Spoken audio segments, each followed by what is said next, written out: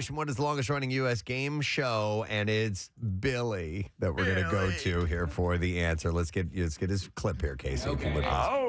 Billy. Hi, Billy. Good morning. Hey, how you doing? Good. Long-time caller, first-time listener. Oh, first-time listener. That's excellent, the man. back way. All right, well, listen, what's the longest running U.S. game show, sir? The Price is Right. Of course it is. Yep. Hang on. Billy just got a $50 Gabe's gift card. You can get huge discounts of up to 70% off mall store prices on brands like Hurley, Real Tree, Stanley, Carhartt, Disney, Bear Paw, Mattel, Fisher-Price, and big athletic brands too big to say. And if it's on their wish list, you can get it for less at Gabe's. Visit GabeStores.com for more information. All right, let's get right into the stories. We're going to start with this. A jury was selected yesterday for Jonathan Major's domestic violence trial in New York. Opening statements are set to begin on Monday. Trial is expected to last 2 weeks. If the Creed actor is found guilty, Creed 3 actor, I should say, is found guilty, he could face up to a year in jail. He was arrested in New York City in March following a domestic dispute with his then-girlfriend, Grace Jabari. According to court documents, Jabari sustained substantial pain, including a fractured finger, bruising about her body, a laceration behind her right ear, and a bump on her head. The pair allegedly got into an argument over a text message on the Loki actor's phone that read, "Wish I was kissing you right now." Now, of course, he is saying that she was the one who caused the abuse as well. That's what he claims, There is a case to be heard here, so we'll have to see how this goes. The one ineluctable truth of all of this is Marvel sitting there going, hey, what are we going to do? Because everything is built around him for the next couple of movies. Yep, so we will see how that plays out. Starts on Monday, by the way. Actor Ozo Aduba announced on Instagram Thursday that she has given birth to her first child, a daughter named Adeba Lee Nunyam. The Orange is the New Black actor posted photos of herself holding the baby while still in the hospital. Aduba revealed during the 2023 Tony Awards that she was expecting her first child with her husband, Robert Sweeting. Sharing her excitement on Thursday, she added, "I am a mommy, you guys. Motherhood. I've joined the club, and I hear the dues are high, but the membership is completely worth it." She's Crazy Eyes on Orange is the New Black. Okay. Oh. Very memorable character, yeah. Uba for Aduba. Meg Ryan is embracing getting older. Really? Is she? Really? There are no signs that that's actually happening. I mean, listen, when you alter everything about you, really embracing it. You know, she's gone back. She's trying to Reel it back a little. Yeah, 'Cause she took needed such to. a deep dive. It's hard to come back from that. But Casey, at some point, you just have to give up. I'm going to accept this. But what is she embracing did keep the it? spare parts in a Ziploc bag, though. Okay. Can you put this back on? She spoke with Glamour in an interview, which was published yesterday, about the stigma against aging. I just want to age naturally. You see these guys like higher, and you say, "Come on, let yourself age naturally." Let yourself age Could naturally. you moisten my tongue? She deals with. Thank you. She talks about the stigma against aging and how she deals with negative comments about her looks. She said, Is my left eye moving? She said, "Our culture is so obsessed with youth. As an old person now, I love my age. I love where I'm at. Aging is not that terrifying. We're all doing it. I wish someone had told me earlier, just relax.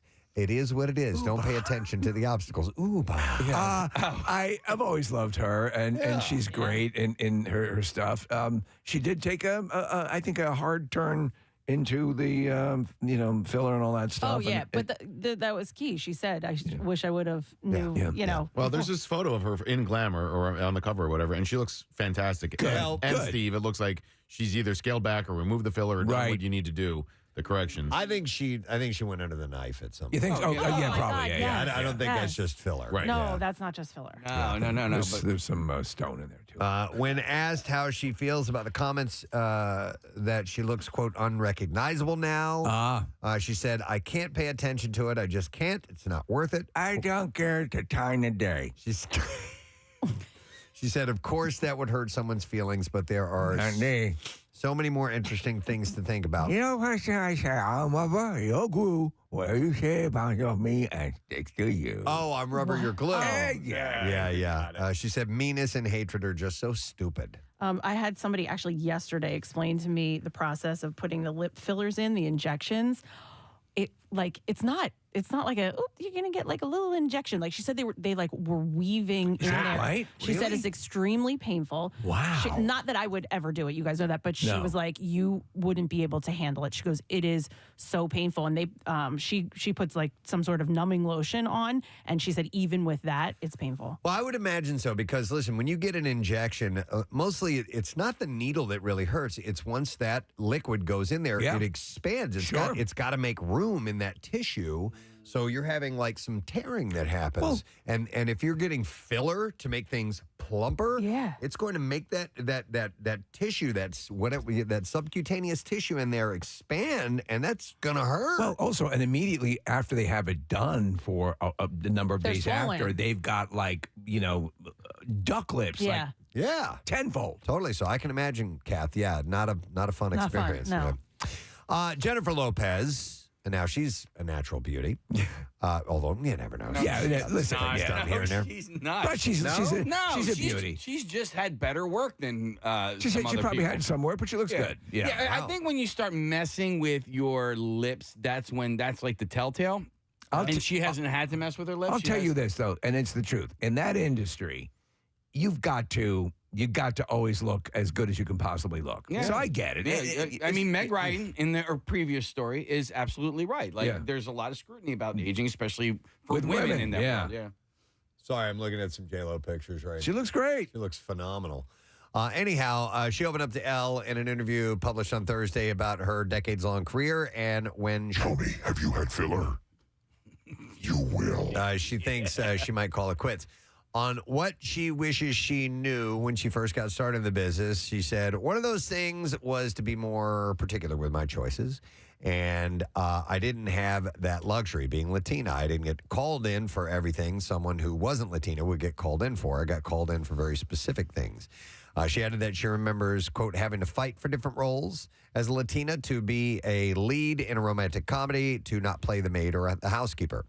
Lopez also spoke about the misperception that women are obsolete in the industry once they're over the age of 30. She said, as you get older, here's another story about getting older, and you have more experience, you become a richer human being, and you have more to offer. She said the idea of there's nothing really valuable about watching a woman over 30 is so ridiculous. It's the opposite of right. It just makes me laugh. I think there's more opportunity now than there has been in a long time, especially on the streaming shows. Oh, yeah. That, there are a lot of older actresses. As for when she'll retire, she told the outlet, I don't know what that age is. It might be 70, it might be 80, it might be 90. I don't know. But I know that it's there for me if I want it, and I want to create it. So she's doing okay.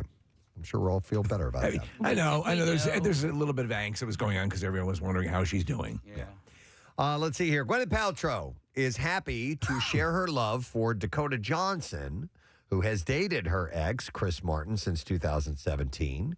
The Shakespeare. Have they gotten it on? No, they haven't gotten it on, but she shared a photo of herself holding hands with Dakota Johnson to her Instagram stories on Wednesday. That's the first step. As Paltrow told Harper's Bazaar in 2020, she said, I love her. I can see how it would seem weird because it's sort of unconventional. Him and her got it on. No, they didn't. She said, but I think in this case, just having passed through it iteratively? What the hell I don't word is know. that? I think they just made that up. All right. Iteration-wise, iteratively? Yeah. Why would you Why use is- such a word? why does she have to say It's a that? tongue twister. Yeah. This is Anyhow, the one who gave us conscious uncoupling. she said, I just adore her. Yeah. So Okay, well, good. So they're So they're getting it on. that would be, I mean, that's one of those really rare moments where, the people break up and then they still have a great relationship with not only the ex, but the ex's current person. So you're Chris Martin. You come home and they're in the living room talking. Yeah. Did you walk out thinking, are they talking about me? Oh, yeah. Yeah. Are they Yeah. talking about me? Most Are they likely. trading stories about me? Maybe. The lovely Emily Blunt revealed in a recent interview with Variety that she knew nothing about fashion before starring in the 2006 film The Devil Wears Prada. She said, I didn't quite realize how intense it was. She said, friends of mine who've worked in the fashion industry say that the film does manage to capture that. But she said, but I think it was a bit of a voyage of discovery for me in every way. That's the movie that got me into fashion. Not just about the industry itself, but about style and the art of it and about how important it is. She said, I think I'd just be dressing like a teenage boy until that happened, and I learned a lot. Great movie. She's a great movie, and she's amazing in it. Devil Wears Prada is one of my apps. I pass by that. It's on. I will watch it. You'll watch it. Yep. Yeah. Agreed. So John Hamm spoke about the nude scene that he filmed for the 5th season of Fargo during a recent appearance on Jimmy Kimmel Live. The actor plays Sheriff Roy Tillman on the series, who steps out of a hot tub naked in front of 2 FBI agents that are there to question him during one scene. And he said, I thought I had a rider in my contract where naked's fine. Cold naked is not great. I'm more of a warm naked guy, he said. As the scene was filmed outdoors in freezing temperatures in Calgary, Canada. He said in Celsius, 0 is freezing, but then it gets down to like minus 30, and you go, this is not safe. And Ham added that a flesh-colored sock was cinched around him for the scene. So that's the go-to, right? This flesh-colored sock. They've all employed anyone who's done back nudity. There are actors who do regular, straight-up full frontal. He didn't do full frontal, though, right? Because apparently he had the rumor is that he's got a hog. Yeah. Well, I don't think they showed it on screen, but he got out. He was naked in front of the crew, but he put that sock on. So sometimes the crew, if it's not necessary, they'll opt. I assume that if you have a hog, as they say, that you have no problem getting. But as he said, it was in very cold water and. Well, yeah. So if they're showing like a rear naked thing, you still have to be naked. Yeah. But they just use that to cover up the front part. Right. Kind of, so that's what he did. So, the director of Love Actually is reevaluating one of the storylines in the film when Mark, who's played by Andrew Lincoln, confesses his love to Juliet, played by Keira Knightley, who's married to Mark's best friend, Chiwetel Ejiofor, through the handwritten signs. And we all know this scene. And Richard Curtis said he actually turns up to his best friend's house to say to his best friend's wife, on the chance that she answers the door, I love you. He said, I think it's a bit weird. He said, I remember being taken by surprise about 7 years ago. I was going to be interviewed and by somebody, and they said, of course, we're mainly interested in the stalker scene. And I said, well, what scene is that? And then I was like, educated in it. All I can say is that a lot of intelligent people were involved in the film at the time, and we didn't think that it was a stalker scene. It doesn't play as a stalker scene. But if it's interesting or funny for different reasons now, then God bless our progressive world, he said. It is a little creepy. That he shows up at his best friend's door, and that dude's just fine hanging out on the couch, and Keira Knightley's like, no, this is carolers. No, it's actually, it's not cool. It's totally not cool. That is your best friend and your best friend's wife. And if you have a crush on your best friend's wife, shut your mouth. You should. Don't ever say anything. But they also say anyone. All is fair in love and warm. They also say bros before hoes. That's Steve. it, yeah. Yeah, so. They also say it's Necrophilia Friday. That's it, baby. Yeah. No, but you got to wonder what happens after that. So he shares this with her. Yeah. What is their relationship like after all of that? Because she thought it was sweet in the movie. Yeah. But and movies don't ever really. She would have. Everyone. Guess who was at the door? Everyone's world would have been turned upside down right after that moment in real life. I've never seen the movie, so you have never seen Love Actually. Wow. No, okay. No. All it's a great movie. So, all right. So who does she end up with at the end of the movie? Hugh Grant. Booger. Chiwetel Ejiofor. She stays with her husband. She stays with her. Well, we guess. Yeah. Because that's the end of the interaction with them after that. Casey, she's scooped up by Curtis Armstrong. Well, no, wait a minute. I'm sorry. At the very, very end, in the airport, there's a moment where I think he meets someone and we think maybe, Oh, yeah. Is it like Elizabeth, what's her name? No. Shannon. Yeah. From American Pie. Yeah, Shannon Elizabeth. Shannon Elizabeth, thank you. Yeah. So anyway, but he, it's a weird moment, but it's a classic scene for sure. According to Hollywood Reporter, the sequel to the 1988 film Beetlejuice has finished production. The film had only a day and a half left of filming before the actors' strike began in July. Michael Keaton, Winona Ryder, Catherine O'Hara reprised their roles from the original for the new movie and were joined by Jenna Ortega, Willem Dafoe, Monica Bellucci, and Justin Theroux in new roles. It's a good cast. So they are done with it. We will see how that ends up. Let's see. I was bummed out to see this. I didn't watch the show, but we love one of the stars because we've spent many times talking to him. But Deadline reports that the 5th season of the CBS sitcom Bob Hart's Abishola will be its last. Yeah, it's about time. The final season is set to premiere February 12th. Bob Hart's Abishola is about an unlikely love story, but also the premise that immigrants make America great. Executive producers told the outlet in the statement. We've looked for bringing these stories to life and are excited fans see the final chapter of these two families. So Billy Gardell is the lead role in that. He's great. The truth is, he looks nothing like he did when he started the series. Yep. Yeah, he's a lost so very much thin weight. guy now. And the whole premise was at the beginning, she was the nurse that took care of him because he was overweight and had a heart attack. And now he's, Mr. Fitness. Yep. All right, one more story. Let's go with this. Some of music's biggest names, including John Legend, Casey Musgraves, Lana Del Rey, and Lainey Wilson, are set to honor Elvis Presley Wow. during NBC's Christmas at Graceland, and that will be on Wednesday night. The artist That's will, right, man. It's going to be a big Christmas party. they will come together at the King of Rock and Roll's home to offer viewers an intimate look inside Graceland and convey how Elvis inspired them through his love of Christmas music and song, according to a press release. Elvis's granddaughter and actor and director Riley Keough is one of the executive producers behind the program and is also set to make special appearances throughout. Christmas at Graceland is the first televised concert from the estate and promises to feature never-before broadcast footage of Elvis as well. It's been years since I was at Graceland, and the one takeaway I remember was that, wow, that's smaller than I thought it would be. That's what everybody Yeah. says. Yeah, because you build it up as this It's Graceland. mansion. Yeah. But it's actually a nice-sized home. House. From what I hear. That's what it is. Christmas at Graceland will air Wednesday. It already aired. Yeah, man. November 29th. It's on Peacock, though. Sick. Come on, man. That's not cool. Well, I didn't know, man. it's available to stream on I would Peacock. have sent my Betamax. I guess this was this past Wednesday.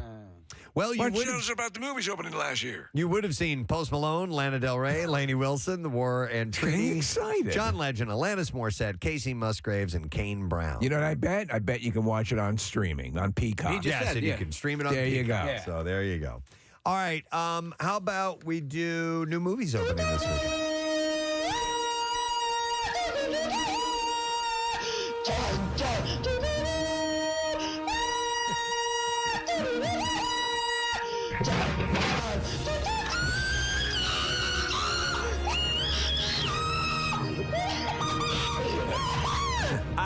We're going to start with Silent Night opening this weekend. Holiday action mystery, and it stars Joel Kinnaman, Kid Cudi, and Harold Torres.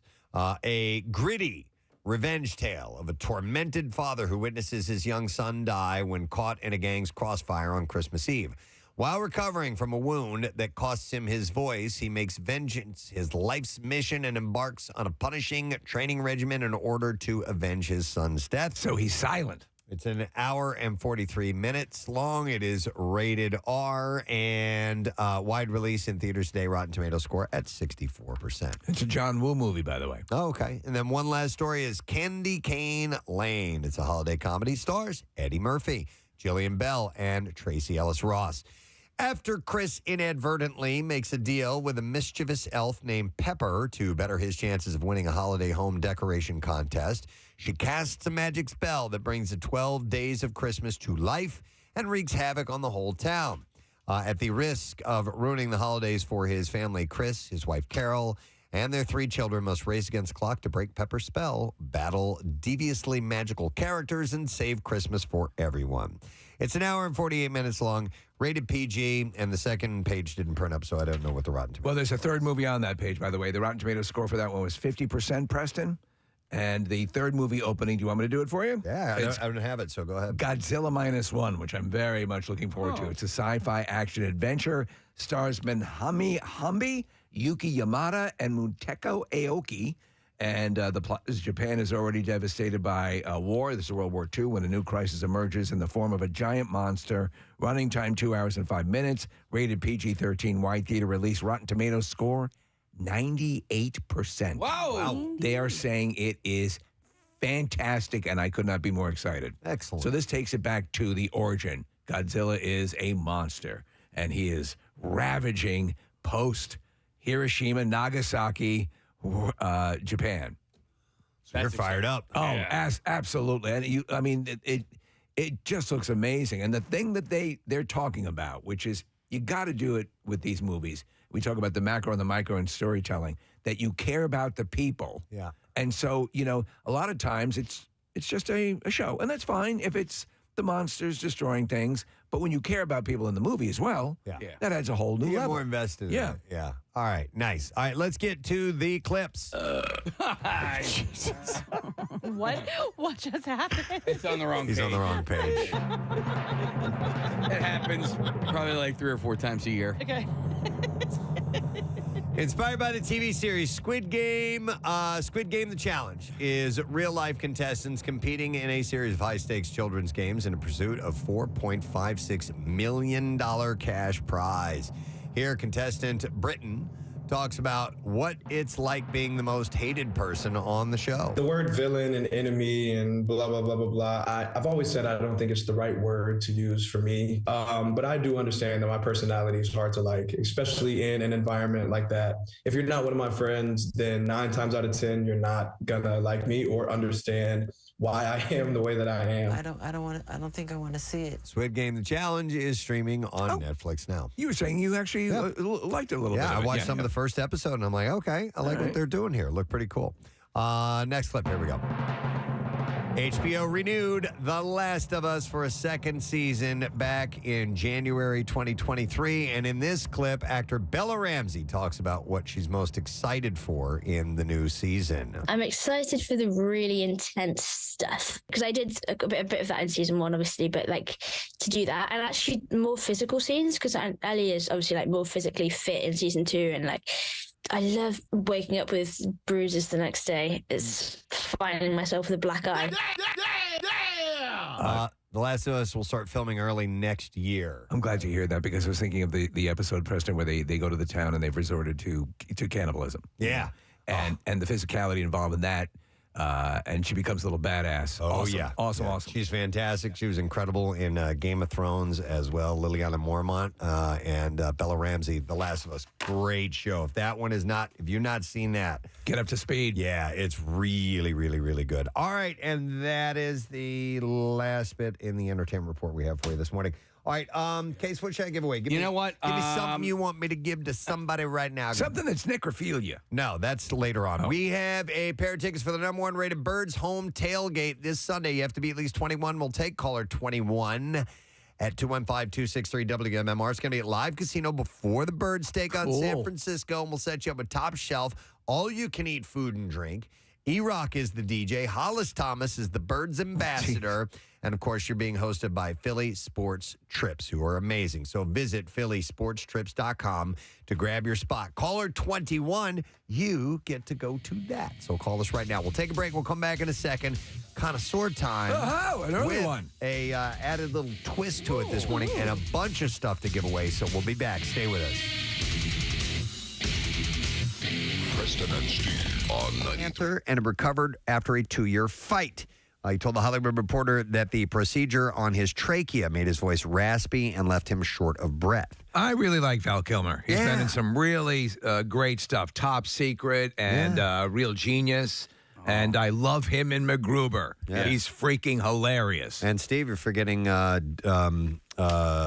Tombstone, thank One of the you. greatest performances. Yeah, definitely. I bought the man's shirt. I think his best performance. And The Doors. He was phenomenal. So what would you say? So greatest Val Kilmer, Tombstone? That is such a great performance. I got to go neck and neck with The Doors. They were both so good. But yeah, his lines in Tombstone are so just great, wonderful, so great. I love Real Genius, though. I love that movie. Have you ever It's a seen great Real movie. Tombstone? I've never It's seen really good. Is it? Yeah, it's about Doc Holliday in college.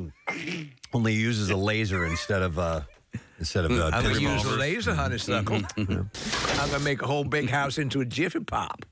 What was that? Was that him? That was his bite in in Top Gun, his Yes. best pilot? Yeah. Hit it again. That's his teeth coming together. Oh, my God. That's right. Ice. Man, I am dangerous. And there's the bite. Right, man. That line from Cruise, I hated. Ice. And then he pauses. Man, and brushes off his shoulders. You're awfully big there. Horrible movie. I'm 5 feet, 3 inches tall, man. I'm a little tiny man. But as much as I hate Top Gun, I can't wait to see the sequel. Likewise. I because really want now, to see it. Because guess what? What I said, and I thought they were going to do, is they're going to go more realistic. Yeah. You think They're gonna so? go more, that's the word. Okay. And now with the availability of what they can do, It's Steve. Wouldn't it be great if in the locker room saying they all of a sudden break into a dance number? right? We're going for ultra realism Realistic. here. I want to see Val Kilmer though. You know, I want to see how he looks and how he's able to pull off Iceman, because what we just saw there up on the screen doesn't jibe with the Iceman I know. I don't think he can't be all that cocky anymore. You're not just writing checks. Your body can't cut. What was that? You're Ice. dangerous. Man, I can't understand your words. Man. John Hamm's in it, too. He was at the Blues game last night and on Saturday, and he's done a few spots on NBC for the Stanley Cup Finals, and so it'll be cool to see him in it as well. I looked in Nadnan. I'm sorry. I looked in Nadnan.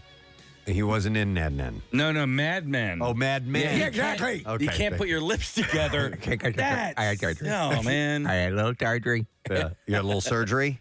You look weird. Tonight, E.T. gets the exclusive with Val Kilmer. I'm gonna rip the Band-Aid off. This can go hard on you now. You look weird. Bring it, you little bitch. All right, what else I have for you? 3 months after Nicolas Cage and Erica Quakey got hitched in a quickie Vegas wedding. A quakey. Quakey was quickie. You remember Nicolas Cagey tried to immediately get it annulled. 4 days. Yeah. Vegas. So after this, a judge in Clark County had granted them a divorce. Cage filed for an annulment 4 days after the wedding. He was drunk. He freely admits. That was his fourth wedding, by the way. Claiming that it was based on fraud because Quakey did not disclose her criminal and romantic history to him. See, you didn't tell me about your criminal history. You didn't tell me about your criminal history. TMZ If I had known, I wouldn't gone all quakey on you. TMZ reports that the annulment didn't happen, and it is I'm his friend now. Oh, See, little guy's my friend now. He's got great fingers. Quakey. Okay, so reports that the annulment. TMZ reports the annulment didn't happen, and it's unclear if Quakey will receive the spousal support that she has requested. So, honestly, I don't know what's going on there. I love Nicolas Cage Nicolas Cage has become what he's wanted to become the most. It's basically an Elvis type character. He goes around, in these, like where here he's got some sort of animal print leisure suit on. This is ridiculous. What would you do to make your butt look good in a photo? Ooh, I'd have it wear a cowboy hat. For celebrities and social media influencers, it's about contorting the body for the best rear view. Yeah. All right, so you know what to do, Kathy? I'm not sure. I'm sure it's probably a little arch in the back. Well, for me, it's bending over and pulling the cheeks as far apart as possible.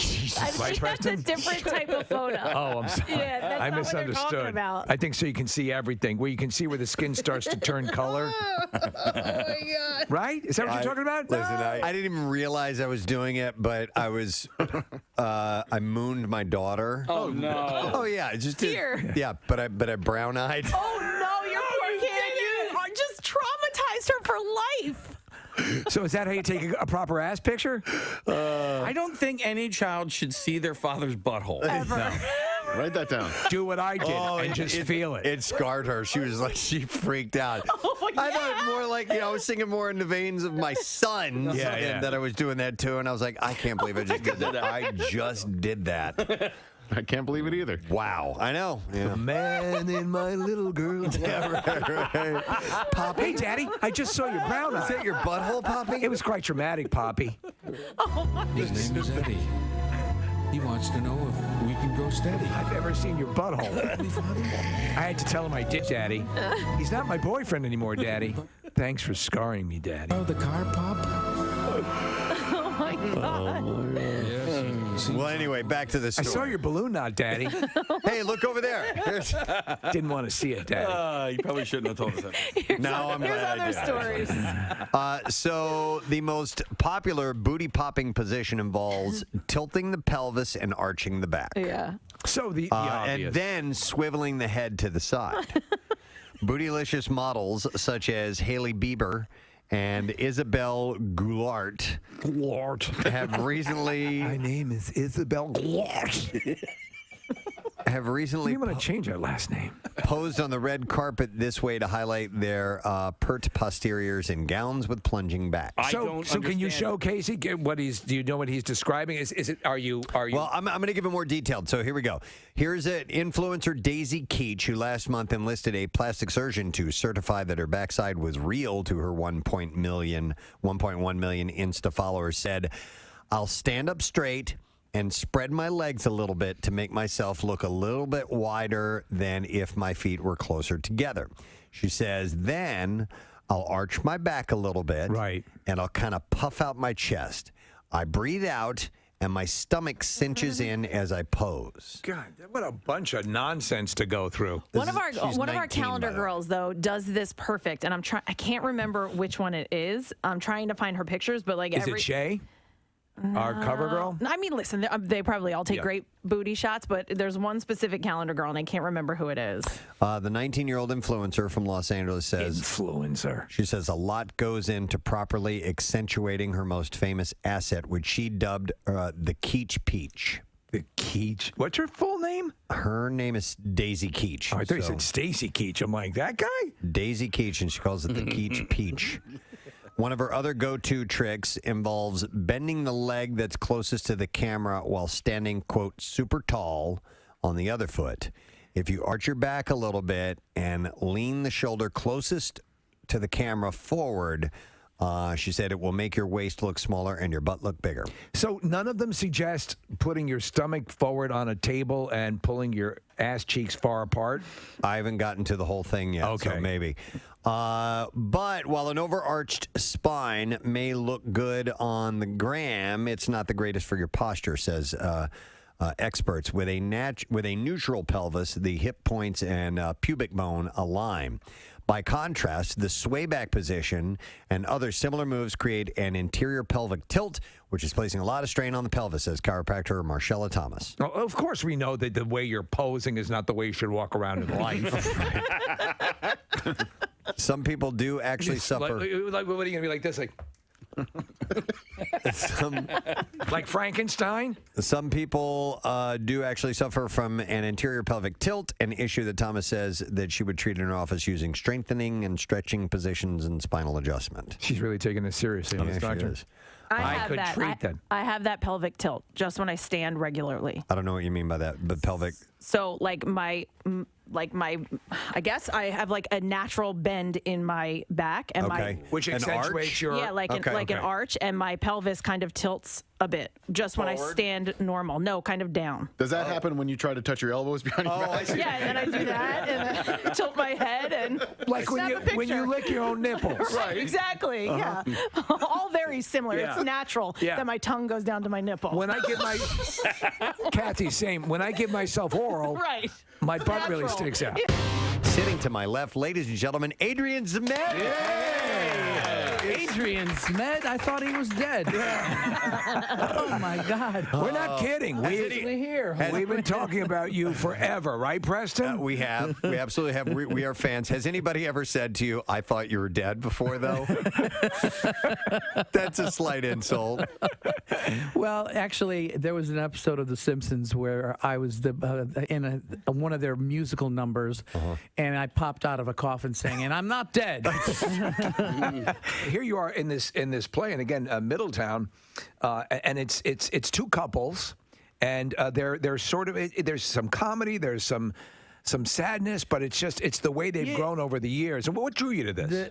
Exactly that. I'm used to, I've been through the Eastern Seaboard so many times with musicals. Yeah. And I'm used to just being drenched in sweat by the end of the show and doing it. And then I read this play, and it was such a simple play. It's just about two couples. Sad prospect a little while ago, and I thought the Connoisseur had reached an end, but we've rebounded, and so much so, that we now have a sponsor for the Connoisseur segment, ladies and gentlemen. I mean, it was honestly the priest had come. Yeah, he was kneeling to the side of the Connoisseur bed, and then all of a sudden it took a turn. Yeah, and now it's one of our most popular segments. It's unbelievable, and it's sponsored by Mini Melts.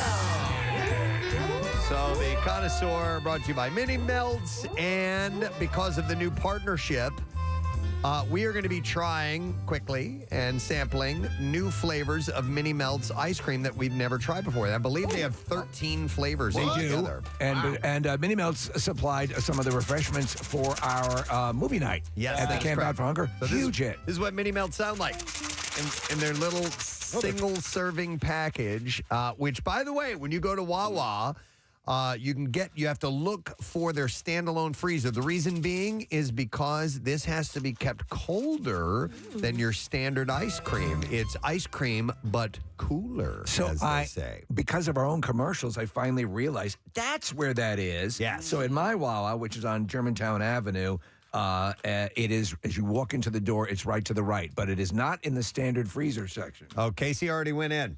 Sorry about That's that. all right. Cookies and cream. We're sampling this right now in the air. You guys go ahead and try them. Oh, there's a little spoon in here. There's a little spoon that comes. See, this is why it's great for on the go. So you can, they're in single serve packages. If you're grabbing lunch at Wawa, grab one of these for your dessert. It's already got the spoon in it. It's already super duper duper cold, and then you just have this as your dessert. So you get like a little shorty or something like that. Yeah. And then this for dessert, and you got yourself a perfect meal set up. So what'd you guys think? I'm jabbering on here. I'm a massive cookies and cream fan, and this is a home run. And I love little things that come with a little spoon, and I like that it's cold.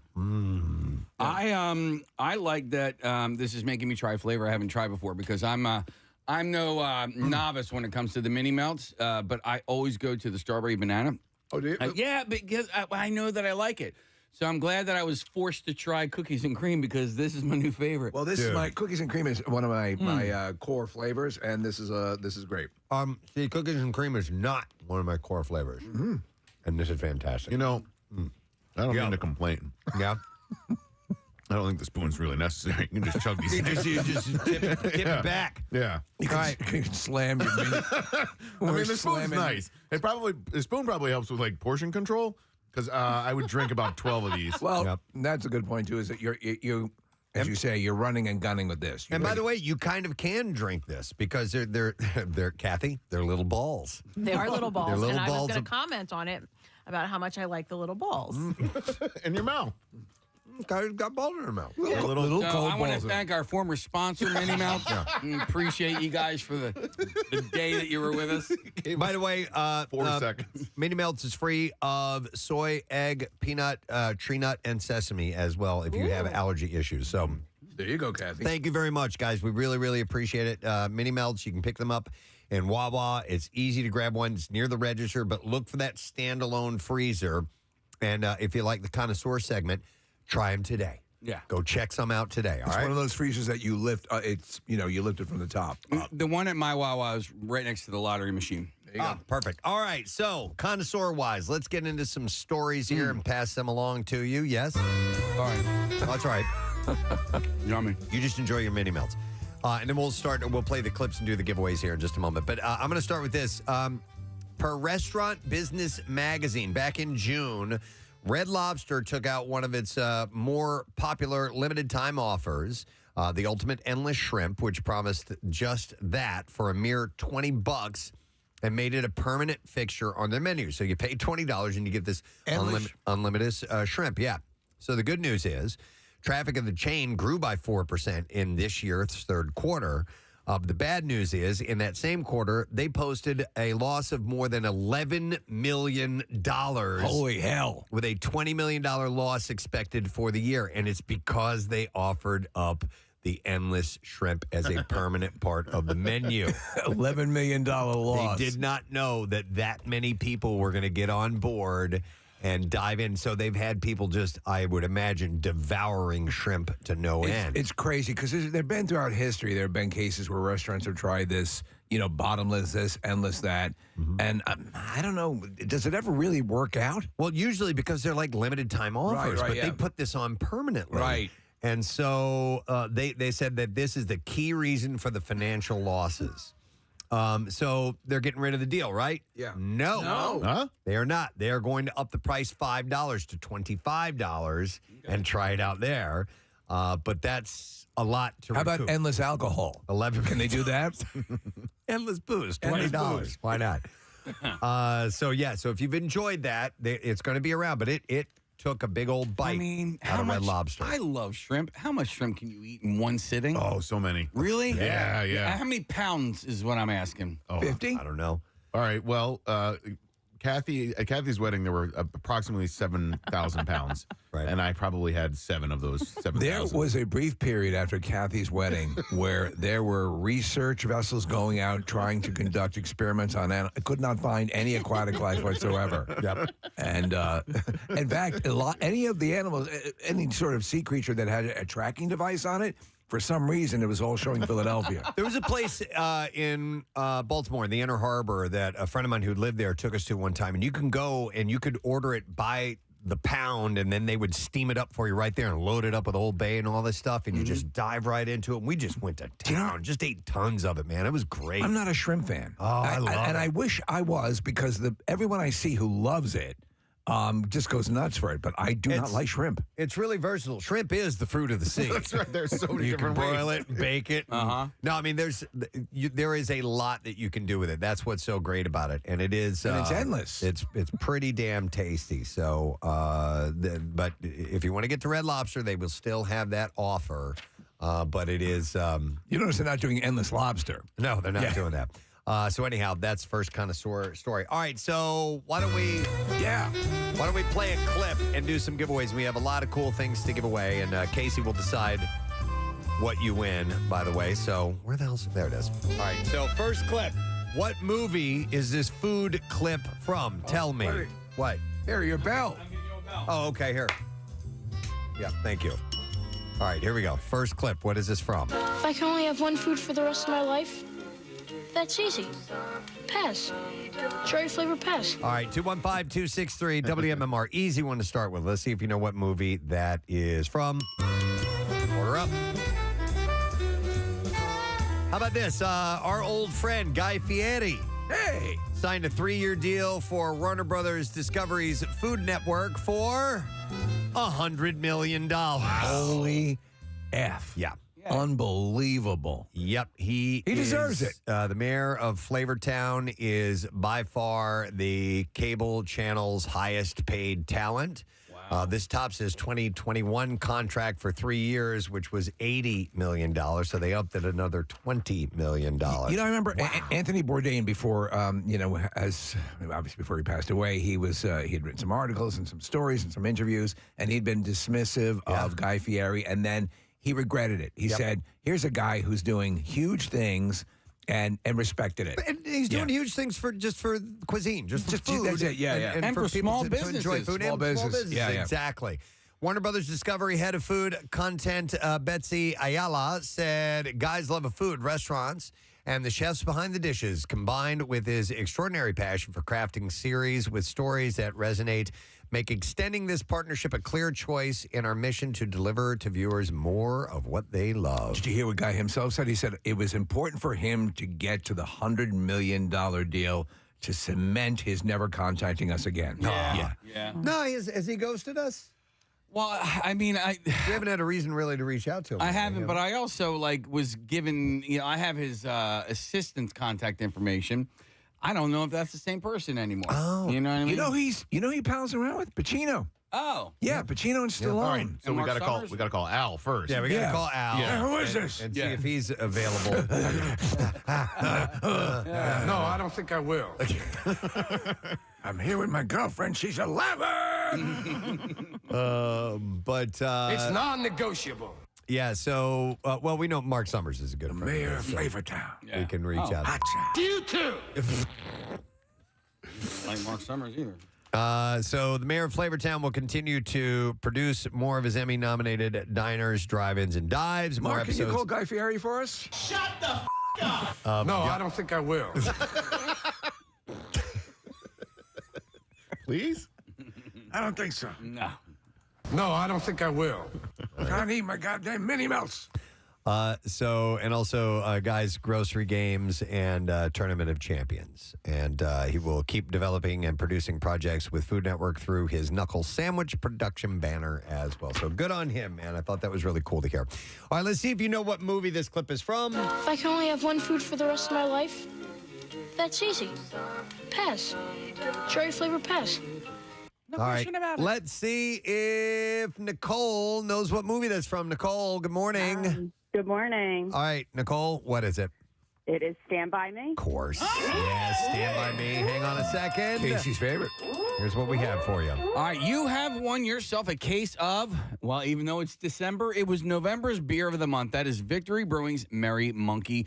Victory Brewing's Merry Monkey is a must this season. A Belgian ale with cranberry, orange, and cinnamon at 10% ABV. Ooh. To all a good night. All right, let's do the next clip here and see if you can identify what movie this is from. Name it. Wait. Oh, wait, I'm not ready yet. Oh, okay. I didn't know we were going that fast. Yeah, that's how we usually do it. I know, but I'm also, I just got done doing something. I gotcha. And, all right, here we go. Hang on. I'm going to go in that order. Whatever you want to do. Okay. All right, so we have another food clip from a movie, and if you can identify it, we set you up. Here we go. I feel like such a heifer. I had 2 bowls of Special K, 3 pieces of turkey bacon, a handful of popcorn, 5 peanut butter M&Ms, and like 3 pieces of licorice. Oh my God. 215-263 WMMR. Let's see if you know. Order up. Oh, hang on. Nick wants to jump in here. What's up, Nick? A listener just pointed this out. Bert Kreischer and Guy Fieri are fraternity brothers. They've been friends for a really long time. So next time we chat with Bert, we should use Bert instead of Pacino. That's it. To get to Guy Fieri. Yeah, I don't know if Al's going guess to I'm chopped liver. is going to check in or not. He's not. Okay. Let's go with this. The Kraft Heinz Company said on Wednesday it's bringing dairy-free macaroni and cheese to the U.S. for the first time. The company said the new recipe has the same creamy texture and flavor as its beloved 85-year-old original mac and cheese, but replaces dairy with ingredients like fava bean protein and coconut oil powder.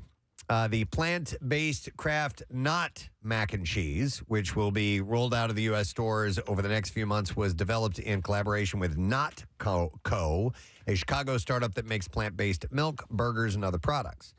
Kraft Heinz formed a joint venture with them last year. The joint venture, called the Kraft Heinz Not Co., has already released non-dairy cheese slices and mayonnaise in the U.S. It plans to add more products and begin international distribution next year. And every one of the products has a "not" in its title? I guess so, yeah. So Kraft Heinz began selling vegan macaroni and cheese in Australia in 2021, but this will be the first time that it has been sold in the U.S. Are you picky about your mac and cheese? Not particularly. There's only one thing I ask. Yeah. I like it baked a lot. I like it crispy on the edges. I don't like it. So you like it baked? I like it baked. As opposed to stovetop? Yeah. Okay. Yeah. Yeah, because there's different kinds that you can get. So, yeah, I'm not picky about it. There's macaroni and cheese that's better than others, obviously. But if you put it out, I'm just like, yeah, sure. It's a nice accompaniment for a lot of things. But every now and then you get a taste of one and you're like, oh yeah. This is great. Yeah, so. I'm such a sucker for Wawa's Buffalo chicken mac and cheese. It's so damn good. I get it every damn time. My children eat their mac and cheese. It's funny. It's way too many calories. It's not at all healthy for you, and I freaking love it. I am a Kraft mac and cheese out of the box guy. That is my favorite. And yeah, and every other. That. Yeah. And then also, actually, Panera's Vermont white cheddar mac and cheese is really good. That's a good really good, yeah. By the way, the sales of plant-based macaroni and cheese products are outpacing the overall category, but Less than 30% of buyers purchased the products a second time, citing disappointing taste and texture. What the Not mac and cheese will be available in white cheddar and original flavors as well. By the way, while it's made from plants, not mac and cheese isn't necessarily healthier than the original. Yeah. When fully prepared with margarine and almond milk, 1 cup of not mac and cheese has 450 calories. By comparison, 1 cup of original mac and cheese prepared with margarine and 2% milk is 100 calories less, 350 calories, yeah.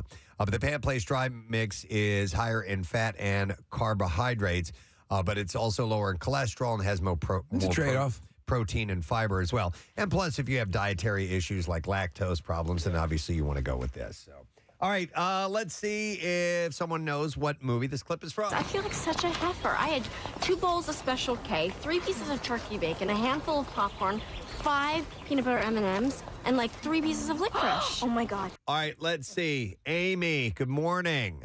Good morning. You guys rock. We love you, Aim. All right, what movie is it from? It is from Clueless. Clueless is correct. Hold on a moment. Casey will give you this prize. All right, well, happy December to you. You won a case of November's beer of the month, Victory Brewing's Merry Monkey. Victory Brewing's Merry Monkey is a must this season. It's a Belgian ale with cranberry, orange, and cinnamon at 10% ABV to all a good night. All right, here is our next movie clip. Do you know what food clip this is? Or, I always get that wrong. Do you know what movie this food clip is from? I will forever say that incorrectly. And it's adorable. Here we go. How you doing, pal? I got your pizza for you just the way you like it. Oh, yes. French fries and Oreos. You know me all too well. 215-263-WMMR. Do you know what movie that is from? Order up. All right, Doritos. The sound of constant crunching can get annoying. Kathy loves it. Some people. And the brand has dreamt up a solution. Okay. Soft chips. No, listen to this. Doritos recently created groundbreaking crunch canceling software. Come on. Now, I'll explain. Yeah. Okay, I'll explain. Appropriately dubbed Doritos Silent, that cancels out chewing noises. What? And it's created for video game fans so they can snack without distracting other players. So when they're playing with the headset on and they're eating, especially chips, it's going to come through really loud and clear unless they mute their microphone. I wonder if they could do implants in my ears. Yes, so you can, or Nick's mouth. Yeah. I don't get it. What? I have to try this. I'm really You don't get not- how it works? Yeah. I'll explain. Oh, good. The connection between Doritos fans and the gaming community is undeniable, said global marketing head at PepsiCo, Fernando Cajane is his name. Both boldly and unapologetically embrace their individual flavors.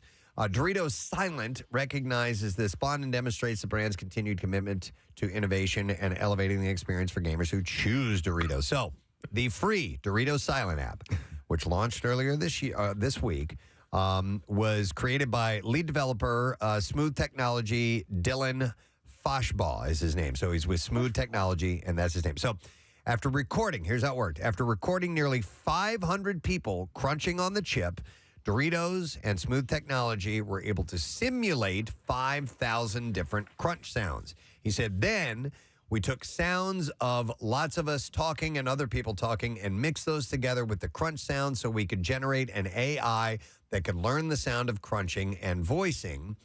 We needed to make something that could really separate the sounds of voices and crunches. And while the AI technology is technically trained exclusively on Doritos, according to Fashbaugh, it does work on other chips, crackers, and even raw vegetables. So, Casey, while it doesn't explain specifically how it removes that, they have identified all this stuff, and therefore the AI can recognize it when it starts to happen and somehow or another mute it. My guess is it applies a level of white noise to the sound and counters it that way. Maybe. So, Preston, I pulled up Doritos' Instagram account when you were talking about this story, and they have a little ad, a little spot about this. And at one point, a woman holds up a Doritos chip to her ear, and Doritos felt it incumbent upon them to put a warning that says, do not put product in ears. Of course. You have to. Of course they would. Somebody in this focus group was like, yeah. You know what? Actually, while I'm seeing this picture, this girl holding that up to her ear, What about Doritos earrings? Oh, yeah. Like a tortilla, a triangular shaped tortilla, not actually made of Doritos. I guarantee you they already exist. So we have Yeah. Okay. We have audio. It's looped of Nick eating. This is. But that's not something crunchy. They have little like Dorito bags on the earrings, and there is on Etsy. I found a Dorito chip earring. Okay, and Nick also found Cheez-Its earrings. Yeah, that's a great idea. Okay, all right, real quick then. If you had to wear a pair of earrings with a food on it, and to represent you the best. Oh wow. Tacos. Yeah. Wow. You're talking about You an personally- actual food? Because if I was talking about like snack things like Doritos. Anything. Anything. Anything that you might eat. That's going to represent you. But it has to be edible. Chocolate chip cookies. Yeah. That's pretty good. That is and those good. would look pretty cool too. Man, I have no idea. Snack wise, I think a cool design would be bugles. Yeah. I'm definitely cheeseburger. Okay. Pudding. Wait, who would be pudding? Probably ice cream. Okay. Yeah, some type of ice cream. Do you know what I'm going to do? Of ice cream. I'm going to wear Minnie Mouse earrings. There you go. You could do a cone, Preston. Yeah. And like start off empty. Yeah. And then, when you're a little peckish. That could work too. Yeah. No, it's not real. Oh, I thought it was real. No, it's just what would it? I thought we're like pulling it over. I admire Nick's commitment to eating. Why do you have lamb chops hanging from your ears? Well, in case I get hungry. What is that? What is that, clam chowder in here? I'm going to hang down soft pretzel. You can eat it later. And talk about my Thai horsey sauce. There's always a snack around your head. All right, let's see if somebody knows what movie this clip is from. Here we go. How you doing, pal? I got your pizza for you just the way you like it. Oh, yes.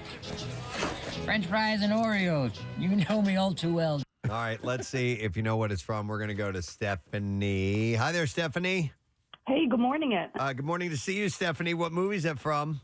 That would be Mr. Deed. Mr. Deeds. Yeah. You're killing it today. Here's what we got for you, Case. What's it going to be? Sorry. That's right, Stephanie. You won a pair of tickets to a show that we announced earlier this week, Sebastian Maniscalco, It Ain't Right Tour. And this show is going to be in September of 2024, the 27th at the Wells Fargo Center. Tickets go on sale today at 10 a.m. And you get all the details and another chance to win tickets at WMMR.com. All right. Excellent. Order up. Next story. No movie? Next movie. Here's the movie. You have to identify what this movie this clip is from. All right. You know what?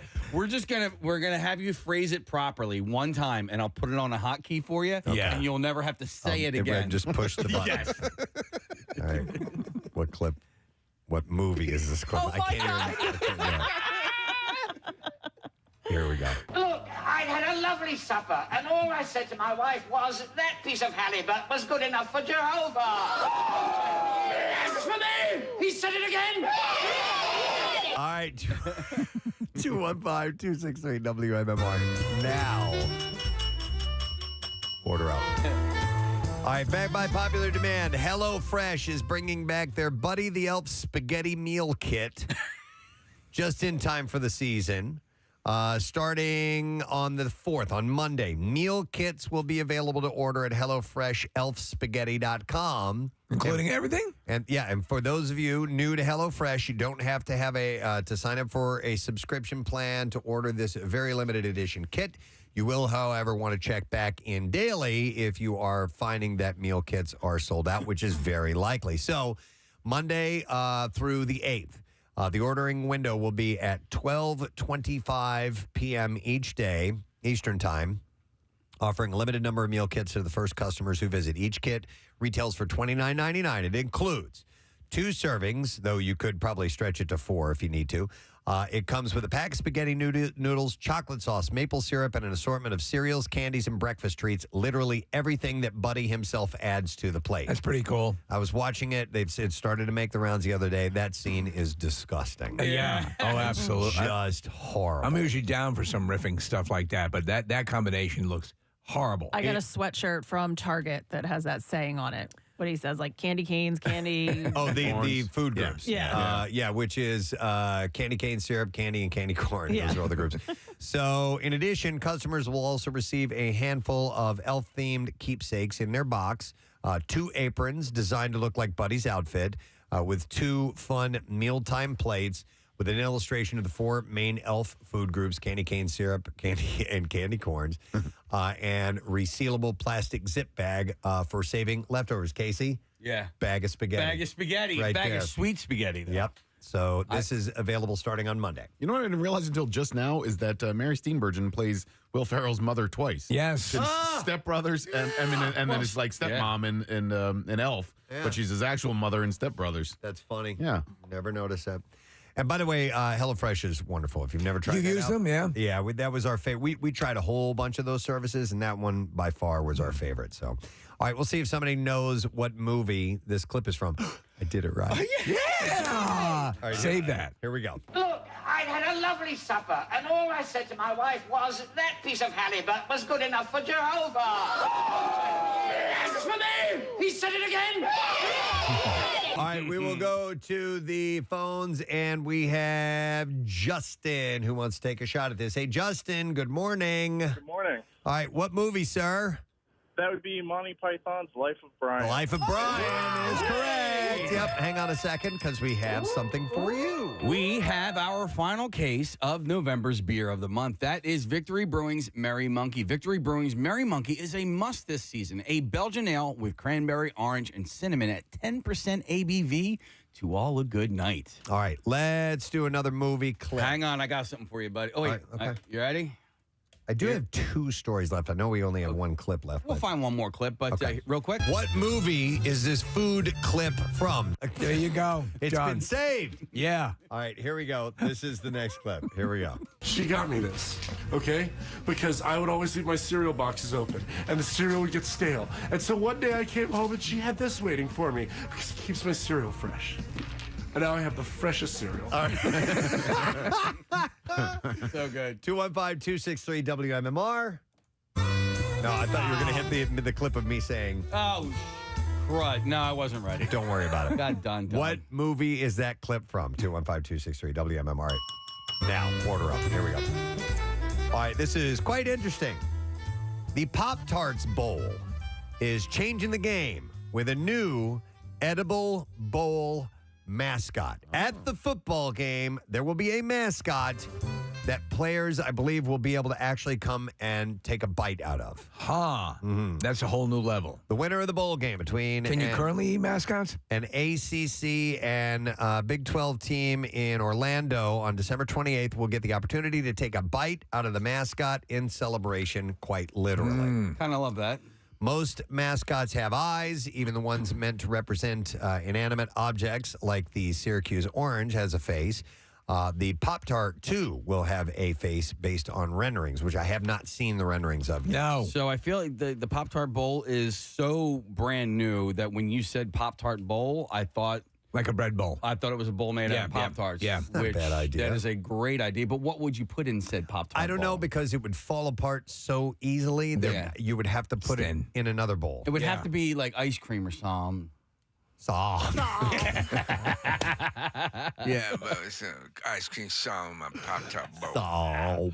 Casey, it used to be called the Camping World Stadium Bowl, and then Pop-Tarts got the naming rights. I like Pop-Tart Bowl better. can't stand bowl season. I know. I hate it. Listen, you know, Too many bowls? Yes. it's dumb, and they mean nothing. And a lot of players like that are actually NFL bound. Where if they're not playing for a national championship, they're like, I'm not doing this. I'm not playing in this stupid game that means nothing to anybody. Yeah. You know, like Casey, just listen to this real.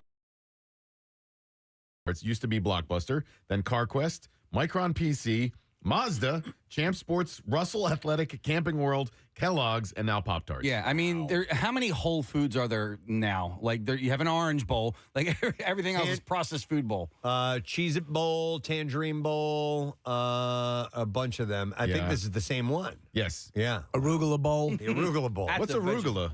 It's a vegetable. Let's see if someone... Well, by the way, the Pop-Tarts Bowl photos make the Pop-Tarts Bowl mascot look like it might be a strawberry Pop-Tart. Ah, okay. And the question is, what if it rains? Yeah. What are they going to do? Smart ass. Oh. It's an edible mascot. All right, we'll see if someone knows what movie this clip is from. Okay. I had the clip ready for you. All right. Okay. Am I hitting this? Yes. Okay. She got me this, okay? Because I would always leave my cereal boxes open, and the cereal would get stale. And so one day I came home, and she had this waiting for me, because it keeps my cereal fresh. And now I have the freshest cereal. All right, we're going to go to Ryan. Hey, Ryan. Good morning, bitch. Good morning, bitch. Morning, bitch. Morning, bitch. All right, Ryan, what movie is it from? It is Forgetting Sarah Marshall. That's right, bitch. That's right, bitch. Hang on a second. Here's your prize. You have a pair of tickets as MMR Rock Sebastian Maniscalco. It Ain't Right Tour. It's going to be Friday, September 27th at the Wells Fargo Center. Tickets go on sale today at 10 a.m. Complete details and another chance to win tickets at WMMR.com. All right, one more story from the Connoisseur. Are we going to do another clip? I have a movie. All right, let's do that. So hang on a second. Okay. What movie is this food clip from? Here we go. Nice people You are new, aren't you? You know, people like blood sausage, too. People are morons. Nice attitude. All right, a lot of noise in that, but 215-263-WMMR. Order up. One last story. U.S. health officials recalled 3 more brands of whole and pre-cut cantaloupes recently as the number of people sickened by salmonella more than doubled this past week. Isn't this crazy that salmonella in salads, like all healthy stuff? Well, and I think it was some whole fruits, but a lot of it they were finding in the pre-cut. Oh, it's in the pre-cut. So, Steve, this usually happens in fresh foods, and and it has to do, Kathy, a lot of times with things that are pre-cut with dirty utensils. Dirty. Nearly 100 people in 32 states have gotten sick from the contaminated fruits. Arizona, Missouri, Minnesota, Wisconsin, and Ohio have the highest numbers of cases.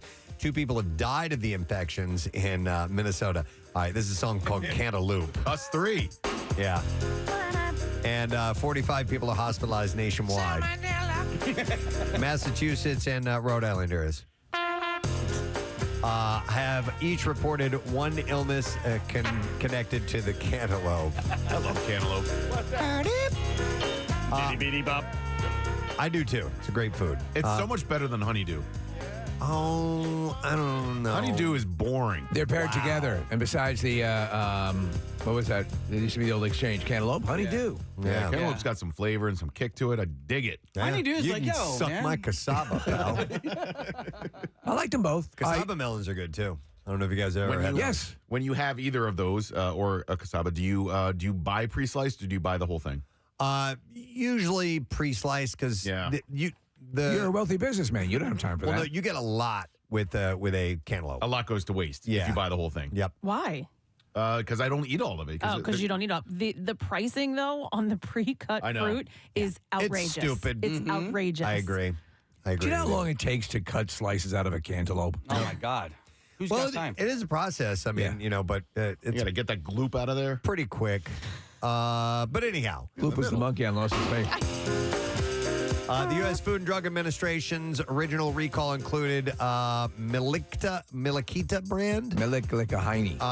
whole cantaloupe, Vineyard brand, pre-cut cantaloupe, and Aldi whole cantaloupe and pre-cut fruits. There was a time.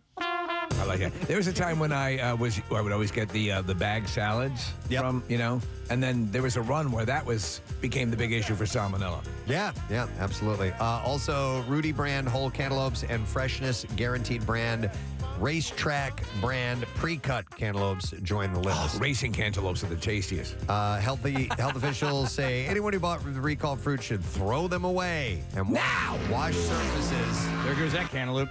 Surfaces that touch them with hot, soapy water or in a dishwasher as well. So be careful if you're eating a cantaloupe. All right, let's see if somebody knows what movie this clip is from. Nice people You are new, aren't you? You know, people like blood sausage, too. People are morons. Nice attitude. All right, let's go to Matt. See if we can get a winner. Hey, Matt, morning. Hey, how's it going? Sticky icky.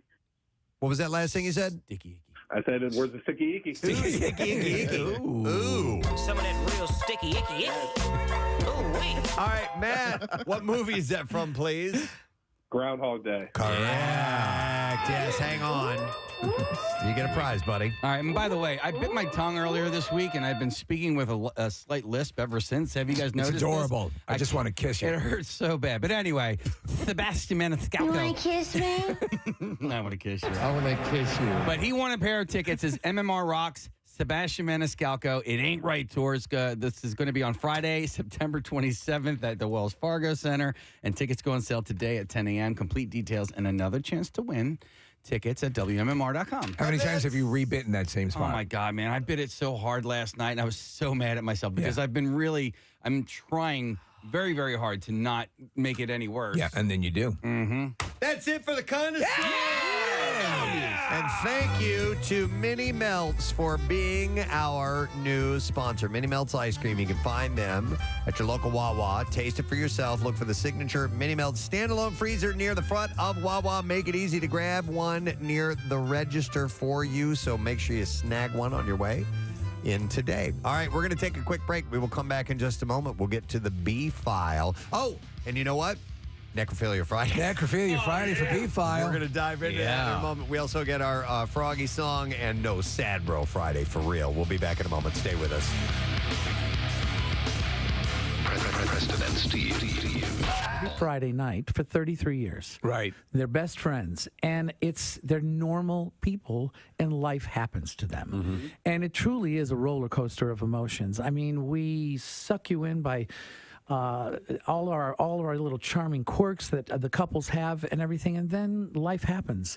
There are tragedies in life that you have to deal with, relationship problems with your spouse and everything. But what is the great fascinating thing about this play is that the words speak for themselves. I'm actually first generation Romanian, so my family came, to America for their kids to, be doctors and lawyers, and I come up to my dad and say I'm going to be an actor. And it's like, the funny thing about him is I won him over. I literally out of acting school, I got one of the last national tours of the original Grease, and we were playing in my hometown of Chicago. You were playing Zuko. Yeah, I was playing Danny, and we were going into a very big theater into Chicago, and there was and nobody really knew very much about Grease at that time. Right. The movie had not come out yet. It was just a hit on Broadway, and there were a few national tours. So the company manager said, "Look, we're having a lot of trouble with this opening night. We're going to paper the house. Tell your dad that you can invite the entire congregation." So, oh man, that's a I didn't mention that my father is a priest, an Orthodox priest. Right, they can get married. And Greece is Eastern Orthodox priests can get married. Yeah. Greece is very profane. Oh God, yeah, yeah, the stage show. Kidding? Yeah. I'm giving the finger on the show, and it's just like the original Grease was not meant for kids; it was meant for adults looking back on their lives in high school. So he brings down the congregation. So there were 500 Romanian people screaming and yelling, and they had their gypsy violins, and they were going singing the act. Every time I came out, there was a big cheer.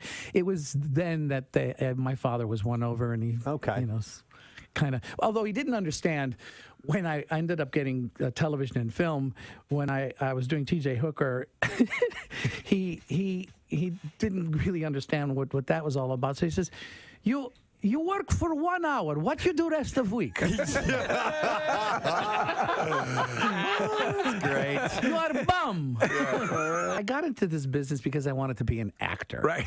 That's it. I never even wanted to do television and film. I just wanted to work in theater. Right. That's all I ever wanted to do. And then one thing happens, and then you're just whisked away, and suddenly you're in Hollywood, and you're doing all this stuff. You're good friends with William Shatner, right? Yeah, I'm actually. We're currently working on a few projects with his production company. Actually, we're letting it out right now. We're actually thinking of bringing Hooker back. Oh, in a comical way. That'd be awesome. Perfect. Bill is 88. Yeah. But the funny thing about it is that when we did Hooker, Bill pretty much did push the envelope on asking for ridiculous things for Hooker to do. Okay. I mean, we had technical advisors from LAPD there, and he said, "Look, no, I got this idea.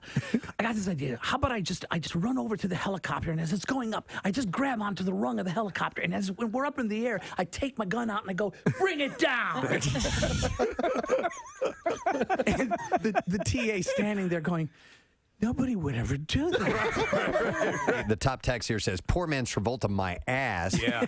He made Bachelor Party, which is an absolute, it's one of my favorite films, and you have one of the best lines in the movie, I think personally. Look at the cans on that thing. Well, you're telling him, man, I really would love to have a relationship. I would love to have this relationship that you have, and someday I'll have kids and be happy, and hey, look at the cans on that bimbo. You know, that movie, Tom and I lived very close to each other, so we lived in Studio City, and the soundstage that we were shooting this at was in Culver City, so it was a pretty good distance to go on the 405 freeway. And you've been on bosom buddies, right? Yes, So yes. I played Johnny Midnight, his boyhood friend from camp. So you knew him? Oh yeah. And we'd carpool to work because we could go in the carpool lane and everything. And as every day after we get in the car and we go, our career's over. Our careers are really over. What are we doing? Yeah. This is going to be terrible. Yeah. No. All we did was show up for 13 hours a day and goof off. Yeah. Almost nothing of what the script originally was in there. We just ad-libbed. We just goofed off. And honestly, some of the funniest scenes in the movie never made it into the movie because we had gotten an X rating. There's a horse scene. There's a horse. A donkey show. Let me tell you about this. Yeah. The donkey actually died. What? They brought him back to life. No. They literally shot him with some shot of something for him to go, and then he keeled over. And his heart stopped. Oh my God! And we've got all these people. There's like 100 extras. Many of the girls are half naked and everything. We're all standing there going, "Oh my God! They killed the donkey!" Oh, dear Lord! You resurrected a donkey, Adrian Cement? And they did the whole adrenaline thing. You know what I mean? They put the oh my in God. his heart, and he came back. The donkey snorts 3 lines of coke. Yeah, You definitely could. it's a real good kids movie. I'm really proud. You're thinking your career's over, but no. And then, honestly, when we saw the first cut, it was like, Tom and I looked at each other. This is funny. Yeah. What the hell happened? Is there any chance you could go back and re-release a director's cut by any chance, or is it too late? Back then, they didn't save that kind of footage. Oh. Yeah, now they do all the time. And they do it all the time because of everything they do. But honestly, there was one scene that was absolutely hysterical. So we're the bachelor, the party's not going very well. The hookers haven't showed up. We're sitting in the hotel room looking at a Shirley Temple movie. Right. And it's just not going well. The hookers go to the wrong. Right. Yeah. So then I say, Rick, let's go downstairs and get something to eat. I'm hungry. So we get into the. I'm not gonna do this to say this on radio. This was cut. I said, sit in this booth. This is the best booth in the place. So he sits in there. And all of a sudden, you hear a zipper sound. His eyes light up. Right. There's a girl underneath who is taking care of him, going to give him a happy ending of some sort. Mm-hmm. So I, saying my gift to you. Yeah. And we see the minister who's going to marry him walk into the restaurant and go, "Oh, Father, over here, come on, over here." Yeah. So he comes to the edge and he starts having a conversation with us. And Tom's going, "Oh, Jesus. Oh, Mother of God. Oh, Mother Mary and Joseph." Oh, he's writhing and everything. And I say, he always says grace before he eats. So.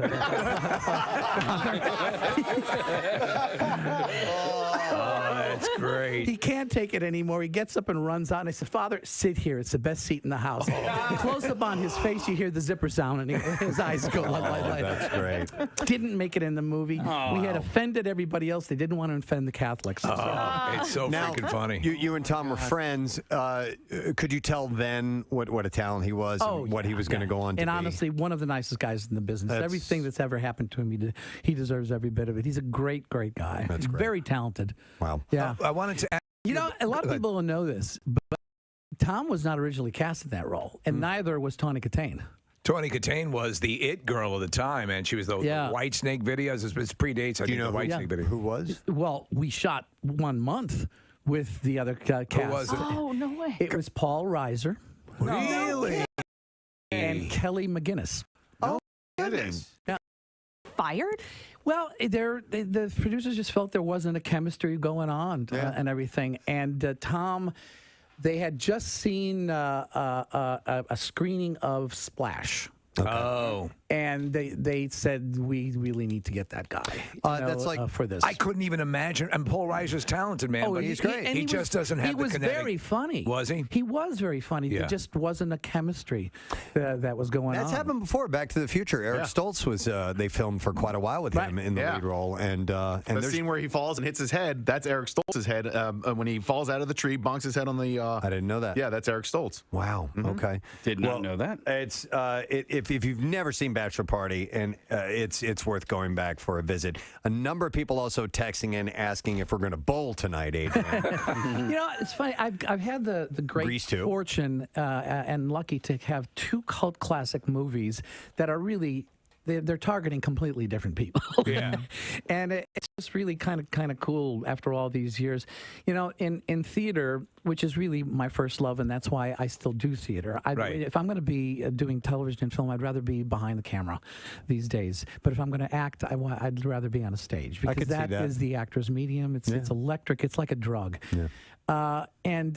Grease 2, it was an opportunity to put it was my Danny Zuko that I put on film. Right, because you weren't. They had to create created another character, which is basically Danny Zuko. Yeah, and it was a weird thing because you had Grease comes out. You have Travolta's on a meteoric rise. You have Olivia Newton-John. You have these big stars in it, and then they go with Grease 2 and they cast. Not unknowns, but they actually did something really kind of. They took a big chance. Yes. In what they did. They did not. It was very unique what they did. They also created they created a musical that was never a proven hit on Broadway. Right.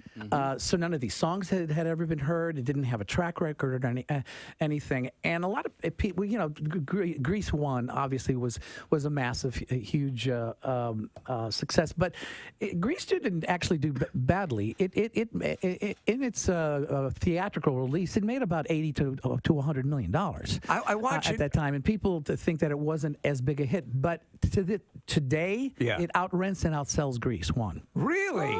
It's more kid friendly, and it's actually more of the essence of what Grease, the original Broadway show, was about. It was about all the T-Birds. It was about all the Pink Ladies, whereas the movie of Grease became a vehicle for John and Olivia. In the play, Kanicki sings "Grease Lightning," not Danny. That's true. It's his car. Yeah. Everybody has had a song in the Broadway show to tell you their story, and that's what. So it's more of an ensemble piece. And Grease 2 was directed by Pat Birch, who was the choreographer of the Broadway show. So she wanted me to do that role badly because they wanted to put a rock star in that role because there weren't any known faces. Michelle had just done, I think, Hollywood Nights. This is Michelle Pfeiffer with Tony Danza. Right. At that point, it wasn't a big hit or anything like that. I remember it, And Maxwell Caulfield was not. He was an English actor, but hadn't done much. And they really wanted a rock star in that role, but Pat wanted me to do it. So she strategically brought me in. After they would see one of Casey and the Sunshine Boys or one of the Gibb brothers or whatever, and then I went in and said, "All right, it's still his. All right, it's still." Until after 12 callbacks, they finally said, "Wow, right, it's his role." Revivalist. Love those guys. Been by on a few occasions, and that particular time they played that song, "Good Old Days," for a nice crowd in the studio that we have, and just a cool experience. And great band, super good guys. It's 5 minutes after 8 o'clock. We got a lot coming up. Christopher Titus is going to be here in just a few minutes performing Helium Comedy Club. David Spade will be on the show this morning. Also, Adam Devine and Anders Holm will be joining us, too. So we got a lot of people to chat with. Yeah. And things to give away, so we'll get to it all. We're going to take a look at traffic right now, though. Kathy, what's up so far this morning? We've got jam traffic on the Schuylkill eastbound Montgomery into Spring Garden, westbound side. From City out to Belmont. You're also slow Bear Avenue to South Street. 95 southbound jams Academy to Allegheny. Once you get to the Vine, westbound, that's slow. 8th Street to the Schuylkill Expressway. Delays on 422 eastbound from Trooper to First Avenue. An accident in Wilmington, Delaware, Route 2 westbound at Farron Drive. 2 right lanes are blocked. 42 freeway northbound, volume building 41 to 295. Jams 295 northbound from 42 to 561. And then Route 130 northbound at Route 156 in Bordentown. The accident cleared. This traffic report brought to you by Pennsylvania Health Insurance Exchange Marketplace. Get the lowest cost on high-quality health coverage now through Penny. Enroll by December 15th at penny.com. That's penny.com. And that's your traffic on 93.3 WMMR. Let's usher a Friday in, shall we?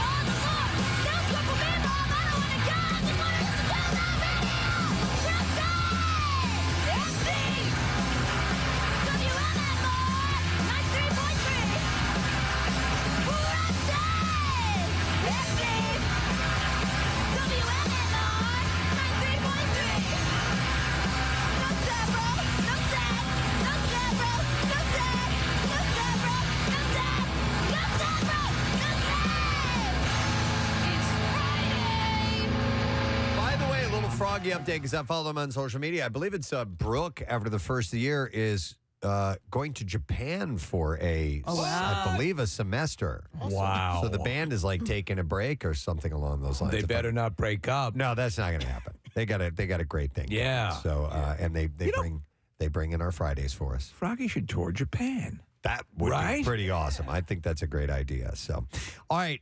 Even though it's a No Sad Bro Friday, it is also Necrophilia Friday. Yeah. Do we have a song? About time. No, we don't. Not live, bro. Not live. No, we're gonna do the intro to the V file and then our sponsor, and then separate ourselves from them before we dive into necrophilia. Here we go. WMMR presents Preston and Steve's Bizarre File. Brought to you by J-Dog Junk Removal and Hauling. Got junk and want it gone? Then you want J-Dog Junk Removal and Hauling. Veteran and military, family owned and operated. You can visit J-Dog Junk Removal, RDSC.com. That's J-Dog Junk Removal, RDSC.com. So I told you guys, what is this? It's just Dead Man's Party. That's all. Yeah, okay, thank you. So, Steve, yes, we do have a song. Nice. All right, so I told you guys very rarely does a necrophilia story pop up, and I had 2 of them back to back, so let's get to it now. It's a Christmas miracle. We'll start with this. A now former Banner Health security guard is accused of having sex with a woman's corpse last month at a Phoenix hospital. Officials confirmed that 46-year-old Randall Bird was arrested on Tuesday. Police were called to Banner University to investigate the crimes. Investigators said Bird worked as a security guard at the hospital. Security guards are in charge of transporting dead bodies to the morgue and placing them inside a freezer. However, what's the word, Bird? Guards are not supposed to open the body bags. They only place them on the freezer shelves. I mean, come on. Video surveillance showed the 79-year-old victim's body arrived at the morgue, where Bird was in charge of transporting her to the morgue. Court documents say 2 witnesses arrived, but found the doors locked from the inside, which was unusual. A light could be seen. Oh, it gets better. A light could be seen on the inside of the freezer, and the freezer door was cracked open. The 2 witnesses reportedly saw Bird inside the freezer, where he was, quote, sweating profusely. Oh, my God. Come on. And acting very nervous. Bird had removed his duty belt. His zipper was open, and his uniform looked messy. Investigators say the victim's body bag was unzipped, and she was facing down. Oh, yeah. Bird's belt was also on top of the gurney where the victim's body was. Oh, my God. Authorities say as witnesses walked into the morgue, Bird immediately tried covering the victim's body. He then claimed that he had a medical episode and fainted, and he grabbed the victim's body as he fell. No. Bird took the witness's body, the body bag, they told the witness that the body bag had torn open and the zipper broke. However, the witnesses disputed this claim to police, saying the bag and zipper weren't broken. The 2 then reported Bird to the supervisor. Wow. Police interviewed him, who claimed that he had a medical episode and couldn't remember what happened. Sure. All this is very feasible. Crime scene investigators collected evidence from the victim and Bird, and his DNA was found on the victim. Can you imagine? He was taken into custody and booked on 5 counts of crimes against a dead person, a Class 4 felony, and he faces between 1 to 4 years in prison for the first felony offense. But Bird no longer works at the hospital. So, do we think this is the first time he's ever done this? Don't know. Right? But let me tell you another story. All right. You think that one was bad? Oh, that was pretty bad. You going to top the Bird story? Well, an electrician who had sex with more than 100 corpses over a 15-year period was able to do so without being detected due to serious, quote, failures of management. This is according to a new 300-plus page inquiry report. How did he end up banging over 100 dead bodies? It's a failure of management. David Fuller, who was later convicted of murder, finally had his necrophilia spree uncovered in 2020 when police used DNA to tie him to the 1987 slayings of 2 women. During the investigation, they also discovered millions of images of sexual abuse in his home. These images included videos of him with the dead bodies of women in the mortuaries at 2 hospitals where he worked in Southeast England. And this went on for 15 years? Yeah. Fuller is serving a life sentence with no chance of release after he pleaded guilty to 2 counts of murder of Wendy Nell and Caroline Pierce in 2 separate attacks. He actually pled guilty with an explanation. But that was back in 87. He is also serving a concurrent 12-year term after admitting to dozens of instances of necrophilia. He committed 140 violations against the bodies of at least 101 girls and women between 2005 and 2020, and each instance had time-stamped photographic or video evidence. Oh, boy. Is this the point in which the defense attorney just runs out of the courtroom? Yeah, just run. You got him! Good! The case prosecutor said the level of necrophilia had never been seen on that scale before in a British court, and an inquiry was launched to find out how Fuller was able to get away with it for so long and to prevent such abuse from that ever happening again. And then it goes into details about, how he was, what he would do. He would be there at night, and he was doing this stuff throughout the years. It's just, they said that. So it's no shock he ended up killing people. He routinely entered the department as many as 444 times in 1 year without being properly questioned, the inquiry said. Several family members of the victims who were interviewed by the inquiry were not identified in the report, said that they were stunned when they learned what had happened to their loved ones, of course. So, yeah, right? Uh-huh. All right. Wow. Now we're going to move on to poop. All right. All right. Okay. Call it sorbet. And this one I had to edit through. It's kind of lengthy. I got this last night and spent some time on it. As long as no one's banging it, I'm good. The Supreme Court of Ohio suspended a county criminal defense attorney for 1 year with 6 months stayed for throwing a Pringles potato chip can filled with his own feces into the parking lot of the county's Crime Victim Advocacy Center. So a poop grenade. Yeah, the Supreme Court found Jack A. Blakesley. Excuse me. Blakesley. Yeah. Engaging in conduct that adversely reflects on his fitness to practice law. He claimed he was not targeting anyone with his antics, but had a habit of placing his waste in Pringles cans and randomly throwing them from his car as he traveled down the road. It's just a thing that I do. So the court found that there was I work a stressful job. clear evidence that he chose the Haven of Hope parking lot as his drop zone to get a thrill from pranking victim advocates who he admittedly had known for years and whom he would most likely be seeing in court 15 minutes later. The board recommended that the court publicly reprimand him. The opinion noted the primary purpose of the discipline is not to punish the offender, but to protect the public. So, quick question. Do you believe that his placement was good enough that he was able to hover over the can and do it that way, or was there a second step involved? Oh, that I don't know. Yeah. I think. Chris, you've had Pringle can parties. I don't think he hovered over the can. I think I actually have some of the details coming up here. So, Blakesley has been a criminal defense attorney for more than 40 years, has no prior record. He was appointed to represent Alexander Wells. Wells was indicted for various offenses, including aggravated murder of a victim under the age of 13, which made Wells the subject to the death penalty. Michelle Carpenter-Wilkinson is chief executive officer of Haven of Hope, which is a victim advocacy center. Oh, and this is who he's targeting. Yeah.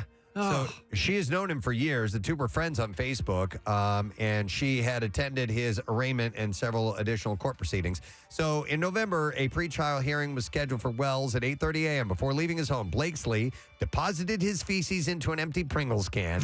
He then drove to downtown Cambridge. Between 8:10 and 8:15, he turned his vehicle down an alley where he drove by the Hope parking lot.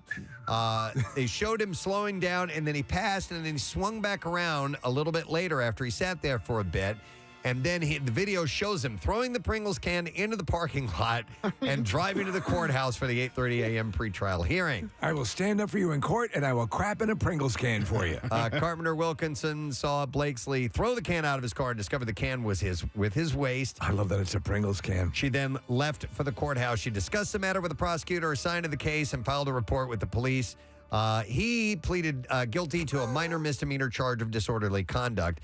And at his discipline hearing, he said that he admitted to throwing Pringles cans filled with his waste from his vehicle on at least 10 occasions in a variety of locations. I think there was more than just revenge. I think he was getting off on it. Well, I think he's lying about doing it multiple times. I think he did this at these people, and he's saying, this is something I just do all the time. Right. And it wasn't intended to be threatening. This is just a pattern. It wasn't to these people. So I think he's a lawyer. He's sneaky. He's thinking about this. I wonder if they're going to disbar him over this. I don't know. But anyhow, that's an interesting story. Hell of a lawyer. And that is what I have in the bizarre file for you. I think that was a banner one today. That was excellent. Yep. All right, we need to take a break. We've got guests aplenty coming up as we are moving into the next segment. Mr. Titus will be here when we return. Who's going to be at Helium Comedy Club, and then after that, David Spade on the show, and then after that, Adam Devine and Anders Holm will be on the program. So a lot to get to. And don't forget our Word of the Week prize and the other things that we have to give away too. We'll be right back.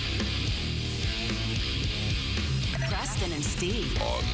Well, honestly, I watch it every time it's on. It has a good energy to it. You're, again, sort of a self-deprecating, funny guy. The whole bowling sequence is pretty, you can't help but get swept up in it. And it has its own energy. And to this point, you had a lot of talented people involved with it. Yeah. A lot of people came out of that thing. Even the Seagal twins went on. The girls who were the cheerleaders went on to have their own series. You have a lot of fans in Philadelphia, and to prove that, I'm gonna show something to you. I don't know if anybody has made you aware of this or not, but I think Steve made an offhand comment one day about somebody getting an Adrian Zemed tattoo. So we do this feature every Tuesday called Tattoozy. People come in and actually get a tattoo from our show. It's called the Preston and Steve. They'll get a tattoo with us in it, and we've been doing it for years and years and years. We had a guy who called in and volunteered to get an Adrian Zemed tattoo. God, I'm looking at it right now. This is a guy. That's your face on his right pec. It's huge. This was within the last year. Within the last year, yeah. Yeah, that we and had the guy this done. Eagerly came in. Please tell me that's not permanent. That's permanent. That's a real tattoo on this man's So when chest. he's 90 years old and I look 90 on his chest. Yes. What was I thinking? So we took a picture of you from Grease 2, and that is now permanently on this guy's chest, Adrian. This reminds me of something that Sally Struthers said about tattoos back when we were doing Grease. She said, "Oh yeah, back in the '60s, I was a flower child. I got a tattoo of a butterfly on my butt. Now it's going into its cocoon." We're so delighted that you had a chance to come by here. We are big fans. Nice to come in. We knew you'd be great. Yeah, be with you guys. be cool. That's great, man. Excellent. It's my pleasure. And you know what? We should do a promotion where we go bowling with Adrian sometime. Yeah. How cool would that be? Yeah. Ladies and gentlemen, some love for Adrian Zemed. Thank you so much. There was an email that was sent out that we were going to have our studios checked because there may have been bed bugs brought into the area.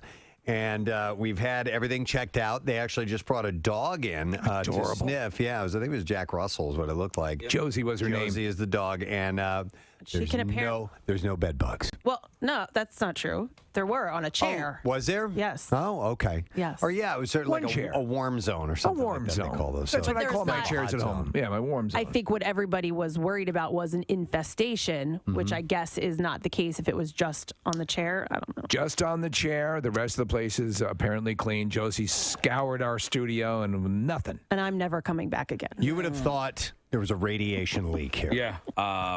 So I never told my wife that there was a bed bug. She wouldn't have let you go to work. No. That was the first thing I told my wife, Yeah. and I started laughing. Yeah. Because, listen, I'm surprised that's all we have. They're ripping the entire building apart, walls that haven't been opened up in years. Yeah. I imagine at night there must be a big vermin hoedown when we leave.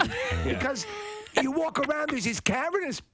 Like a wall will disappear. Yeah. There's a big opening now. Yeah. You walk down one hole, it's 11 degrees, and then the next hole, it's 1,400 degrees. It's a whole new environment. It's like you're on some spaceship that's just, morphing all the time, and that's what this is here. Well, I'm just glad that they alerted us to it. Yeah. Because during some of the construction, apparently they were removing asbestos, and nobody ever told us. Well, that's when that wall went up down at the end of the hallway. Yeah. Because, and I almost walked into that wall. That's how quickly it went up. I started to turn down to go down to what I thought was Chuck's office down the hall that used to exist. Like Looney Tunes. And there was a wall.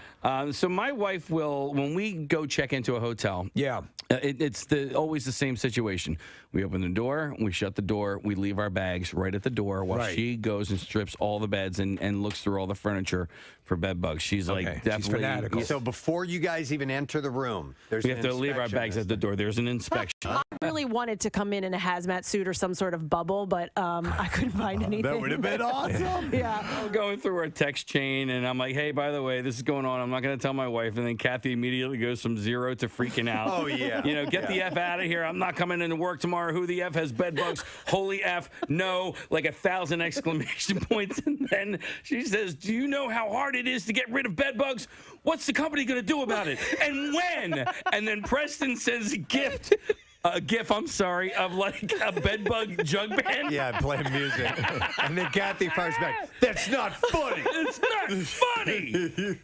I think I said F you to anybody who's not taking this seriously. And then I think Nick said, read Joe's email. And then Kathy says, F the email, F the bedbugs, and F whoever doesn't think this is a big deal. Where are we going to do our show tomorrow? Clearly, we can't go to the station, and we need an on-site location.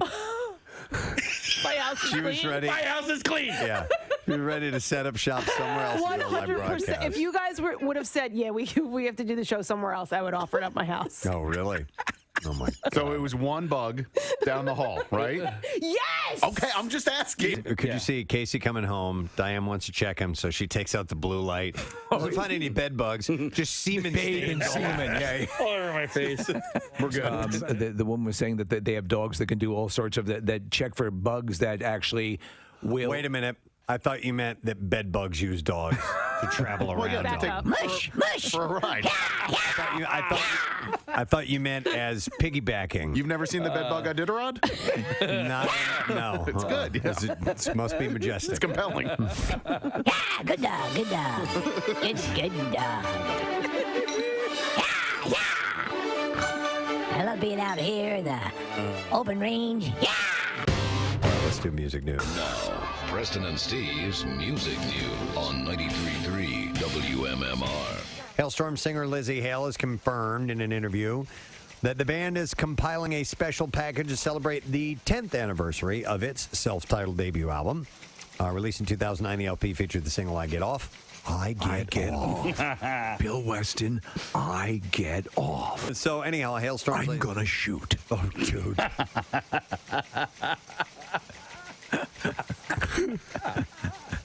I get off. All right. Now I'm thinking about Bill at the moment of ecstasy. Oh, no! I know. Yes. I know. Bill's pillow talk. Oh. I get off. I'm gonna shoot. Yeah, it's about to happen. You feel a little tingling. Heading down the tunnel. Another tunnel of love. Barn door. Barn door. Barn door's open. Look at the door. Quickly, massage my low-hanging fruit. I'm almost there. There's no way we can do a meeting today. There's no way. Steve just canceled the meeting. I can't look at him ever again. What do you think the recap's going to be like today? Oh, Lord. I think we got a C-. Yeah. Well, the Bella show is done. Maybe he's talking to him right now. Is Thursday, June 6th. Today is Tom Araya's birthday. He's in a band. Casey, could you say that name for me, please? Yeah. It's if you don't mind. Thank you. Anytime that I actually need to say the word Slayer, let him do it. I'm going to have Casey do it. I can't yell like that. The band. We also have Tom Araya, singer and bassist from Slayer. Ladies and gentlemen, Slayer. And he is. That's the only way you can say the name of that band. He's 53 years old today. Yeah, I can't yell like that. He is 58 years old today, by the way. So, yeah, maybe it's time to hang it up. It's possible. You can only do that hardcore to a certain age, and then you're done. Slayer! Ladies and gentlemen, Slayer! I actually never had that conversation with my father, but I just had that conversation with my son. I pulled him into a room. It was just he and I talking. I said, "Hey, listen." You listen to me. No. I said, "This. This is not to embarrass you. Okay. I'm just telling you. You're not a little kid anymore. You're turning into a young man, and so you're at a point in your life where you have to shower every single day, and you have to put deodorant on under your arms every single right? time." I mean, that's a standard talk, right? Casey, the reason we had the talk with my son, who's 12, is because he stunk. Yeah. And it was one of those things where it's like, dude, you need to shower more. But it's and embarrassing when you hear that. When you do shower, you need to wear deodorant because there's an effect, and it's just what happens when you get a little bit older. But like, he needs to do it because he's gonna get made fun of. He'll be the stinky. I don't want to have the stinky You don't have kid. the stinky kid. No. One thing I didn't do, and throughout my entire school, and I've mentioned this on the air before, and that is junior high and high school, I never washed my gym clothes. Ever. No. Oh, I think a lot of The whole kids. year. The whole year. I know, right? All right. Did you go to gym a lot? Every day. Every Okay. day, Were you active in gym, or were you a cool kid course. standing off to the side? No, Okay. no. Yeah, You had were to- the kid that smelled like Doritos. You had to participate. Doritos. Yeah, that's what the gym suit would smell like if you didn't wash We it. said hoagies. We go. So we say to the kids, "All right, you got to take a shower. You smell like hoagies." We should put out a Twitter poll. What does body odor smell like? Because we've heard hoagie and Doritos. And now that I remember, I do remember associating smell with, I think, my own body odor. You ever sniff your own pit? Thank you, Kathy. It is always a treat to have our next guest in the studio. He's going to be at a Helium Comedy Club. There are shows tonight and tomorrow night. HeliumComedy.com. Ladies and gentlemen, the one and only Christopher Titus. Yeah. I heard Kreischer was in too. You guys kissed his butt way worse you than better did believe it. Yeah, no. I sold out arenas. Those are listeners, Titus. We're trying to save your ticket counts. So thanks for having me on. We will guys. suck up unabashedly to anyone we need to. Well, you guys have to understand something. I travel all the time, and whenever they call the radio thing, COVID kind of killed the radio thing for a while. And when it happens now, it's rare. And you guys came up, and I'm always like, who am I going? And you guys, and I was like, oh, thank God, because as they're bad comedians, there's so much bad radio, and you guys are always the best. At it. Thank you, man. I've already got a lecture on love and Armageddon just sitting down. Well, we're talking about you stepped away from the news and stuff. A little bit, trying to get to a good spot. Yeah. And you look good. So Yeah, whatever thanks, you're doing man. is right. So you're doing Pontius Pilates. Pontius Pilates, as we talked about. Yeah, he was talking about Jesus was in there's a lady cult that said Jesus was about weight loss. Yeah, it's a documentary I was watching about this woman who incorporates weight loss, and she's dead now, by the way. Yeah. So you've gotten to the end of Netflix. You've really, you're like, I have watched everything. Let me watch the Jesus weight loss documentary. It's compelling. It's crazy. It's nuts, man. But no, it's good to see you back in town. Thanks, man.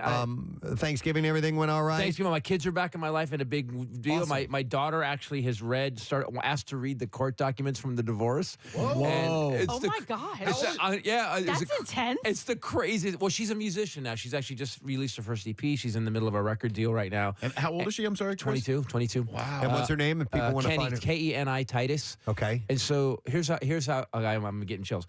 So she wrote a song. She's releasing songs. She's got all this she's got this heat. Look, I've been in show business. It's starting to build a little bit for her down out in LA, and she's having meetings with the big record companies and stuff.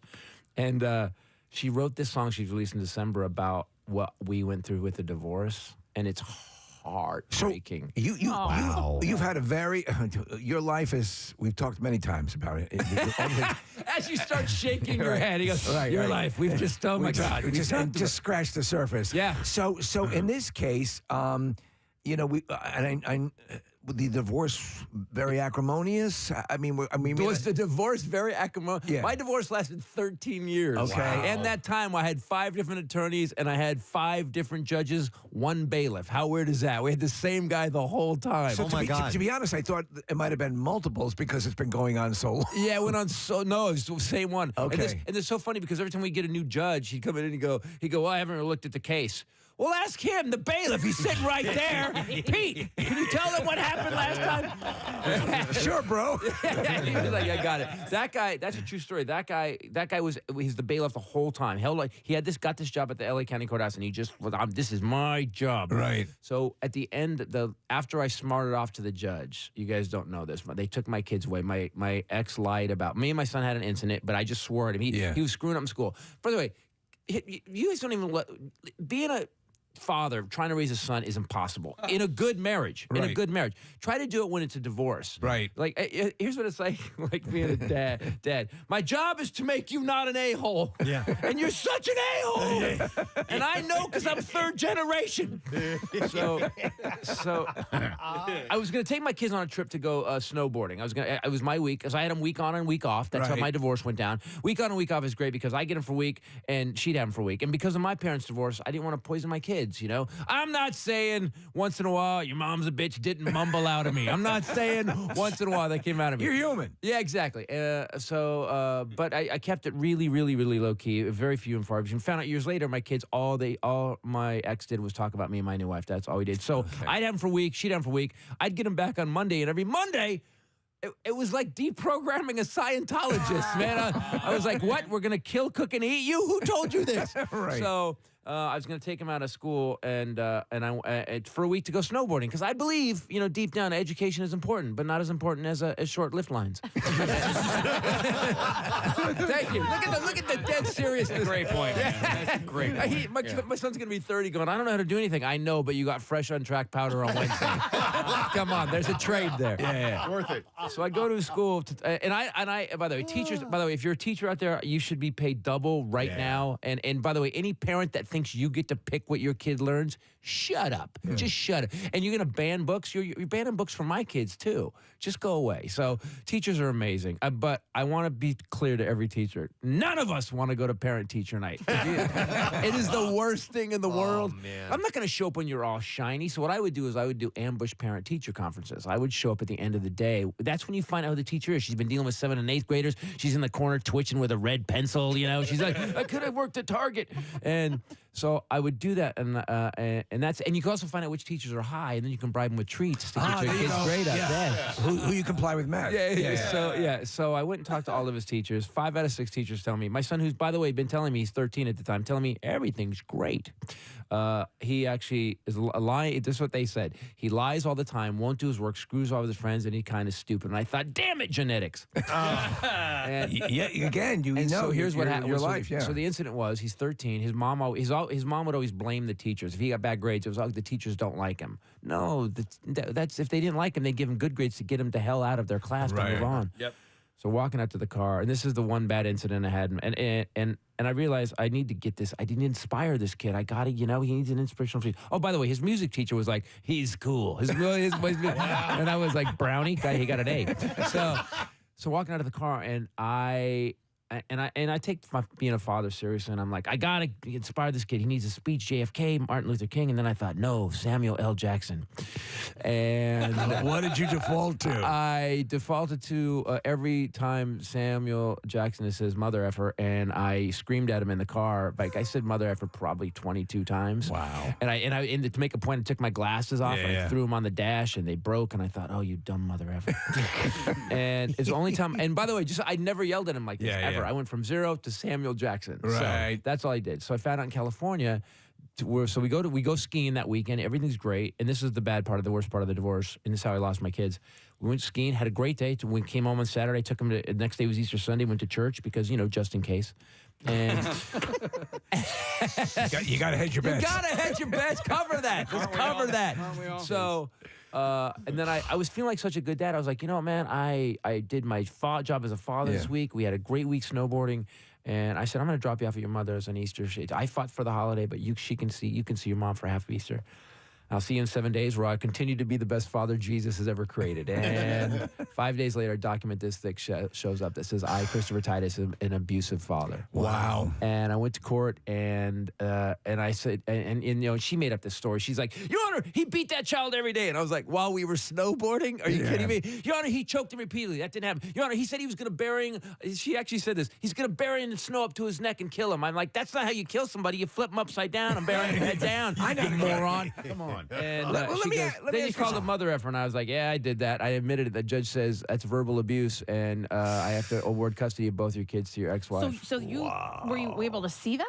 I wasn't able to see him for 2 years. 2 years because of this. Yeah, she was always trying that though, and so now when my daughter she was reading the court documents for the trial documents. She was just flipping through it, and she finally turns to my new wife, who's amazing, and goes, I feel so sorry for Dad. Oh, I was like, kidding. yes, I won. Yeah, I still lost all that money, but I won. Let me ask you though. To me, we always talk about this when there's any sort of court case, any sort of high-profile case, and you're like, to muddle through, especially in a domestic situation, to muddle through the he said, she said stuff, and then try to show deference to the kids is a landmine. Yeah, they're going to get damaged. Your kids will be damaged. Right, and I mean, there's nothing you can do. No one comes out unbloodied. Well, family court, it's like behind every judge, there's a giant roulette wheel of stupid stuff that he just spins and it says whatever at the end. Right. Like, there's no rules in family court. So, so anyway, it was a rough time, and now she's writing me songs. Come on, man. That's amazing. Because people told me all the time, don't worry, they'll get it one day. And when you're in the middle of it, you think they'll never get it. They'll never get it. I'm going to lose my kids. So I'm glad you're talking about this because I had this just amazing moment with my son. My son's 16 years old, and I took him to the Eagles game this past Sunday, and we had a really, really nice time. But at some point during our car ride, I was trying to talk to him about life. Hey, father, son. And he wasn't. He's like, I don't want to talk. So then I geared the conversation. I don't want wisdom, Dad. Shut up. So we ended up talking about fantasy football and sports betting. So and that's what he responded to. We ended up having a nice conversation or whatever. And I want to present this to you this way because sometimes I'm like, does he like me? And then I'm like, but when I was 16, I know in my heart I loved my dad. Did I always express it or say it or but no, probably not.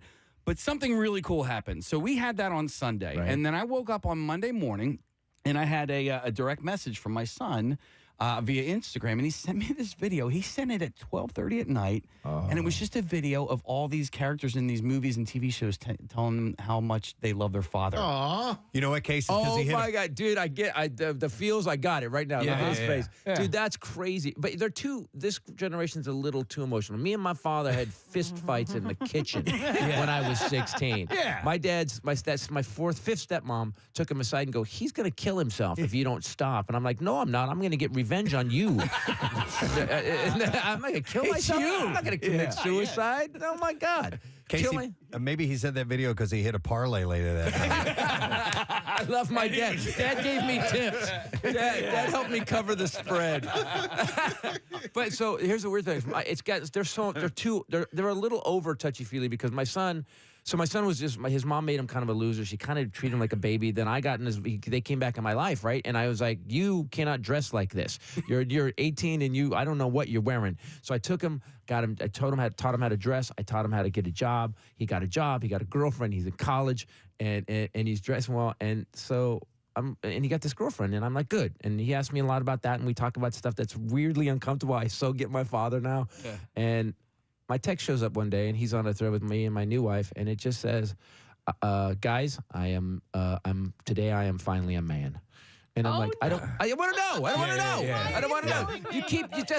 I don't want to think about your fluids. Just stay over there. You know what you think. You crossed the line. Was that indeed it? Yeah, that was it. Yeah. And then he's asked me about I thought other he bought stuff a new too. suit. He's asked me about how do you do this, and I'll tell him. But I'm like, oh man, I got. Wow. But he trusts you, man. I'm passing on my tricks. That's look. Right, it is uncomfortable, but like for him to be able to come to you and. Be vulnerable like that and trust you. You won in the end. Like all that fighting, that's a win. Well, because he's not going to say that to his mom. No, and my daughter, after reading the court documents, is like, she's the one not talking to her mom. So I totally won. Yeah. She was a happy day. Yeah, I didn't have to use court to get cut her out. I'm like, I just use my personality. They don't want to talk to you anymore. You know what's funny about winning is I always, because I have 2 other brothers and a sister. And so you were divorced. Your son? No. We're still married, but I'm talking about actually being a son because. You'd always go through your parents' stuff, go through their dresser or their closet or whatever. So I went in my dad's top drawer. There was a letter that my older brother had written to him, and I'll never forget it. I'm like, he's a better son than I am. I'm never going to be number 1 in this guy's eyes. You stop and think about the dynamics of a family. I mean, I know you had all this maelstrom growing. I mean, your dad. We know your 6 mom stepmothers killed mom shot and killed her 3rd husband. Right. Her last husband. I say last husband because you don't get another one after that. If you don't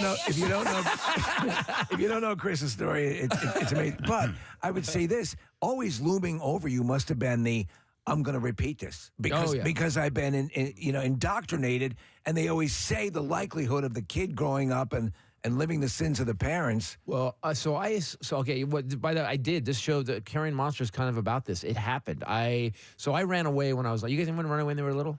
I was part of a running away club, but I actually bailed. I'm sorry, what? We had me and the kids in the neighborhood, we had a running away club, and we were all going to run away one day. And I ratted them out. I ratted everybody out. Yeah. And then 2 of the girls ended up running away one night. I think they were gone for like 6 or 7 hours, but yeah. How old were you guys?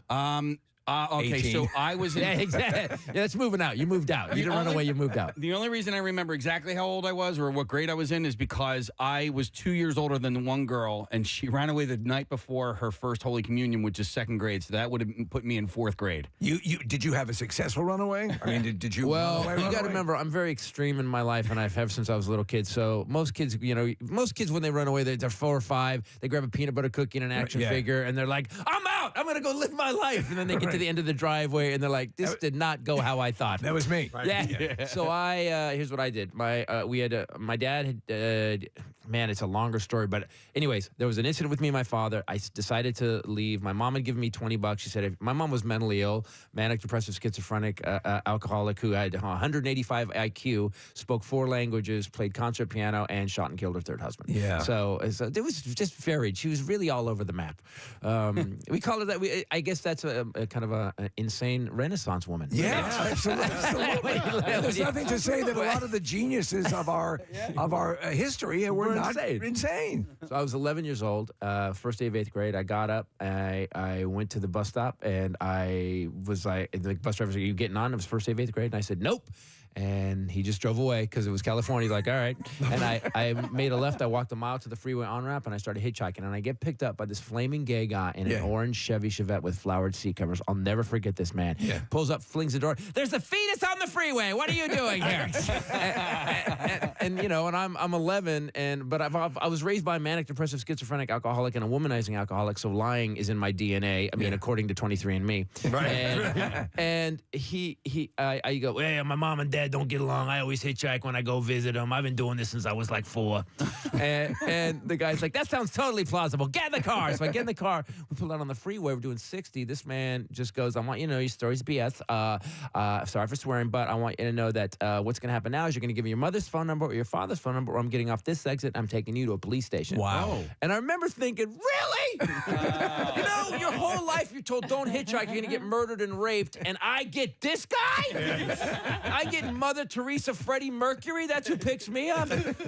And this guy drove me all the way to San Jose Airport. I told him my dad had kind of beat me up the other night before.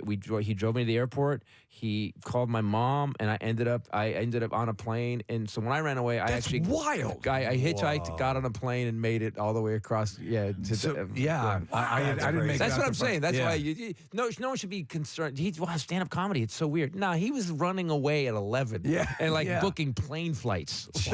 Chris, I forget. Have you written a book? I have not written a book yet. No, I don't. I mean, 'cause there are I need so to be many- Bert Kreischer and selling out arenas to write a book. What you need is like an editor or somebody, but it's one. He story- knows that now just by knowing me on the radio. He's like, yeah, you're long-winded and nothing. You're not pointless. No, not long-winded. No, don't put words in my mouth. No, I find your stories to be fascinating, but there are so many of them that like one.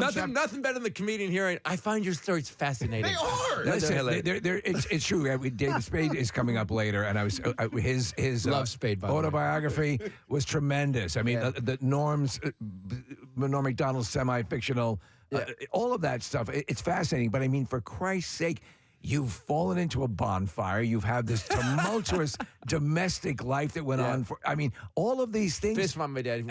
Yeah. Mental little mom. You're right. I mean, it there's is- something there. You're right. And There's something there. Your charity endeavors to, the what is the name of it again? The Insight Youth Project, and we Insight Youth- just this year we're doing the kettle kickoff for the Salvation Army and stuff. Man, I think I think a book, as to Nick's point, would do a world of good to get out, and because you're. To the 19 people that buy it, you're right. I would change those 19, and those 19 would turn into 36. And you're right. You get all those daytime talk shows. You'll be all set. Yeah. Pitching the book. No, it's an amazing effing story you have. By the way, this show, Carrie Monsters, goes from the beginning to the end. And when I said it, so my dad, after that, when I ran away, I lived with my mom in L.A. for 2 years. And in the 2 years, we were evicted 3 times. Yeah, 12-year-olds should not know the sheriff. I was like, well, the paperwork seems in order, Sheriff. I'm sorry, Doug. Wow. So a lot of weird stuff happened because Mom was crazy. It was crazy, and then my dad, a year and a half later, he asked me to come visit him in California, and she called my mom and goes, "Could you send him up for a week?" And Mom was like, "Yeah," and I was like, "No, this is a hit," because I testified against my father in open court when I was 11 years old. Wow. Yeah. I mean, how do you? Yeah, they don't let kids do that anymore because therapists were raking it in for decades later. And I testified against him. And so then a year and a half later, I go visit him. And we went to an amusement park that weekend, and he just drove around the perimeter. He's like, "Yeah, open your window. You know that laughter and joy those kids are having? Yeah, that's what you get when you don't testify against your father in court." And he started screaming at me. He's like, "You lied about me in court." And he said, "I hope one day your effing kids do this to you." Well, years later, when I called my son after I lost him between 13 and 15, I called him on his 15th birthday. I said, "Can you and your sister want to go to dinner with me against court orders because I'm a genius?" And they came to dinner, and we started talking about what happened. And I turned to my son and I go, "I can't believe you lied. I protected you. I hope your kids effing do." And I heard myself be my dad.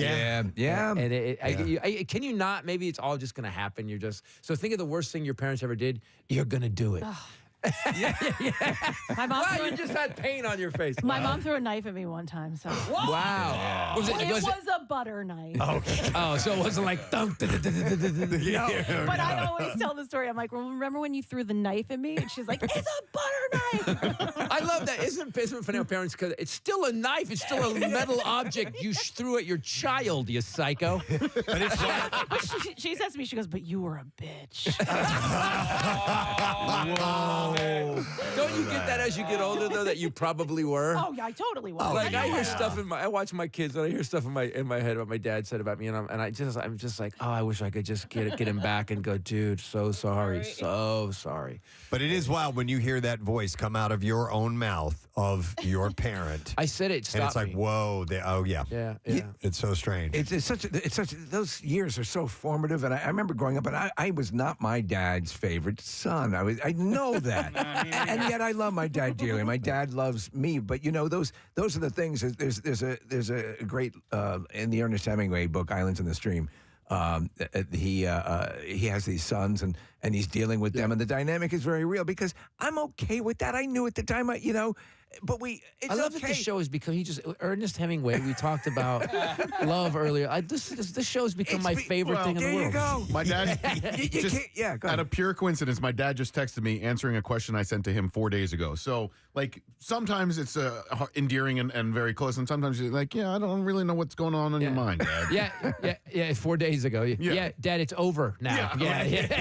The car burned to the ground. Dad. Maybe you could have texted me back right away, but the car burned to the ground. And, yeah. The message reads, "Today I am a man." Nice. Been a good week. And that's why this is my favorite radio. But it's good to see the world's getting better. I mean, all these cities I go to, it's great to see that with all the crime they have and the homelessness and all the violence that they finally all decided to get electric scooters to fix it. What is going on, man? Who has the electric scooter cartel in this country that every city that's falling apart, everybody has they're trying to kill the homeless is what I think. Because you can't get a helmet. No, that's right. You can get a scooter. That's true. I say, and we were in Nashville, and my wife and I would get done with the show because she's a comic too, and we're driving back, and there's a large man on a scooter in flip-flops with a girl in heels standing behind him on the scooter. And I thought, this is just a Darwin thing. This is an experiment. Yes. It's just natural selection. Wow. Listen, Chris, we gotta wrap up. Yeah. Unfortunately, we could spend all day with you, but we do have a number of other people we got to get on. But it's so good to see you back in town, guys. Guys, as always, thanks for having me on. And you cut it. I had nothing else to say, so thanks for cutting me off. I really appreciate it. See, we're gonna edit you because you need to be edited. Helium Comedy Club tonight and tomorrow. Do not miss Christopher Titus. Go to heliumcomedy.com. Thank you, sir. We're gonna take a break. We'll come back. David Spade and also Adam Driver and Anders Holm will be joining us. Stay with us. Preston and Steve on You have to check. So I remember smelling when I was younger that I always thought that my own armpit smelled like onions and mustard. Really? Yes. To get mixed together. Now, would you normally eat that? Yes. Okay, so it's pleasant for you. Yeah, so I kind of liked it. So maybe that's why. Mine. Maybe you did actually. You're sweating out the onions. I didn't even think about that. Well, you can sweat out garlic. Yeah. If you eat a very garlic-based diet, and when you sweat, you can smell like garlic. Yeah. Which is a fairly pleasant Can you smell, sweat right? out apple crumbles? Apple crumbles. Let's try. I don't know. What about chocolate chip cookies? Blueberry. I just want to see if I'm missing an opportunity here to sweat out chocolate chip cookies. Yeah. So hoagies, Doritos, and mustard and onions, and I'm sure there are other people that have a scent that they basically have labeled as body odor. Well, of course, we talked about this, that the old belief is that when white people, Caucasians, get wet, they smell like dogs. Like wet dog. Right. Yep, and dogs' paws smell like corn chips. Yeah. And that is actually true. Yeah. So these different things. I don't know. We tend to be enamored of our own smell, right? To some extent. Enamored with our own? Yeah. I mean, that's why the smell of your own farts is actually really good. It's a pleasant thing. Really Not always. Well, listen, you can Every single time. You can blow yourself out every now and then. No, you but can't. you're pretty proud of it. Well, yes, exactly. That's the fine distinction. That's Is a even though prize winner right it there. may be horrible, you're like, oh my God, I'm a champion. I've had to leave the room from my own. You've offended yourself with your own gas? I didn't say I wasn't proud of it. I was like, man, that was strong enough to make me leave. Did you walk out cursing yourself? Yeah. What kind of animal am I? Kind of impressed. I honestly, Nick, I didn't think that was possible. Like, I swear to God, the worse that it smells for you, the best that it smells for me. Okay. Like, if it's a really bad one where I'm like, oh man, Preston's going to be really It's like mad. licking your elbow. It's almost impossible to do. Yeah. Yeah, but if you have one that's coming and you can tell by the it's gonna be by bad. the heat and so on or the pressure and you know it's going to piss me off, do you actually go, oh yeah, that's a good one? No. You don't take a little sneak sniff for yourself? All right. Oh, I always take it. All right, we need to go. Yeah. Okay. But I will say, The cup and the have you cupped recently? Sure. Yeah. Of course. Yeah. I never cup. I never cup. No, You don't have to. I don't have to. I'm an old pro. Amateurs. It's also a good way to run a self-diagnostic. Absolutely. I mean, there's a lot of relevant medical material to be gleaned from assessing your own odors. I'm trying to make a case for cupping your farts. I know you are. Like, I love giving myself a Dutch oven. Like, really? Oh, if it's a really bad one, you'll pull the covers up. Not only, I will just sneak under the covers. I'll be like, I'm going to just lay here for a little bit. Do you know what's equally fun, You're a Casey? disgusting human. Casey, crap in a pillowcase and pull it over your head. Kathy, what do you think about the smell of your own gas? I think you guys are disgusting humans. Yeah. Right now. I think I think you're a liar. I think so too. Okay, I'm pretty sure I'm not pulling the covers over my head and enjoying my own stench like Casey. Yes, you are. No. No, she'll enjoy your stench. 1000%. No, I don't think. We've talked about this before. You are very. I mean, obviously, the notion of passing gas liberally at home is not something that you do, correct? You don't think I pass gas at home? Is that No, what you're I don't think you do. I don't think you stand in the middle of the room and go, ba-boom. Yeah, he did it. Hey, get over here. I think you go into the conservatory. Pull my finger. Felicity alum. Felicity. Tonight on a powerful Felicity. Felicity shows up late for a chemistry class. I'm sorry. I thought it was an 8. To go to detention. Go to detention. Felicity. Carrie Russell. Carrie Russell. She, formerly of the long locks, who killed her career by cutting her hair, but has now grown her hair back and is doing great things with the American. So Carrie Russell was Felicity. Sound like history in Russell. It's Carrie Russell's history. Presented by Rita that she grew her hair back and it was wonderful. Oh, she plays a commie bitch who pretends she's one of us. Those commies. In what? In The Americans. Oh, The Americans. You don't watch that? No, She's a spy. I don't watch that. It's like that John Travolta, Kelly Preston movie. Oh, yeah. You know, The Experts. The Experts. But she may join J.J. Abrams and Star Wars Episode 9. We forget that it was J.J. Abrams who created and wrote a number of the Felicity episodes. I did forget that, yeah. Yeah.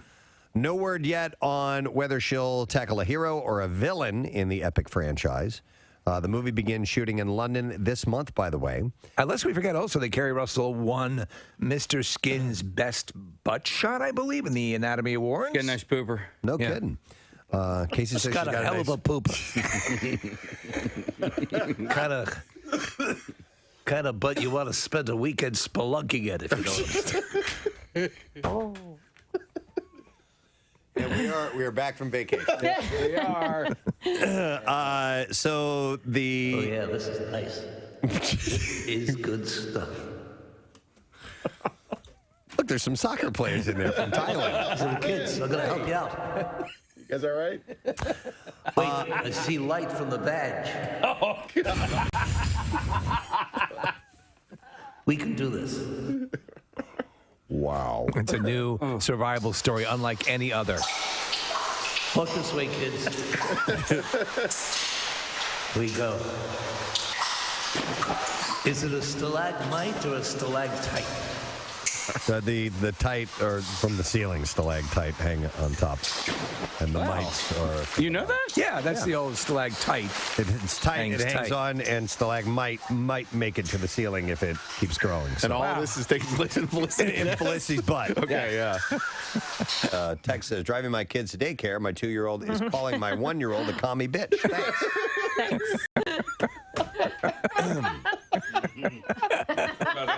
Sorry about that. Sorry. Well, they're learning about a time in our history that was very important. This is one of these meetings here with the town where people can get up and speak their mind. And this young man got up and he had a take on legalizing prostitution. So I propose this. The city allows for licensed masseurs to give genital massages if the masseur and the client both agree to it.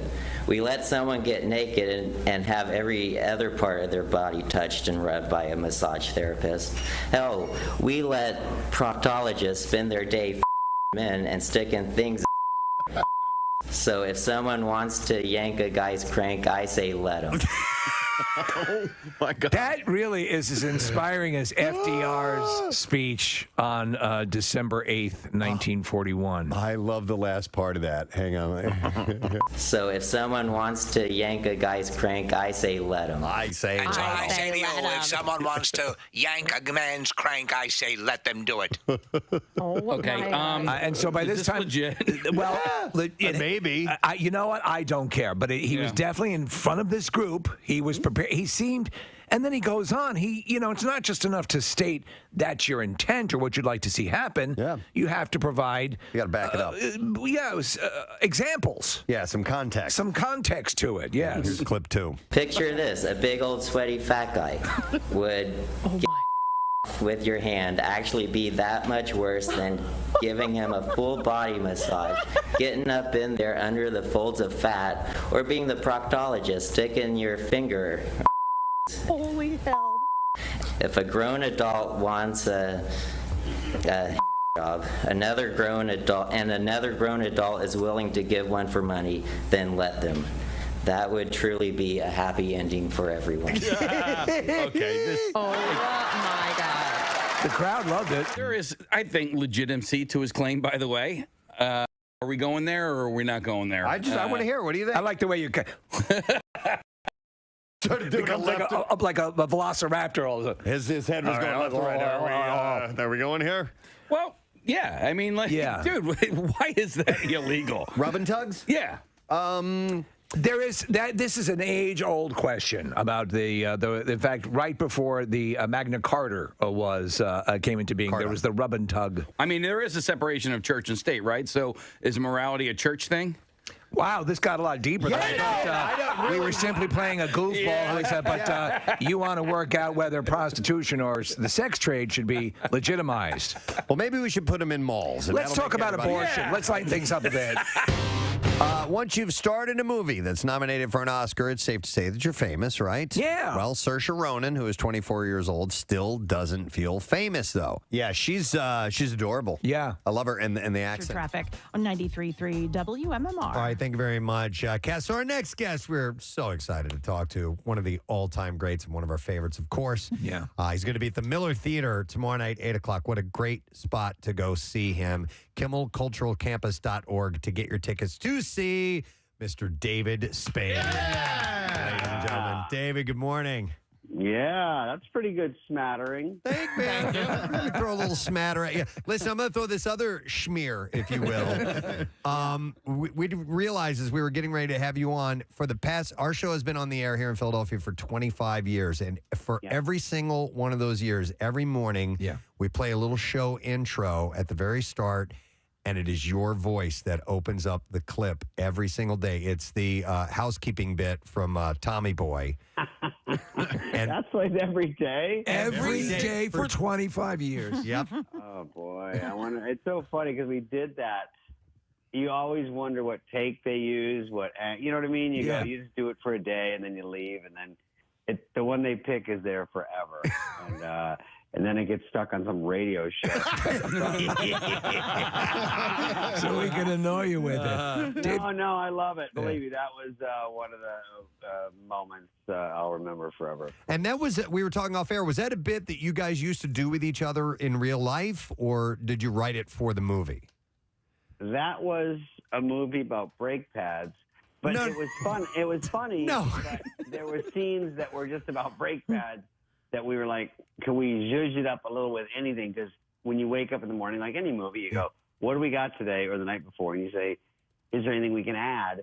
And I think I was just going over there to get some information about, hey, we need to get going. Yeah. And then when I would go to his room in the morning to get him at Four Seasons in Toronto, I'd knock and go, housekeeping? And he'd go, hang on. and I would go, housekeeping. I'd just keep doing it. Yeah. And he would get so mad. And I go, and when he opened it, I go, it's me every single day. Every day. Oh, that's and funny. he never put it together. And he goes, oh, shut up. Shut up, Richard. I have to tell you, David, so I've been a fan, and a lot of people, and it's something I'm sure people get now familiar as you're touring around. I knew you first from stand-up. I loved your stand-up. I remember I will go back to the days when you do Tom Petty on stage, and I did that too long. But yeah, but I loved it, and I remember I was starting to flirt with the notion of stand-up, and you had, like, from the get-go, the most effortless delivery with the sharpest material, and I mean it was clearly something that you took to immediately. But is that always the core, the center thing, the stand up for you, because you've kept doing it throughout your career? But is that the most important thing? Would you say in everything overall? Yeah, I like that description. Honestly, I think that's nice because it is very hard to do any stand up, and for everybody that does it, and it's hard to have any sort of style. And that style was like a research paper of all my favorites, and then it was just kind of what I try to be funny anyway, the way I would be, but it doesn't always pay off. And I remember early on, it wasn't paying off. And Dennis Miller, who was a great writer that I loved, he said, he saw me changing, and I was doing harder punchlines and stuff and leaning on it. And he said, you can't do that. Do like you used to do. I don't know what you're doing now, but this isn't. And I go, I know, but these clubs, if you don't kill that hard, they don't want to bring you back, and I got to make money. And he's like, no, just do it the way you're doing it, or just quit, because you can't change it. You got to think of the jokes the way you want to do them, and make them come to you, or it won't work. Or you'll be faking it. And I was like, God, it's heavy. But it's so true. And so I just tried to do it the way I like to do it, and just hope it would work. And sometimes I do these shows like the one I'm doing there, and some people go, it doesn't look like you're even trying. I'm like, what do you want? Do you want a show with laughs, or do you want to go, yada da, like John Bonet out there for an hour? Like, I don't have to sweat it out. It's just, even like Nate Bargatze, who I like. Yeah. Mm-hmm. And I said, Nate, you're doing less than me. You're doing nothing. You're just like barely talking. And I go, and then you're playing these big theaters. And I love that they're buying it because they listen. And then the crowd has to go, okay, there's a joke there. I have to find it, because you're not ramming it down their gullet. You're just kind of saying it, No, I like that stuff. Your stuff is so surgical. I remember there's a bit, is it maybe like from 9-10 years ago, when you're talking about this guy who managed to get into the bear enclosure at a zoo, and what he thought the bears, this lunatic, what he thought the bears were motioning to him. Very subtle close-up gestures. I'm howling. So it takes a lot of balls to be that sort of drawn in to do the material, but the crowd was just dying. So no, it's great, and so that's what obviously people can anticipate when they see you live. In person. We also love the podcast, by the way. The Fly on the Wall. It's just been sensational. Yeah, thank you. And we're sad to hear about Dana Carvey's son and all of that. As for the schedule of the podcast and what you're doing, are you taking a break, or what's the status of that? Well, we do them a little ahead. So we sort of, Dana's life just got flipped upside down. First of all, his kid Dex was such a cool kid, and Dana is such a great dad. When you see these things happen across America, really, not just Dana, and you go, this is how rough it is. It just turns someone's life inside out. And Dana, we had a few done. We have one right now, and then we actually just did Dan Aykroyd right the night before, I think. Oh. And Dan Aykroyd is one of our all-time favorites, and we had such a blast. Did it at my house, and then he's coming on, I think, in a week or the next one. And then we're going to do 2 best ofs, and then I hopefully we start again 1st of January. Okay. We'll see. It's hard because there's no way even to describe. I don't know how he's feeling. I have no idea. Yeah. How do you come back from something like that? It's got to be a Herculean chore. Yep. David, and when is it soon where people don't go, oh, are you doing jokes? Yeah. There's so many situations where everyone decides what.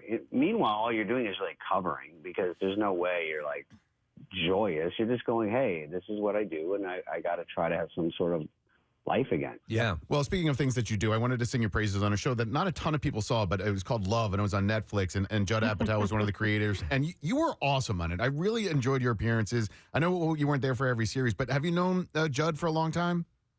I've known Judd since before SNL. I thought so.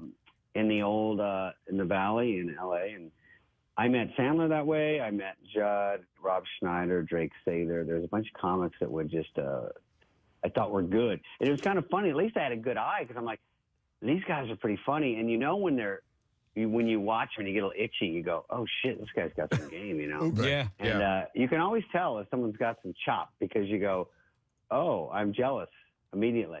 Because most of them, you just go, okay. But now and then you see someone and you go, oh boy, I better get right. And so I thought all those guys were good. And Judd spun it into helping Jim Carrey write. And he's doing different things. And then he started directing. And it just, well, he's all over the place. And he knows how to do a lot of things. And so Love came about. He goes, hey, would you want to just come over? And his kid was on it. Yes. Be her stage dad for a couple episodes, and this kid was so funny because she's super cute, and she'd play the biggest bitch stage kid, and she would scream at me, but everyone had to handle her with kid gloves because she was the one making all the money, and that was a funny little angle. But I like doing that. Iris is his daughter; she was great. She's still doing it.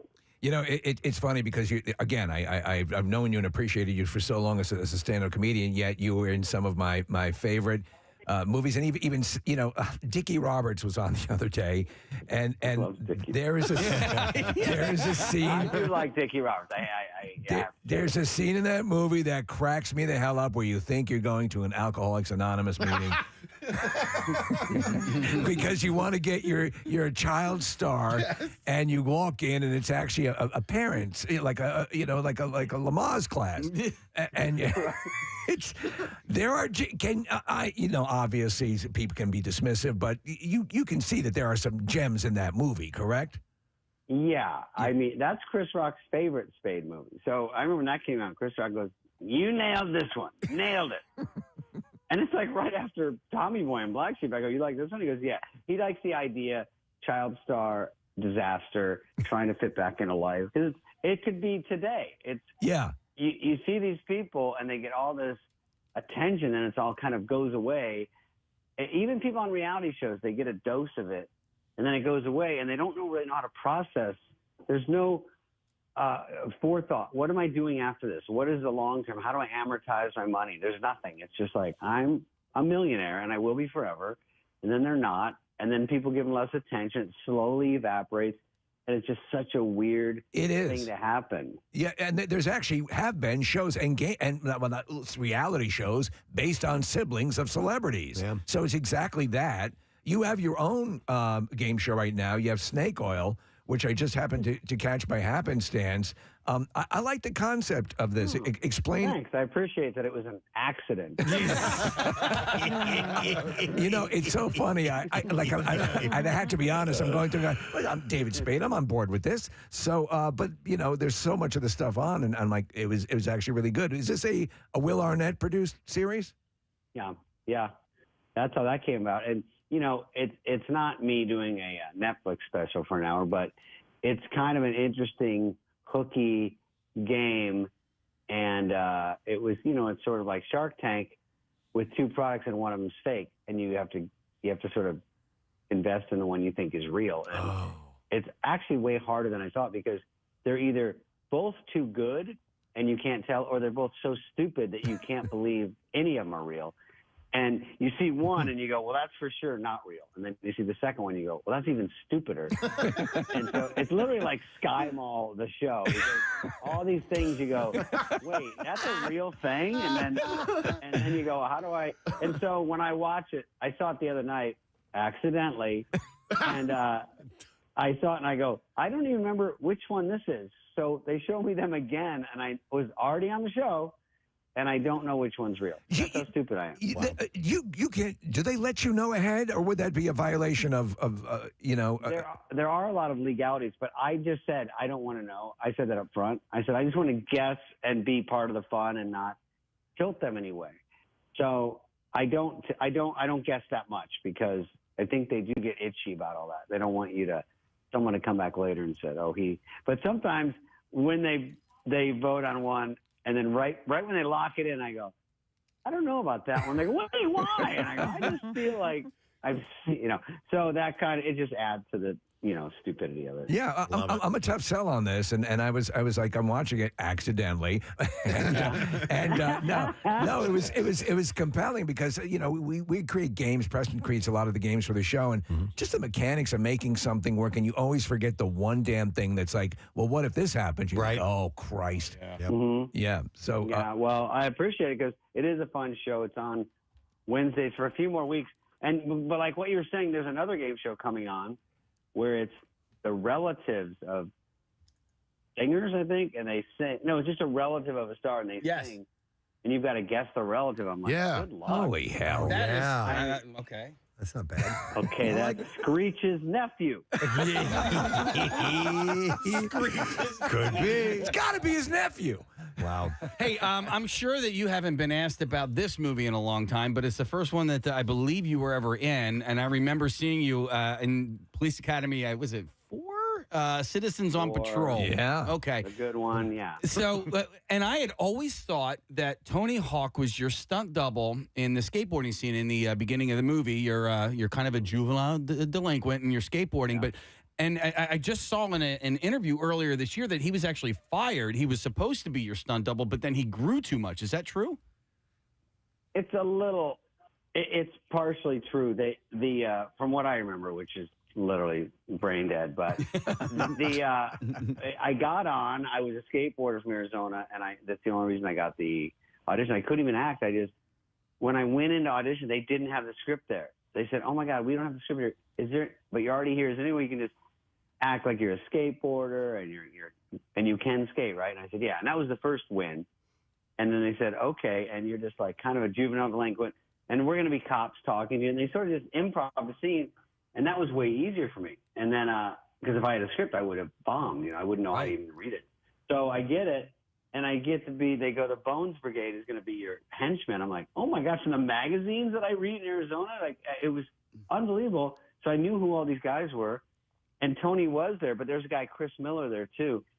And Tony skated, I think, the way I did, which is goofy foot. And then Chris Miller was a little shorter, a little closer to me, and he skated regular foot. So it was going back and forth of who could. He was too tall, but he skated the way I did, your feet different ways. And so it was just, we sort of mixed it up. But Tony did obviously anything hard. And I was like Meghan Markle, just but I could skate, but sometimes I'd wipe out and they'd be like, God, sorry. When was the last time you were on a skateboard? God, Tony now and then will send me a new board if I need one, because I go, hey, I'm going somewhere, and then I get a new one, and it's actually hard to work in a little bit. The new boards are a little tougher for me. I could still skate maybe pools and ramps a little bit, but I'm so fragile like a dandelion now that when you fall, you just stay down and you just sort of RoboCop your body of like what's broken before you get up. You're like, let me do a check. Self-analysis. Oh yeah, my God. Because I just laid there. Like the last time I fell in a bar, there was a step I didn't know about. So I wasn't even drunk. I just fell and I hit a table, and then the table fell on me. It was so beyond embarrassing. And it was about 15 seconds of falling. I was like, dude, this is like Carol Burnett show. And I kept falling, and then all of them fell on top of me. And then I was laying on the ground, and I just go, like, what's broken? Because the first thing someone said is, oh, my God, get an ambulance. And I go, for me? Yeah. Is that how bad it was? Oh, man.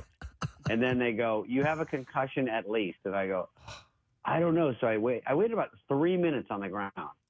And then I started to move going, well, I feel okay right now. Let me see if I move anything. And then I'm like, shoulder out. Everything was like, then I could figure out what was wrong with me. And I was pretty banged up, but I still watched the end of the game. All right. I managed to lose on DraftKings. I go, all right, there you go. David, I wanted to ask you this, and since we're talking about some of your earlier years, because you're, knowing you from your characters you played and the bits you've done and all that stuff, obviously you are just a genius at sarcasm and delivering it subtly on occasion, which is wonderful. Surgically. I've always assumed that is just a natural attribute that you had, and maybe as a teenager would use that, and if that ever got you into trouble, being, somebody who was a little bit of a smart ass in a sneaky way and it went the wrong way? Yeah, well, obviously just, until you make money at it, it's just annoying. Right. Especially my mom. My dad had split, so my mom had to deal with 3 boys, and we were just such a handful, and we were broke, the whole family. So, it just, I'm sure it was cute for a while, but I wasn't really like that totally. I was more into books and stuff, and I started being just throwaway jokes and stuff, maybe to get attention or something. But I sort of try to sharpen that. I remember I just put up a TikTok, embarrassing, and they're gonna find out how old I am and ban me from TikTok. But it was from an old roast. I started to put these old roast jokes on, right? And I thought was a good one. I actually swear I don't even know if I wrote it. It was about Jewel, so poor Jewel has to sit there and take it. And I go, oh, Jewel, and the last joke was, she's got to leave right after the show, but her tooth is going to hang out. Oh, dude. Oh. Her tooth is going to hang out. Oh, my God. The Jewel Snaggletooth. Isn't that good? That's good. People are like, I don't get that tooth one. I'm like, what do you not get? Oh, that's good, David. Isn't that funny? Those old roasts, I don't know. I got to ask Jeff Ross why they haven't done them in a while, because I don't even like to do them because you get caught in the crossfire, but it's pretty funny. They're so brutal. It seemed like maybe a little overkill was happening for a bit because they started roasting tons of people for a while. And there. you could tell.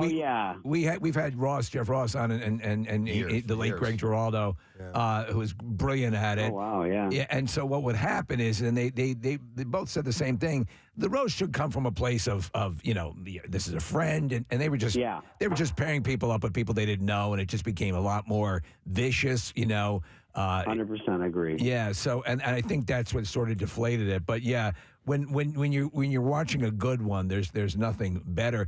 To the point of being sarcastic, you recounted a story. I forget where I was. Maybe I was reading it, or you telling it in person. You're working at a restaurant. And I think it was a seafood restaurant. Do you know the story that I'm talking about? Are you talking about? I think I was on Smartless, and I talked about when I was a busboy. That might be it. Yeah, and about serving shark. Yeah. This is. I'll just tell a different one. You'll be like, yeah, that one. Yeah, that was it. No, not that one. No, I was a busboy in Arizona, and I was the worst possible employee, and always hungover. And so I would go talk to all the tables, and they always said, and my manager's like, hey, dude, don't talk to the tables. I go, well, I want to be a waiter. He's like, you don't got the stuff. That's what he kept telling me. And I'm like, I do all the hard work. I have to lean over and get all the stuff, and the waiter just takes the order and then shovels it on me to do everything. So I don't know why I didn't have the stuff, but I said, well, I'm going to prove it because I see the waiters have personality. So I kept going, how's it going on that? Table 48. Just like blah, blah, no one cares. And then after he just tells me this, I walk by a table on Father's Day, and it's packed. And we have a shark, is one of the things that's special. In Arizona, could not be good. Yeah. So any fish couldn't be good. Now a shark. Yeah. And so, and then this table goes, hey, they think I'm a waiter. And they go, hey, how's the shark? I go, I have a motto. I don't eat them. They don't eat me. Spade! And he goes, what did I just tell you? I go, dude, I'm killing over here. I go, I'm getting applause breaks. He's like, dude, you're out. So he fired me that day. Oh, man. Yeah, just, that's people. Wow. People come for the entertainment, a free show from the busboy. I go, you're not understanding the severity of these jokes. It's good stuff. David, I got fired every job. That's why my mom was like, yeesh. And then I finally did stand-up, and when it paid $80 a week, that's when I quit school. And she's like, I feel the hair premature. David, I'm on Easy Street now. I recently saw a podcast with Jim Downey, the writer from SNL, and Conan, and they were telling stories about Norm Macdonald, and I'm sure you have a million stories about Norm and like your time with him, but is there one that you could share with us just because you knew him for so long? Norm being crazy, I think even at his memorial, I said, everyone's talking about what a genius he is. let's talk about the crazy part for a minute, because it was too sad. Any memorial. Yeah, is too sure. sad. But I think I can't even pick one. I have to say, I remember he blindsided me on the Dennis Miller show we went on together, and he told a whole story just to end with Spade's gay. And it was it was an 8-minute story, and me and Dennis both go, he looks at me, and they go to a wide shot, because I was on first, then Norm, and I'm on the couch, I go, wait, you went that whole way to kick me in the balls at the end? He's like, yeah. Me and Dennis were both dumbfounded, like, wait, that's the end? He goes, because you wind up being gay like this guy here, and he points his thumb at me, and I go, that's it? But that's what he would do, is he'd tell these long, and sometimes when we were on the road with Sandler, Schneider, and Norm, and Schwartz, and all these guys, it was really fun. Timmy Meadows, and then Norm, would now and then do these long stories, and sometimes he gets walkouts, but it's always worth it. So we're on a group chat the next day, because Schneider, after Norm goes on, and he had a tough set, and it's for 8,000 people, and then Schneider goes, "Well, Seattle, that's Norm Macdonald. You never know what Norm you're going to get, and tonight you got that one." And then the next in the chat, he's like, "Hey, Snyder, fuck, F you." And then we're all in the group chat chiming in because it was so great. And Snyder's like, "Come on, man, you got to bring it up." And I'm like, and Snyder fights back immediately. I was like, oh, my God. Wow. But hilarious. And Norm was always funny on those tours and on whatever. One of the most nervous times, we'll get people in here all the time, David. And we'll get big stars. Yeah, and so Norm came in, and it was like, and I've always, just loved Norm Macdonald, and I'm a huge fan of yours as well. But the truth of the matter is, he came in, and I was like, I'm freaking nervous. But it was just so great to see him in the moment, and you're right. You would there are times I remember if you talk about roast, he came out and read from an old paperback book of how to deliver jokes. And that's what he did. You say this guy's over the hill. He's really over the hill, and everyone's like, what? Like he's reading jokes from the 70s about yeah. And he does a whole roast set like that. I remember that. That was something crazy. But at least he was trying stuff and being different. And he was always funny, even on texting. He was saying crazy things. And I think toward the end, we just kept saying, he goes, "David, we have to have dinner." And then I go, "Yeah." I go, "I don't care about COVID. You want to come over? Come over." And he goes, "Yeah." And then I go, "All right, well, come over Friday." He goes, I can. There's COVID. I know, but no, we don't care, remember? And it's my house. I'll sit 20 feet away from you. He goes, "Oh, okay. Okay, how about Tuesday?" And then Tuesday, I go, "What time do we come over?" He goes, "David, it's COVID." Are you going to do this the whole time? Of course. I love it. So it's a killer disease.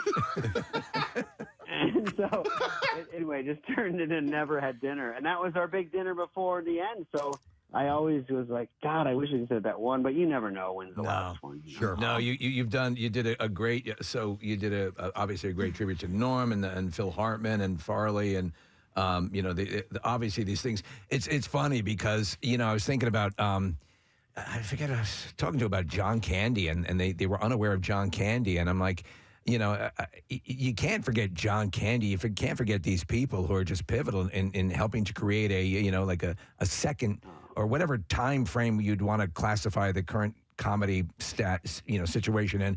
And so in a way, you guys keeping Chris Farley, reminding people. Keep it up there. Yeah. Right. There's people that don't know Chris for sure. I mean, there's people that, and that's okay. Just time goes on, then you start to meet people that don't know, and then they don't know John Candy, and that's normal. But when Steve Martin and Martin Short were on podcast together, of course we asked about John Candy because that was pivotal for us growing up, like Planes and Trains and everything he did. He was in Blues. We just had Aykroyd. I think what I was asking about. Just John Candy and Blues Brothers going Orange Whip. Yeah.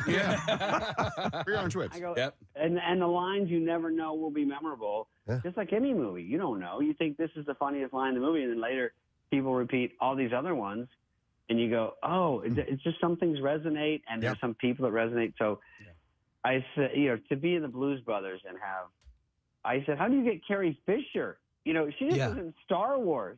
And now you go, you want to be a bit part in Blues Brothers? She's like, yep.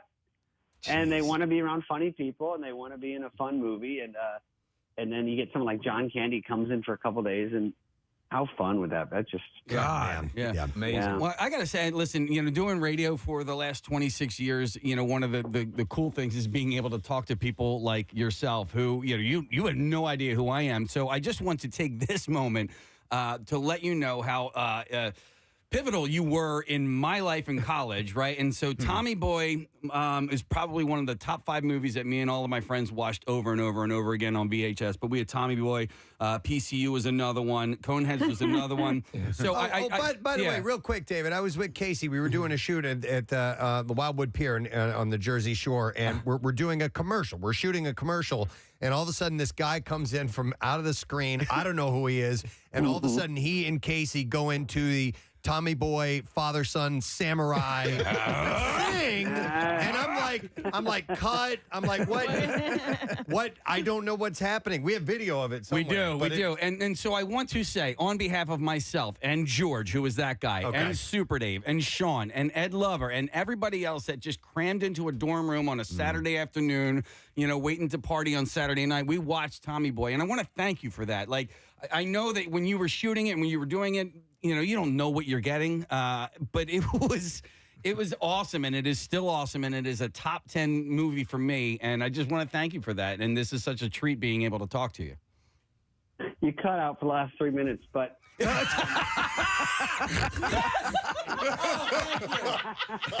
I love it. Dude, I love it. That's the best response possible.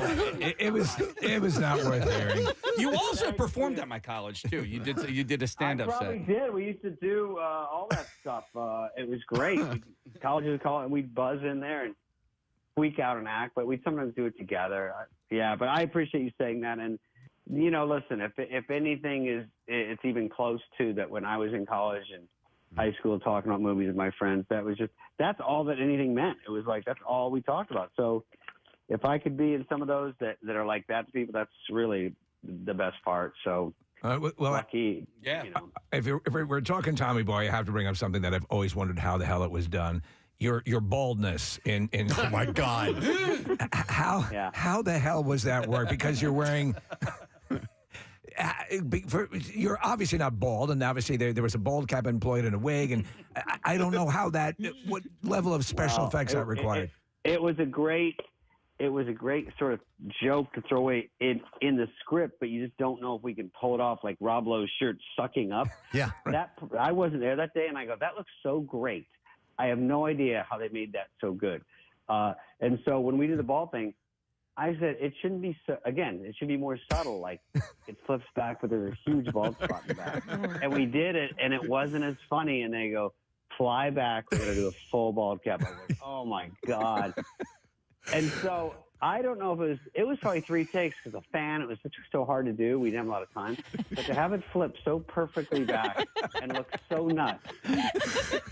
And then the whole rest of the movie, no one really says anything. There's one thing at the end where someone points or something at the head. But that was a great gift. That was a great gift. The brilliancy of that scene was, throughout the entire movie, and this is at the end of the movie, there was no mention of him having a hang-up about his hair. Nothing. And it's just, you're blindsided by it. Oh, it's just the best. Yeah, it was great. I mean, that was just not really me, but they nailed that one perfectly. Well, it's just, we're so happy to have you on to reminisce about stuff like that. And obviously, you're doing the show at the Miller Theater. It's tomorrow night, 8 o'clock. Tickets available at KimmelCulturalCampus.org. You have a huge fan base here, well, around the country, but in Philadelphia. I haven't been there for a while, so I rarely ever come there, so I'm going to have a blast. I'm on my way to Baltimore right now. I got to run, but I like how you're wrapping up, but I'm saying I got to go. I got to get out of here. So, thank you, though, guys. And I appreciate chatting with you. Dude, it's the best. We'll see you tomorrow night. Enjoy your time in Philly. Thank you, David. Okay, thanks, guys. Take care. David Spade, guys. Wow. Wow. Listen, he's always been one of my gets because I kid you not, since his earliest days of stand-up, I've been a huge David Spade fan. You're nervous talking to him because, again, Press, you had mentioned it during the interview. A lot of the characters that he plays are sarcastic, and I'm like, is that what David Spade's really like? Is he going to like us? Is this going to be a good interview? So read his first book, which is an autobiography about him, and his love for his mother, and the all the stuff about him being the father abandoning him and all that stuff, but. He's a really sweet guy. He really is. I have a vivid memory, Casey, and I'm glad you brought it up because you and I are the same age and we went to college at the same time of watching Tommy Boy for the first time. And it was a VHS copy, and it was the same, very similar instance where we're sitting in a dorm room, and my friends put it on, and they had seen it already, and I hadn't seen it yet. And I could hear them start to giggle before the joke happened, right? They were anticipating what was, and they're like, it gets better. Wait until they get on the road. And they're pairing, and it was an unlikely movie. It got panned by critics. It bombed on the box office, and then it came out on VHS, and it just became one of those things that, Preston, as you alluded to earlier, every day on our show. So, it's... I don't know. I love the fact that movie is where it is in the Pantheon. Yeah. I've got a group of friends that it's just our whole group is just consists of ball busting everybody and say on a group text. But when he was talking about that group text and who was on it, could you imagine being on that? State of the art. I mean, you have to be. I mean, I adore Norm Macdonald. I adore David Spade, and that. It's like when we had Johnny Knoxville on, or anybody from that collective, where you can't sleep with you have to have one eye open. You always have to be ready for the takedown. You always have to be ready for it. But you're talking some of the sharpest minds in the world. I mean, I would just be crying all day long, crying, laughing. For perspective, Casey pulled up Rotten Tomatoes on or the Rotten Tomato score. The tomato meter, 39%. Yeah, for Tommy Boy. Yeah. But the audience meter, 90%. Yeah. I remember reading the review. Yeah. It got 1 star in the Inquirer, and I was like, I don't know, maybe this is not worth it. And then watching it in college, and now it's one of my favorite movies of all time. Well, the thing that was fun about that interview is because, as Casey said, when you start to head down a path with somebody you've never spoken to before, and then you throw an old movie out there to see if they don't mind talking about it, because some people don't want to go and pick apart their career and talk about the movies that they've done. And you, as a fan, that's all you want to do is talk about, what about this movie and that movie? And he was game for it all. And so that earlier, part of the interview where I was bringing up his stand-up. I mean, he used to do a Tom Petty bit where he could make, a la Jim Carrey, make his face look like Tom Petty. and it was one of his earliest bits, and I remember watching him and thinking, and I was just sort of flirting with the notion. I go, how is it? Because he was young at the time. And looked young. He looked really young. He looked like he was 13 years old. I'm like, how is this guy so polished? Yeah. And he never lost it. His Michael J. Fox was pretty awesome as well. Yeah. Oh man, and now I'm looking at his IMDb. I could have kind of gone on about Coneheads, his character in that, and just The Wrong Missy, Joe Dirt. We didn't even talk. There's so many different Emperor's New Groove, great movies. I didn't see Emperor's New Groove. Oh, it's a really good. Patrick Warburton's in it, and it's a really great animated movie. And he's the star. David Spade is the star, and he plays essentially David Spade in that movie. But it's a really good, underrated Disney animated movie. Wow. And the lines from Tommy Boy that we toss around casually, like, it'll cost you. Right, Yeah. yes. They really, we were talking the other day about these movie quotes that just live in your brain and surface for whatever reason. Like, he is responsible for Nick, a lot of those. How many times were he seemed very nice. Yeah, definitely. And then he's like telling these stories about Rob Lowe and Aykroyd and doing the roast for Rob Lowe and Aykroyd being on his podcast. And I had forgotten Aykroyd and Lowe are both in Tommy Boy. Oh, my God. So we should have told him about the time where Pierre got pranked into thinking he was doing a shout out for Richard. And hopefully he had a pleasant enough experience that we can get him back on, because there's that whole thing alone. We can play him the audio. Yeah. I love the story that he told. It was in his book, or was one of the podcasts or whatever. But anyway, that Farley was jealous of his friendship with Rob Lowe on the set of like a pet, not in a bad way, but like, sorry. So would you hang out and have dinner with Rob Lowe last night? Right. And you go, I mean, in the most fraternal sort of loving way, you know. Speaking of nobody's around. Yeah. Oh my. No, speaking of nobody's looking. Oh right. Yeah. Oh my God. What college did Tommy Boy go to for 7 years? Oh, wow. Marquette. Really? Yeah, he's wearing a Marquette jacket in the beginning of the movie.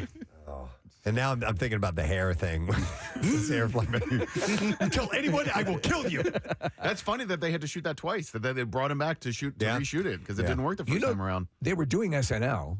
They would take off and they would do like a couple days shooting, fly back. Like at that time, Lorne Michaels was not. Hey, okay, you know there wasn't 200 people on the cast, so they were held to this. You know, they had to be back to do the show. SNL and then go back and do the movie, and they were just flying back and forth constantly. It was awesome to chat about that. So he's doing his show live, and he's great stand-up. So Kimmel, culturalcampus.org. It's tomorrow night, 8 o'clock, Miller Theater. There are some tickets that remain, so get them while you can, friend. I'd like to give something else away because we're going to take a break, but we do have a Philly sports trip tailgate to give away. This is a pair of tickets, the number 1 rated Birds home tailgate, and it's on Sunday at Live Casino before the Birds battle San Francisco. So we'll take caller number 19 at 215-263-WMMR, and we will give that to you. You're going to get top shelf, all-you-can-eat food and drink. E-Rock's the DJ. Hollis Thomas is the Birds ambassador, and Philly Sports Trips are your hosts. So visit phillysportstrips.com to grab your spot.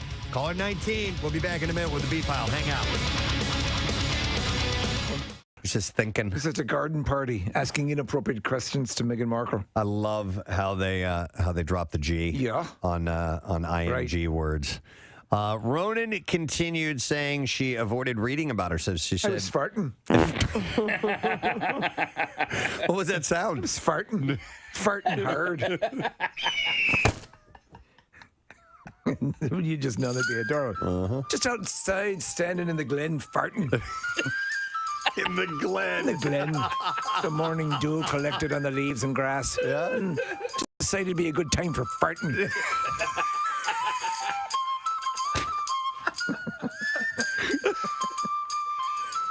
It does sound better, doesn't it? Oh, it does. Oh, it needs to be a song. Where were you, Auntie Sarsha? I was outside farting, dear. Farting hard. There needs to be a song called Farting in the Glen. Farting in the Glen. We're excited, ladies and gentlemen, to have in our studio actor David Harbour. Thank you. I'm so excited I said good afternoon when it's 9:20 in the morning. There are a bunch of footlongs outside the studio, which is like the 9 in the morning footlong, though. Yeah. Do you know Pink's in Hollywood? Yeah, I do. Yeah. That's them. Are those from there? They just expanded Oh, to well, the then east. bring me one. I mean, come on. It's still a hot dog. Yeah, it's not a... It's classic breakfast fare, but it works. It's very good. We never actually get breakfast food here. It's always like that. It's always a dinner thing, but it all works. And all that stuff. We've been up since 3:45. Yeah, exactly. So it is kind of dinner for you guys. David, where are you from? Where did you grow up? I'm from White Plains, New York. Know it well. Yeah, Yes. do you know it? I'm from New York, yeah. Okay, I know Westchester County, like 45 minutes out from the city, suburban. Very boring place to grow But nice. up. If you work in the city, it's a nice area to be in. Yeah, exactly. I mean, I couldn't stand it when I was growing up because this is like that suburban thing, and you're like 14 years old and all you want to do is act out. And so I would take that Metro North train down to New York, though. Oh, yeah. When I was like 15. And, you could, back then, you could do a lot worse things than you can nowadays. We could go to bars. And I mean, they didn't have any of the rules they have nowadays. So it wasn't the creative arts that were driving you to the city? It was the party? I would tell my parents that I was going to the Metropolitan Museum of Art. So, yes, the arts were driving. Yeah. If my parents are listening. Well, we're thrilled to have you in here. Yeah. We're massive Stranger Things fans, and we're also just massive fans of your body of work, which is just so much great stuff. And I think you've described yourself, or have been described, and I think you're the epitome of that guy for so long, who just is always, this guy's in it, this is going to be good. Yeah. And we have a sense that you've curated the things that you're in, and whether that's the truth or not, you just always end up in good stuff. And Stranger Things is just such a... no one could have figured this bizarre pop culture bank shot that took place. Yes. And that they went with, except for perhaps Winona Ryder, moderately known. And it just took off. So when you got the script for the first time, I understand it blew you away, but did you think you were going to get it? You couldn't have had an idea it would be what it has become. No. Yeah. The complete opposite, to be honest. I mean, the first thing is you get the script, and I thought it was a really good script. And so my first thought was there's no way they're choose me to be like the male adult lead in this. They'll get somebody who's a star. And so I kind of blew off the audition a little bit. I mean, I do what I do, but there was a relaxation in the audition where it was like, those situations where you think like this will never happen. So I might as well just do what I want to do. That must help. That must help in a way. Because it makes you more relached. You have no expectations. You're not. You don't have a goal. You're just like doing what you do. And then I wound up getting it, and it was incredible. And then as we were shooting it, I remember around episode 4 or 5 having a bit of a breakdown and thinking, none of this works. Really? Really? Yeah. I mean, because I remember, Hopper's a really messy guy in many ways, like everything from his body to, his personality. Well, the very first, my impression of your character was like, this guy's a douchebag because she comes and says, my kid is missing. And he's like, he's out running around or whatever. I'm like, oh my God, he's going to be that guy. Yeah. He's more complex than that, and really cares. But you're right. He kind of had that really messy attitude about him, but he's the character morph. So initially you thought that wasn't going to translate? Yeah, and so like around episode, I think it was 5 though, we were doing a scene and I'm neurotic and occasionally I'll ask people like, what'd you think? And I went up to my hair person, this woman Sarah, who's lovely person, but I was like, what do you think? And she just turned to me and just shook her head and she was like, I don't think it's going to work. Wow. And I was like, what? You mean the whole thing? Thanks for the confidence. But I understood where she's you're in a bubble down there and you just have these days where you're like, what we're doing is stupid. Nobody's going to like it. And then before the show came out, there was no advertisements. No. And I couldn't get an interview like this on a popular radio show. Like, nobody wanted to talk to me about this show. That was the beauty of it. I found out about it through word of mouth. Exactly. So it started to catch. And it was that. Now, this actually speaks to, you were a child of the 80s. Oh, yeah. And a lot of people remember all of this. It's at once a tribute to the work of Stephen King, and it's this pop culture maelstrom of things that are all pulled together and Spielberg, to Spielberg, and shot in a way that all the things that we love, but done in a great way. So there'd be no way to know it. But the fact that it did happen that way organically, I think, made it more firmly entrenched, and that's why we're rabid for season 3. You and the Netflix season 1 marketing department apparently had the same thought, because that's what they claimed was I don't know if that's just a way of getting out of spending any money on the show, but they claimed that was kind of their strategy, was to have people discover it. And I have to say, it is very gratifying. It was very gratifying to have it be something that wasn't hyped at all. And just to have people stumble across it on Netflix, and then the social media aspect of it. They just told their friends, and it was all over like Facebook and Twitter. Like, what is this? Yeah. And I think in this world where everything is so hyped, it's nice to have ownership and discover something that almost feels like a little pearl you found in an oyster, like a surprise, So let me ask you then, here's the conundrum now. Now it is a thing that's I know, now we're talking about it. Right. God. But whereas season 2 is always, everyone's like going, okay, what season 2 kicked ass. Yeah. I know. And it was. And guess what happens in season 3? Traps the bed. We jump the shark. No, it's my character gets on water skis. Nice. And literally jumps in. And there's a great white shark in the lake. All right. Who knew? Yeah. In Hawkins Lake. Are you wearing a leather jacket? I am. Okay. Surprisingly. No, honestly, I just finished, because they just sent me, because they like to send the finished episodes to everyone else before me. Right. But that's just no. But they just sent me all the episodes. I just finished them last night. Yeah. Actually, and it is so damn good. Wow. The trailer alone. So damn good, and you like. Oh, the end is. How does it end? What happens? Okay, so here's what happens. You're making up the chart. Yeah. By the way, I would like to correct you on one little thing. Prior to this, the first season coming out, we totally would have had you on our show. You're a liar. No. You are in some of our favorite things. When the first trailer for Black Mass came out, and the dinner scene with you and Johnny Depp, and I'll just sort of leave it at that because I know you wanted to hit on this, Steve. Oh no, like, we're gonna go over all your stuff because we're big fans. But yes, no, Casey's right. We were fans before Stranger Things. It just cements the adoration. But to that point, you go through these things. This has been your quantum leap. Yes. I mean, but you were that guy. You were on Broadway and you know working that whole deal. When you went in to I know you had an issue with working with kids initially, right? Because kids can be a liability, right? Initially. I mean, because I find you've got to get the right. I'm so quick to hate a kid in a thing. if he's, you know what I'm saying? If he's I do know what you mean. I know exactly. You got to get a Haley Joel Osment. You got to get somebody who really gets it. These and we kids got are like great. 6 of them. Yeah. I know. I know. And so they never. The old thing is never work with animals or kids. Yeah, but you and I are the same age, right? So when I look at this, Are you 75? born in '75. No, 1975. No. So you were born on my brother's birthday in 1975. Oh, right? wow. So that I turned 44 on the 4th of July. So Wait. Yeah. I was born on your brother. My brother was born in '73. Oh, 73. I was like, Don't try to wow, work it out. 2 months apart? Brother, how did that happen? Something with test tubes and cloning or something. It's right out of Stranger Things. Yeah, exactly. It's the upside down. You and I and Nick, actually, as a matter of fact, we're all contemporaries. So we grew up with the same movies. So there are movies that came out in the 80s that still work today that have kids in them because they were so good. The Goonies is one. Yes. Stand By Me is another one. Sandlot is another one that came a little bit later on. Okay. And so I liken E.T. E.T. Yeah. As a matter of fact, E.T. Yeah.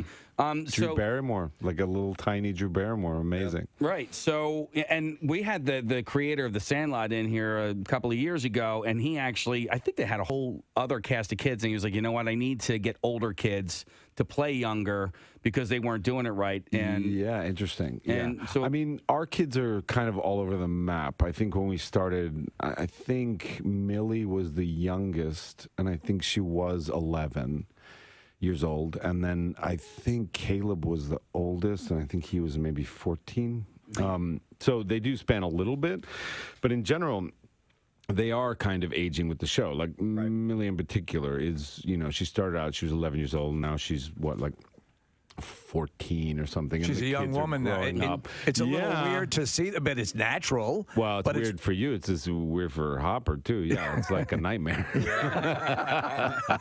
I love that you, and to Preston's point about the character, this character, and I think I like complex, I like villains where you can sort of see why they are what they are, and they're not just, you know, mustache twisting. And I like heroes that sometimes get pissed off and have luggage, and that's how Hopper came into the to the deal. You know, the whole paternal aspect of him was not revealed, and it becomes revealed in an organic way. How much of your input helped create that genesis for Hopper? I mean, they had an amazing character already created when I came in, but they also are very collaborative. So, you know, I have ideas and I understand men that are broken and disappointed in life, and other people are disappointed in. So I had some insight into that. Right. And so, you know, as we were developing him in the first season, and one of the fun things was as we developed him in the first season, and as we thought, you know, we were all sort of neurotic, and we thought, well, this isn't going to have much of a life after this season. But we would sit around on set and just have fantasies about, like, you know, what would be amazing? Like, if we could run this thing. Like, what could be cool? And I think that some of those discussions, especially in season 1, you know, one of the fun things was, like, we really loved the character of Hopper, and we also really loved this character of 11. And we were like, you know, there's clearly, like, he had a daughter who died, and so he has a lot of trauma around that. And she had a papa who was manipulative and who used her. Right. And so wouldn't it be great for these two characters to try to heal their trauma together? and do it in a very chaotic way where they Which don't know was season what they're 2. doing. Yeah, Season so that 2 was led that into process. season 2. Yeah. And then, and then there's stuff that we're even responding to going into to season 3. Yeah, no. David, I loved you on Newsroom, and I love you in this, in Stranger Things, and they're very different roles. Very different. And the writing on, which is Aaron Sorkin's show on the Newsroom, it's so fast-paced, and so a lot of your characters build on the fast-paced nature of the entire show and how quickly the dialogue is delivered, whereas on Stranger Things, it's the spaces between the notes, right? It's a lot more drawn out, and you can be a much more subtle actor. Do you have a preference? Does it matter to you?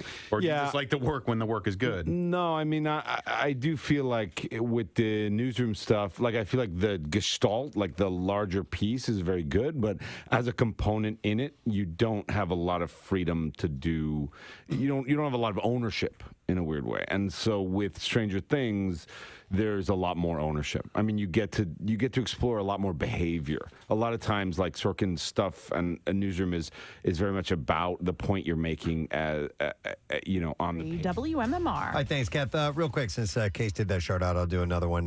This is from longtime listener, first-time chart requester, Julia. She said, my friend Lisa was just diagnosed with stage 2 cancer, and she's already fought and beat cancer once, and I know she's going to do it again this time. I recently found out she's also a fellow Preston and Steve listener, and I thought that a chart would brighten her day while she prepares to kick cancer's ass. So here you go. And we send that out to Lisa from Julia, and good luck with everything. And then this last one, not really a shout out, but kind of a request. I don't know. I don't think there's anything we can do, but I'm just going to mention this. It's from Katie Perlman. And she says, hey, guys, my boyfriend works for SEPTA, and every year they do themed SEPTA buses for the annual SEPTA holiday parade.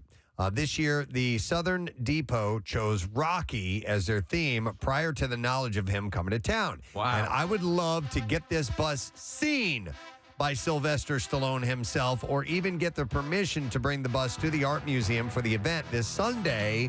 But I need some help making this happen. I have pictures of what they've been working on this past month. Please help me make this happen. And I think it would be awesome for SEPTA to get this seen by him after all the hard work that they put into it. Yeah. You guys rock. My boyfriend and I are avid listeners to your show and absolutely love you all. And this would be the best holiday present ever. We can't really do anything for you, Katie, but maybe just throwing this out on the air might steer you, and I don't know, somebody can reach out. I heard the email you just read there, Preston, and I'd like to invite him to come out, and I'd love to ride the bus, and we can go have some mini melts. Yeah. You like mini melts? I really do. Oh, that's awesome. They need their own freezer, Preston. Yeah, they need their own freezer because it's colder. And I like Window Nation and Sleep Number. Horizon Services. I like Horizon Services. Yeah. Meineke? I like Meineke, Nick. I know you're a big fan. And Casey, I like your events, your football events. Omaha Steaks. Omaha Steaks. And Kathy, I love whatever you talk about. The jewelry. Teeth Keepers. Teeth Keepers. SallyForge.org. Right, yeah. And Nick, I am a big fan of your old Sun Rocket commercial. Thank you. Sunrocket.com. Is that even a thing anymore? No, it's not. No? It like flew too close and burned up like Icarus. Oh, my Shame. God. That's Great too service. funny. Anyway, well, thank you for reaching out, Katie. I wish we could do something for you. Oh, they're right. All right. Sorry, I forgot what the beginning of that was. Let's do the B-file, folks. WMMR presents Preston and Steve's Bizarre File. All right, we'll skip through a few stories here for you, my friend. In Florida, a lawn care and pest control worker was arrested twice for allegedly exposing himself to customers while inside their homes. The sheriff's office said that it first arrested Tyler Mountain after a 76-year-old woman reported him for exposing himself. Investigators said the incident And he happened. was outside? He's 27 by the No, he was inside, dude. Oh. So investigators said that the incident happened when Mountain was supposed to be giving the woman an estimate for pest control work. And listen to his MO here. According to the sheriff's office, the victim said Mountain left her bathroom with his genitals exposed, saying that his zipper was broken and that he needed her help with it. Oh, no. Yeah. You might have some termites, and these are my testicles. Yeah. During the investigation, a detective learned that Massey Services fired Mountain after getting the woman's complaint. However, some spit might loop that zipper up. However, the sheriff's office said the company confirmed that this is the second time he was accused of doing this type thing by a customer. Okay. In the other one, the sheriff's office said that the victim told the detective that Mountain was supposed to be working on her lawn when he exposed himself and said his zipper was broken. He was charged with lewd exhibition in that case as well. Or maybe he's just a guy who has trouble with zippers. He buys inferior pants. He's just got damn the luck. Time to look into drawstrings. Well, I've said, I mean, the zippers existed for a long time now, and they still haven't perfected that technology. So you're siding with him. A passenger. I am. A passenger on a Southwest Airlines flight was arrested Sunday night in New Orleans after allegedly escaping the plane through the emergency hatch and runway and running away on the tarmac at Louis Armstrong Airport. Like Catch Me If You Can. Yeah. Or Commando. That too. Yeah. Who else has escaped from a moving plane? Executive Order? I don't know. D.B. Cooper? Yes. Well, he went I out the meant back. Yeah. in movies. In fake, movies, you know, yeah. Oh, okay. The Southwest We don't Airlines like reality. plane was still parked at the terminal and had not yet initiated the run-up for takeoff when the passenger made their dangerous escape. He got out on an over-the-wing exit. They're located, obviously, over the wings of the plane and offer an emergency self-help escape to have passengers who might be sitting in the middle of the plane. And passengers would normally slide down the wings before reaching the tarmac. Emergency exit on planes are usually located over 6 feet from the ground, so he probably took a little bit of a tumble. The man was taken to a hospital for evaluation, though no more details were offered. The investigation will be handed over to the federal authorities. I said executive order. I meant executive decision. Executive This is decision. with Kurt Russell, right? Yeah, Kurt Russell and Halle Berry. I was thinking of Air Force One, but they were in the air when everybody jumped off of that. Yeah. The Evansville.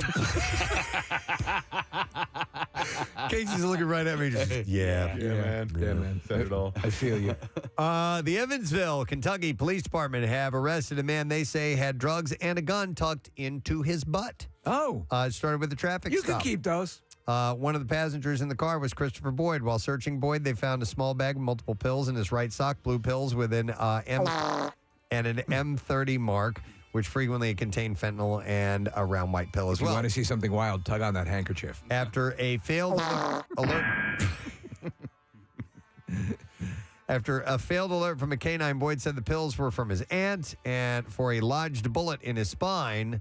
He believed they were Percocet. When asked why there were two different pills, he said she got it mixed up. But anyhow, he stated that he could not spread his legs far due to the injury while officers searched his groin area. But officers allegedly noticed Boyd was tensing up.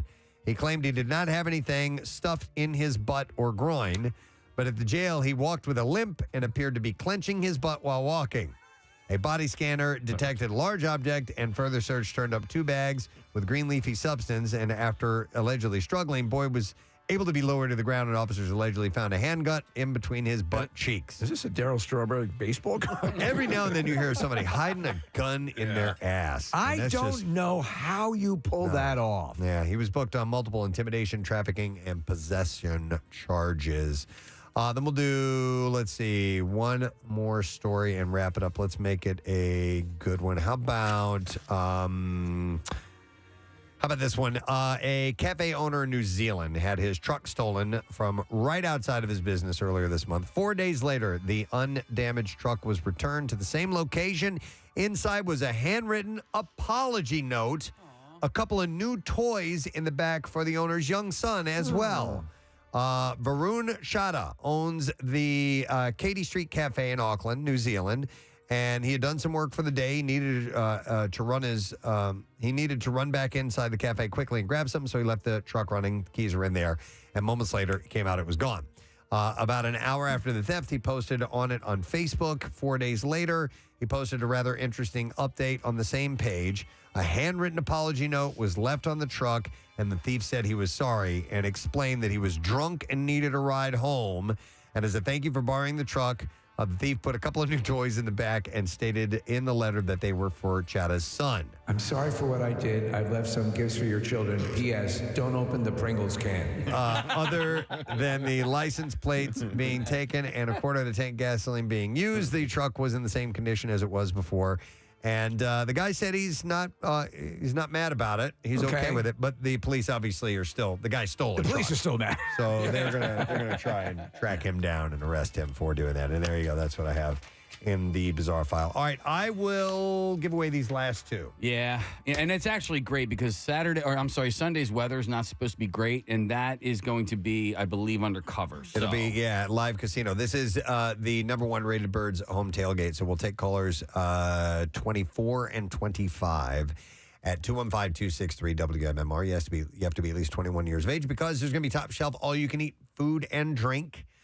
E-Rock's the DJ. Hollis Thomas is the Birds ambassador. And Philly Sports Trips are your host. This is all at Live Casino before the Birds battle San Francisco. Visit phillysportstrips.com to grab your spot. 215-263-WMMR. I think I said 25 and 26, right? Yeah, maybe. We'll take those callers. Well, maybe. And we'll be back in a moment. Lesson, question, trash, music news on the way. With Stranger Things, you may say something and mean something entirely different, or you may say something and then behave entirely different. And there are these pauses and these drawn out things, especially with your character. Because I love that. I love the way the character is like, you take a lot of time. Like, what's up with you? Why? It's compelling, you get drawn in as a result. Yeah. No, I mean, that's my whole thing with acting has always been that, a lot of it, human behavior is always very complex, and a lot of times, I think people say something that, and then they behave entirely differently. And that's sort of how I've seen the world since I was a kid, is I've always been confused by human beings, because they would say things like, I love you. And you'd be like, I don't think you do. I think you want me to stay, or I don't know what you want, but you don't just love me. So that's always the complicated thing that I want to explore with human beings. And I think that the great thing about the Duffers are they really love actors. They really love what we bring to it, and they really want, so they'll have something in their mind that's very specific, and then we'll come in and mess it up, and they'll be like, this is even better than and that sort of collaboration is what you're always looking for. You mentioned taking a lot of time. Netflix took a long time to get this next season back. And I was curious what you, how you feel about that as an actor. Listen, here's the problem, right? It's not a problem. It's a problem with you guys. I swear, it is a problem with the world. Okay, because we have. All right, I'm going to throw down here because we have trained you. We give you 8, or actually last year 9 hours of content. Yeah. And you binge it all in a day. No, I learned. And it's like, give us time. Take your time. Once every 2 months is when you should be watching an episode. No, it's crack. Look, it's I crack. know. For me too. I mean, sorry. No. And as soon as it's over, you're like, when's the next one coming out? Like, after the first day it comes out, you watch the whole season, and then you want to know when there's more. And you'll see, you'll see as you watch this season. I mean, the problem is, I agree. I wish we could bring them out to you every couple months, But the problem is, and especially when you watch this season, if you really just watch each episode and you see the camera work, the story work, the production design, every single one of them is an hour-long movie. That's been true of the whole series. 8 of them. Yeah. But eight movies in a year and a half is pretty good, compared to Well, let me ask you, going to your film work, which you love, and Casey brought up Black Mass, and you've worked on the other side of the table from Johnny Depp, as menacing a Whitey Bulger as you could possibly imagine. And I was reading an interview with you where you say the performance it really works like when you legitimately, if you're supposed to hate somebody, if you actually sort of legitimately hate the person in that scene, and that you can tell when someone's going, I'm going to pretend I hate you. So when Johnny Depp is looking across at you and he's delivering the secret recipe sequence, Are you kind of getting unnerved by that? Yeah. I mean, there's very personal work going on. I'm terrified of Johnny Depp. I mean, who isn't? So yeah, I mean, it's a funny thing. You meet people and you work with them almost immediately. That was Johnny and me. We just met that day and we just had that scene. But that was your first scene? Within that day? Yeah, and that was actually my first scene in the movie. Wow. You know, you sit down with a person, and so what I try to do is like just get very personal with them early on. You know what I mean? Yeah. Like you try to really see what you get from this human being, and then what you can use. It's almost like you're there with another chef, and you guys just have like ingredients spilled out, and you're like, okay, what am I going to use from you? Like, you know, you have this set of ingredients, I have this set of ingredients. What can we? And I mean, I do feel like the thing about acting is that when it's, and look, I do it sometimes, and sometimes I get scared of doing it, but when you bleed, other people feel it more, I think. Like, Right. You know, Ernest Hemingway has this great quote where he's like, writing is easy, you just sit at the typewriter and bleed. And like, it's true. Like when you actually are in the room, if you actually are hurt by someone, it registers as differently, viscerally, than if you're just sort of like pretending. Right. And I think in that scene you had soy sauce and garlic. Right? Oh, man, you found out. I spilled the secret. Can I ask you a question? Because real quick, I just want to reset. Yeah. It's David Harbour, if you're just tuning in, Stranger Things Season 3 coming up on Netflix July 4th. With that particular movie, you listen, you've been an actor for a long time. That's what you majored in college. You get into it because you love it. I assume that you didn't get into what you're doing now to receive awards and all that sort of stuff. However, with that movie, I felt like Johnny Depp should have at least been nominated for Best Actor in every single award show, and he wasn't. Yeah, I mean, that stuff's all political, you know. Okay. You can see there are signs, and it's always been the case. For example, I always point to the fact that Paul Newman should have won for The Verdict, and they gave it to him for The Color of Money. Yeah, I know exactly. Yeah, and it's like, well, we screwed up, so here you go. So that's. I think it's Pacino too, right? Like he was nominated, The Godfather, Godfather 2, like all these movies, and then they give it to him for Scent of a Woman, which is like. Okay. But like, it's Those no weren't Dog good. Day Afternoon. Like, come on. Like, no, you're right. You're in Attica. It was just on the other night. It so holds up. good. It's I still love great. David, I wanted to go back to the kids on the set on Stranger Things. You're watching these kids grow up. They're great actors, yet they are they're going up into this world of a career. I'm wondering if you're just letting them do that, or do you occasionally have a little bit of advice you try to, by osmosis, kind of give to them? Are you a parent? I am. Yeah, I have 3. Yeah. One of his sons is right behind us. Yeah. Oh, actually. really? Yep. Mhm. Hey, do you listen to your dad? Oh, yeah. Yeah, whatever. Because you're in the room. Yeah, I know.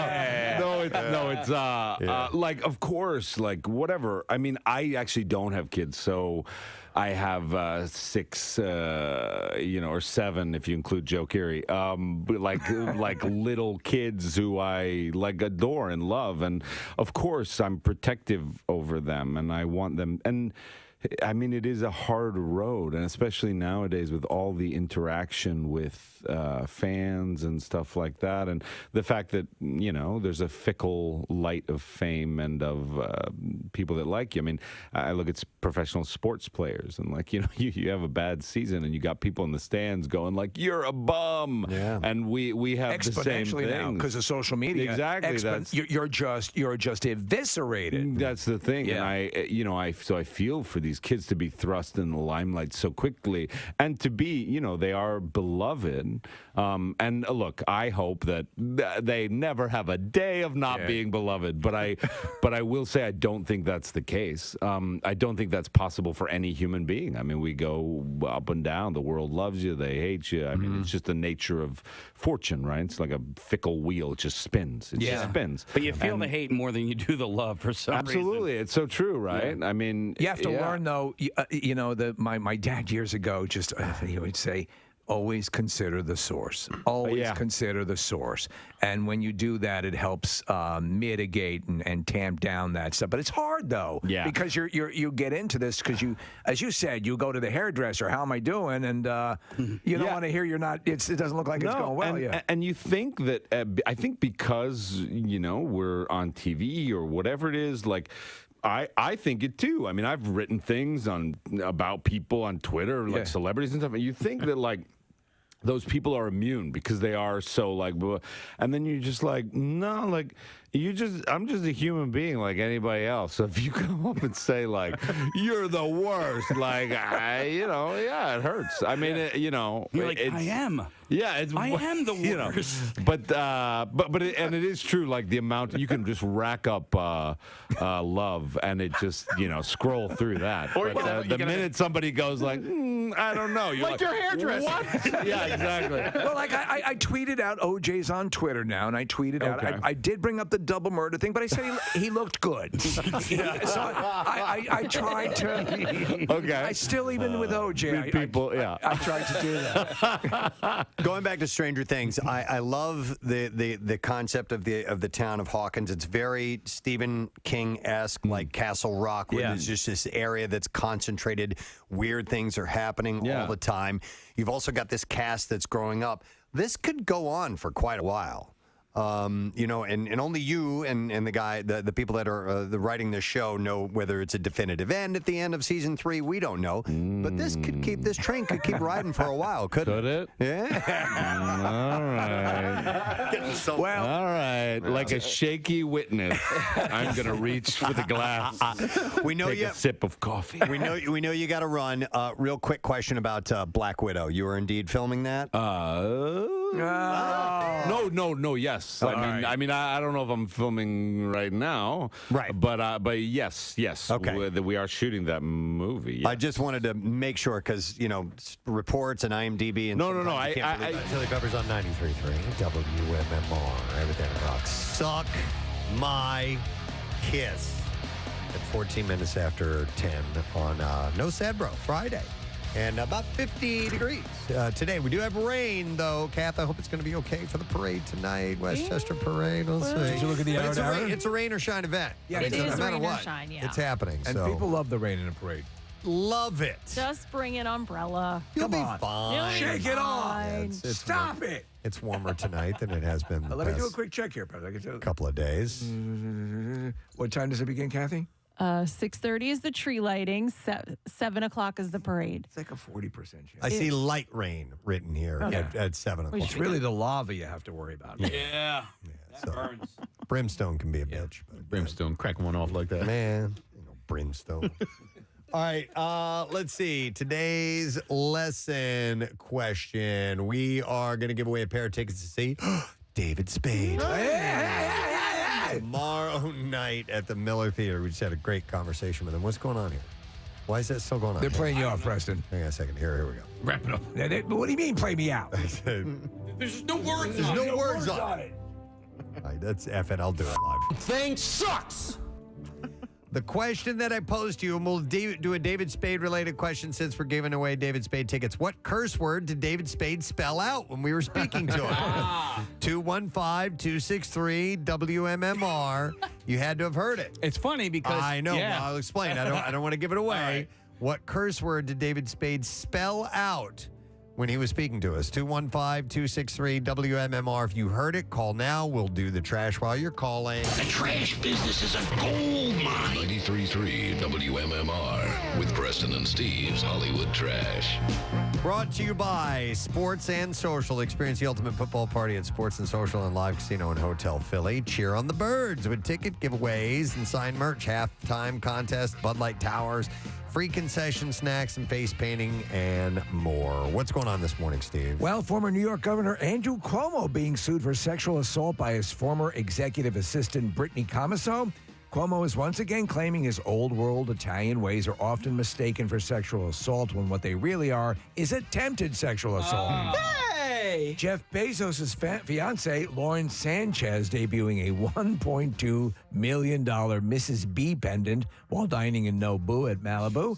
Jeff Bezos says he went with the subtle Mrs. B over the original pendant, which read, "I have paid good money for this vagina." Yeah. Jeffrey Bezos. And finally, Felicity Huffman opening up for the first time about her serving 11 days in prison for the college admissions scandal. Huffman says she befriended an older black prisoner named Red and has since left a scholarship for her in a stone wall outside of Lucas, Ohio. What movie? Shawshank All Redemption. right, okay. All right, let's see if. Have you ever seen that movie? I have, but God, so long ago. All right, let's see if we can get an answer. We need to know what curse word David Spade spelled out when we were speaking to him. 215-263-WMMR. We'll go to Kevin, see if we can get the answer. Hey, Kevin. Hey, Gadzooks, guys. Gadzooks, buddy. All right, what word did he spell out? B-I-T-C-H. That is correct. Yes.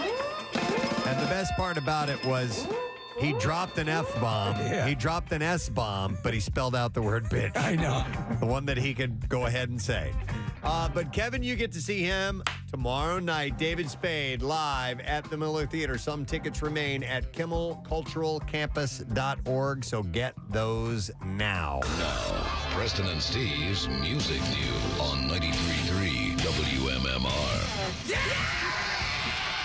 All right, it's brought to you by Family and Company Jewelers. You can save big at the passing of the torch sale, which is going on now through December 2nd, which is tomorrow, by the way. Watches for him, diamond studs for her, and yes, even engagement rings will be on sale. FamilyJewelers.com. So next month, the Rolling Stones will release Hackney Diamonds Live Edition, and that will feature tracks performed at last month's launch event at Racket in New York City, the one that Pierre was at. I believe that was where he was at. Yes. The 2 CD set features 19 songs, a mixture of the new with the classics, and will be out on January 19th. A few of them are Sweet Sounds of Heaven with Lady Gaga, as well as performances of Shattered, Tumbling Dice, and Jumpin' Jack Flash. Additionally, they released a lyric video for Bite My Head Off, featuring footage from Racket and unseen studio footage of Paul McCartney from the album recording sessions. The Stones are scheduled in 16 cities throughout North America between April and July. And, of course, they're coming to Philadelphia in the summertime. They're going to be at June 11th at the Lincoln Financial Field. And we have a few days left of the 13 days of the Stones. So at some point today, tomorrow, and Sunday, we'll have your chance to win tickets. And you need to know the special Stones song of the day. And you can get that through a cheat sheet. We'll also tell you what hour to listen to. Tickets are on sale. They went on sale this morning at 10 a.m. So they just went on about 20 minutes ago. And Pierre is doing that second shift tonight with Sarah from 7 to 9. So if you're a Stones fan, I'll request Friday night. Call in and request your favorite Stones song. Starts at 7. Oh, Stones. Kiss reaches the end of the road this weekend. Wow. This is it, boys. Yep. Not only for the its End of the World tour, but Helen. It's also the end of the band as a touring entity. Tom. At last, with at least with co-founders Gene Simmons and Paul Stanley, the group plays 2 final shows, Friday and Saturday. Gomer. Today and tomorrow. Opie. At Madison Square Garden, where the group started more than 50 years ago, and it is a fitting site for a finale. And Stanley said that the emotions will be bittersweet. He said it's very mixed. Playing the Garden will be exhilarating and full circle as it is, and yet it's also the end of the band as it exists, and that's something that is different in so many ways. Crazy. Then certainly the skeptics might draw any kind of comparison to this farewell tour we did, which was done under very, very different circumstances. This is based on a reality and the limitations of people to continue doing something indefinitely. There's a reason that there are no 70-plus-year-old basketball players or football players or athletes of any kind. That we've made it this far is extraordinary. Yeah, we just talked about the Stones. The truth of the matter is that they're going to do. I think this is the end of the touring, but they've not closed the book on one-offs. Shows like that.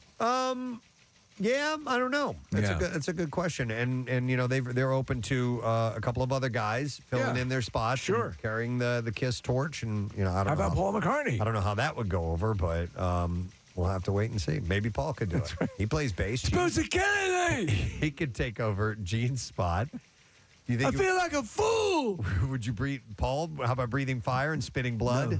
No. Spotted Dick. No, Spotted Dick. Okay. For the very first time, Queen will perform on cinema's biggest IMAX screens with the global release of Queen Rock Montreal. The digitally remastered live concert from 1981 will give audiences a front row experience in 12-channel surround sound. That's pretty wild. That concert's awesome. Yeah. That's the concert that happened to be on one day, and Carter was walking by, and I go, "Hey, dude, come here. Watch this guy. Yeah. And he just sat there, and then his love affair with Queen happened from that moment on because it's excellent. Brian May said, I don't think we quite realized it at the time, but this film has preserved one of the highest peaks in Queen's touring life. On stage in the old glory days, the director was very much focused on Freddie Mercury, and this now stands as probably the most precious, intimate capture ever of Mr. Mercury at his full, awesome power. They're going to have popcorn? At the movie theaters? theaters, yes. Yeah. Queen Rock Montreal can be seen in over 450 IMAX theaters beginning January 18th, and tickets are already on sale. They're having a lot of success with this. They did the Stop Making Sense re-release, and they had some of those in IMAX theaters and with the super sound system. Yeah.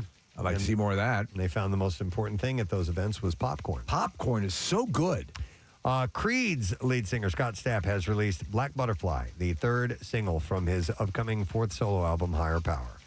About the song on the album, Stapp said,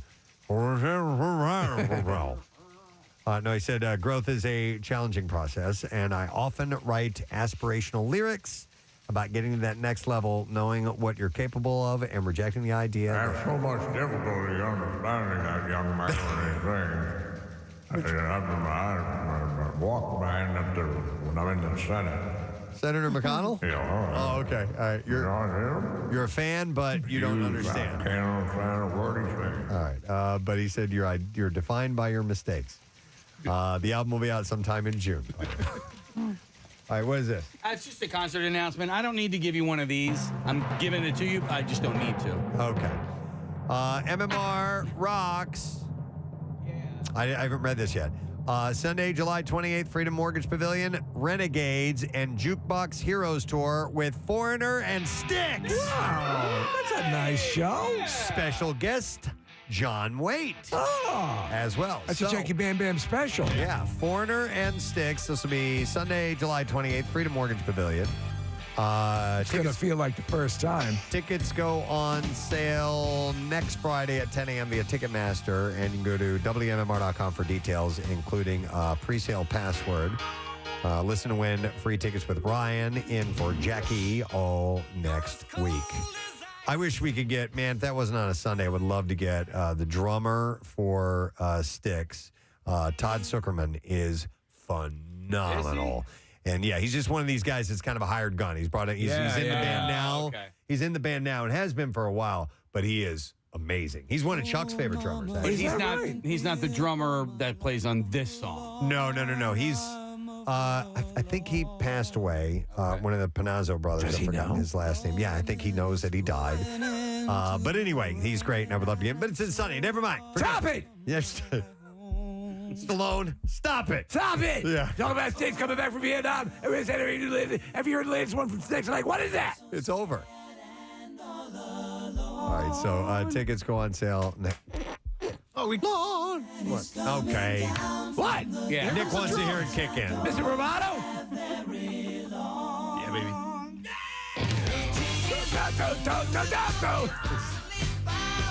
I thought we were all getting down. Sorry, guys. No, I was with you.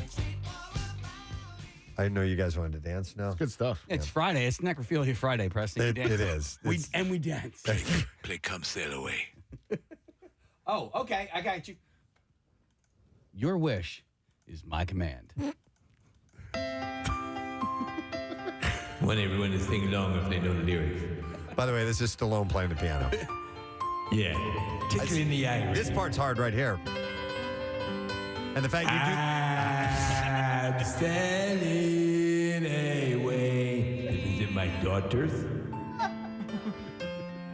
Eloping course for the whatever sea. Virgincies. Yeah, I can't see that word. Okay. Because your daughters... I don't want to embarrass my daughters. Okay. You know what the genre for this is? I never heard of this. Classic rock? No, Preston. It says progressive pop. Have you heard that? I could see that. For Styx? Yes. Yeah, okay.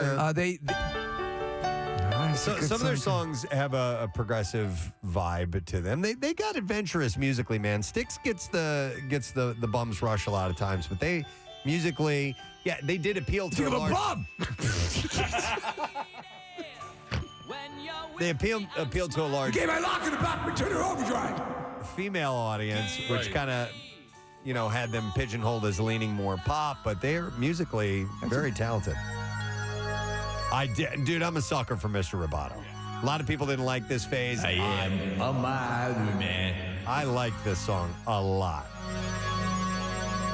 It's all ethereal sounding and everything, so. It's like you're floating up in space. Yep, just like But like a feather on the wind, like Forrest Gump. Didn't you name this the robot in Rocky IV after this song? Yeah, absolutely. All right. Sing along if you know the lyrics.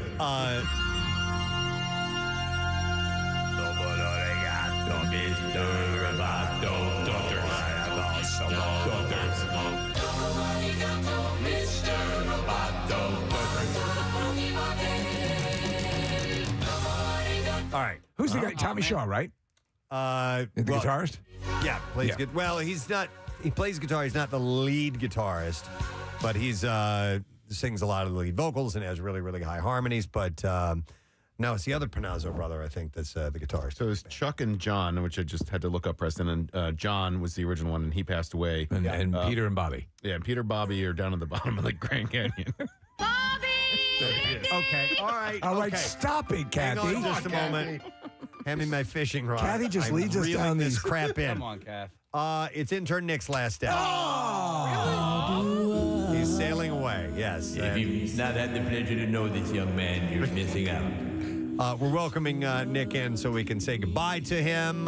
Sing along if you know the lyrics. And so Nick is stepping to the microphone as we speak. We never tell these guys when we're doing it. We just kind of surprise them with it. How you doing, Nick? Good. How are you? Are we a little bittersweet on our last day? Oh yeah. Yeah. No, you guys have been nothing but great. So Nick thank you. He paid us a very wonderful compliment the other day. He came over and told me how nice we have been to him, and because I won't name names, but he had worked elsewhere at a radio station and said they were dicks to him. Really? Oh yeah. Yeah. You ever hear of John Kincaid? That son of a bitch. Yeah. No, What an a-hole. it was not at the Fanatic. Oh, all right. It was a WIP. But yeah, no. You've enjoyed your time here? Yes.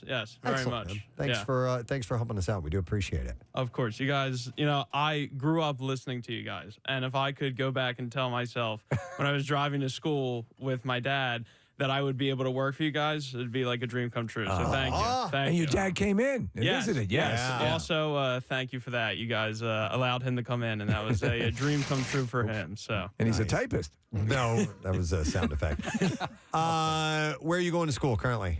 I'm at Neumann University. Okay, So, and what is where are you in your education process? so I'm a semester behind. I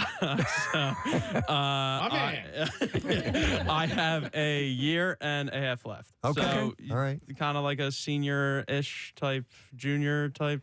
I don't really know what my class is, actually. Your end goal? What would you like to pursue? Ideally, I would love to work in some form of media, whether it's radio, television, streaming, anything with that. But I'm just kind of taking it where it takes me. Yeah. How was camp out for you? Because you were kind of pulling double duty as an intern for us, but also a student for Neumann. So how was that experience for you? So camp out was awesome. And I'm not just, trying to toot your guys' horn, but it's like, you hear all the time, like people donate.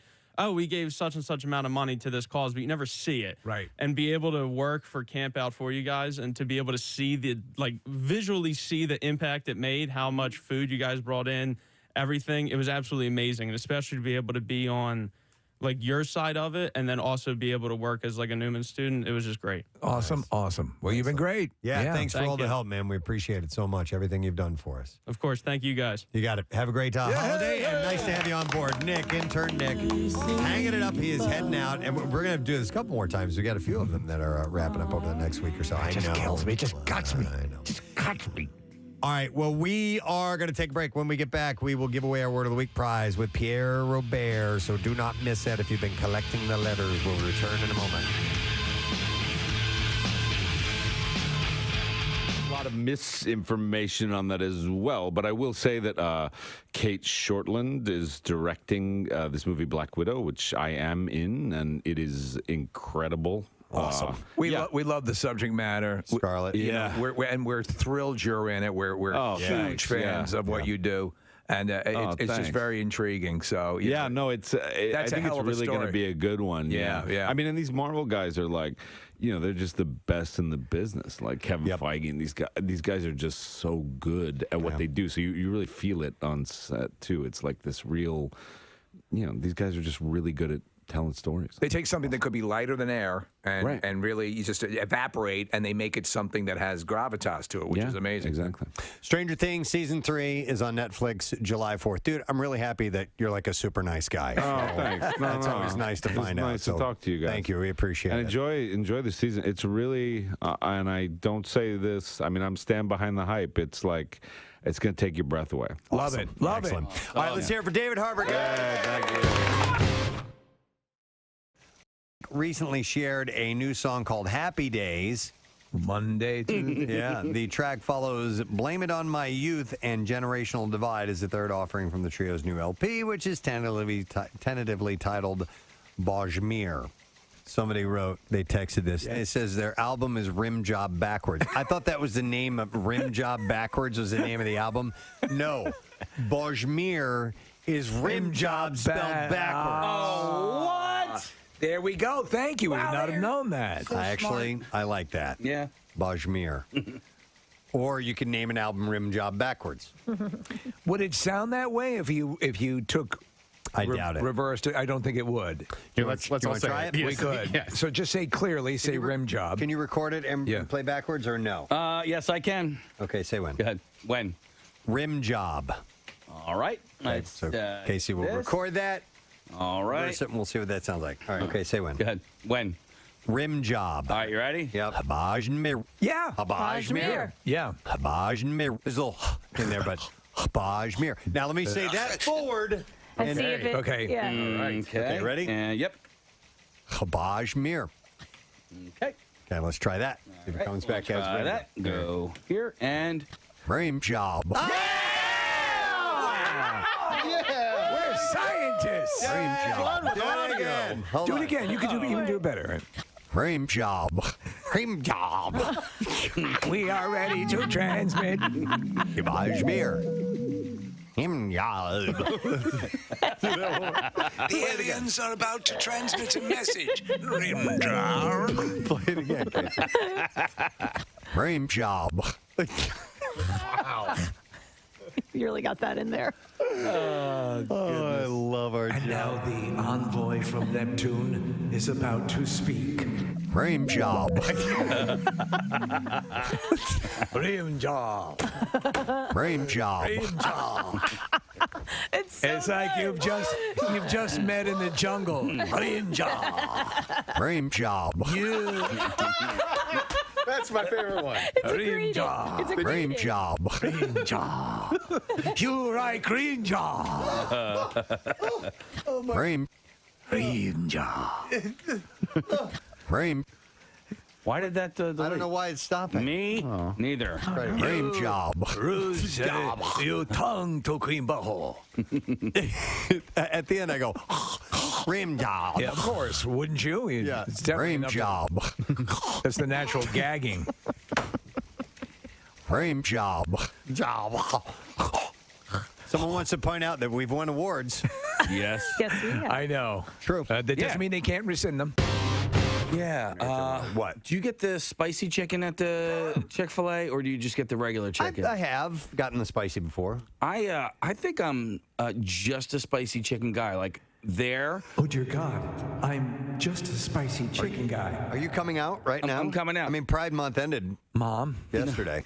can Did we it end talk? yesterday? Yeah. Yeah, June. June. All right, anyway, Okay, I was well, just joking. I'm Go a ahead. spicy chicken guy. Oh no. But I just wanted to let this be known that Wendy's has, Well, I'll always love you. has the spicy chicken nuggets are back.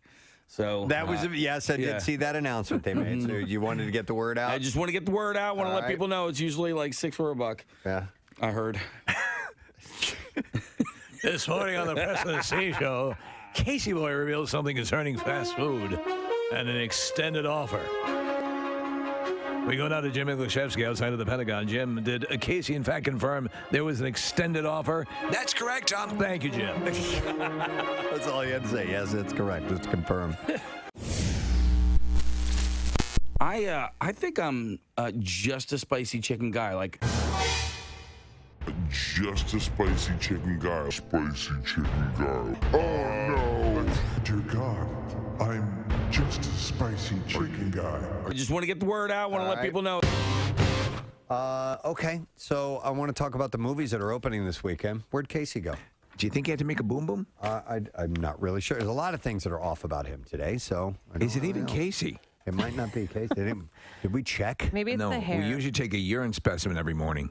So we usually have a little song that we play. Marissa, I don't know if you can find that or not. It's the 20th Century Fox with the recorder. Yeah. Maybe it's under. I don't know what it's even labeled under. I'll admit this. I'm a little scared. We have kazoos. Don't You could do that, Kath. You're a master of it, Kathy. Play it. Play it for us. I got mine, Kath. All right. I have my egg. You know how it goes? Yeah. All right. I'll give you the. Okay, ready? Wait, hum it for me. Yeah. Okay. Ray, 2, 3, 4.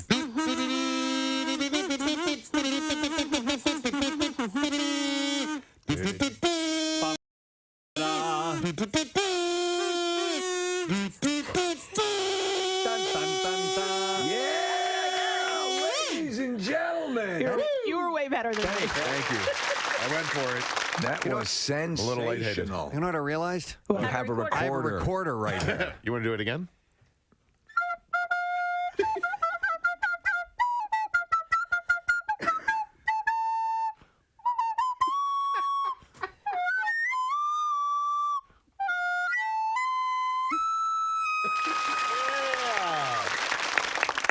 You okay? I'm better. Okay. Sorry, I don't feel good, guys. Right over here is Jason Kelsey. How you doing so far? You enjoying the off season? Yeah, it's good. You know, we just started up again about 2 weeks ago. This week was the first week on the field with the coaches. So we're kind of back at it. Kind of seems like there's really not any sort of real off season these days. The nature of the beast is that you just keep at it. Yeah, especially when you're playing playoff games and stuff like that. It shortens down. We're probably 7 months out of the year working, but that's. Pretty intensive work for 7 months. But Jason, is it 10:40 on this No Sad Bro Friday morning or Necrophilia Friday morning? And our first ever. Somebody said how funny that it's intern Nick's last day and the first Necrophilia Friday. Yeah. Sometimes you get that crossover. Yeah, you do. Let me see here. We have had a lot of fun on the program today. Really enjoyed it. Some great guests on the show. Christopher Titus came by. He's going to be at Helium Comedy Club tonight. And What's so funny? I never know with you. Bill came in here, and Bill really enjoyed the Christopher Titus interview. And he to show his excitement, he goes, boom, boom, like that. He said that really, really loud. Oh, I missed this. And it scared me. And Nick was right next to him. And it didn't just scare Nick. It angered Nick. It hurt. I'm not kidding. And I know. I don't want to throw Bill under the bus on the air, but I'm going to do loud.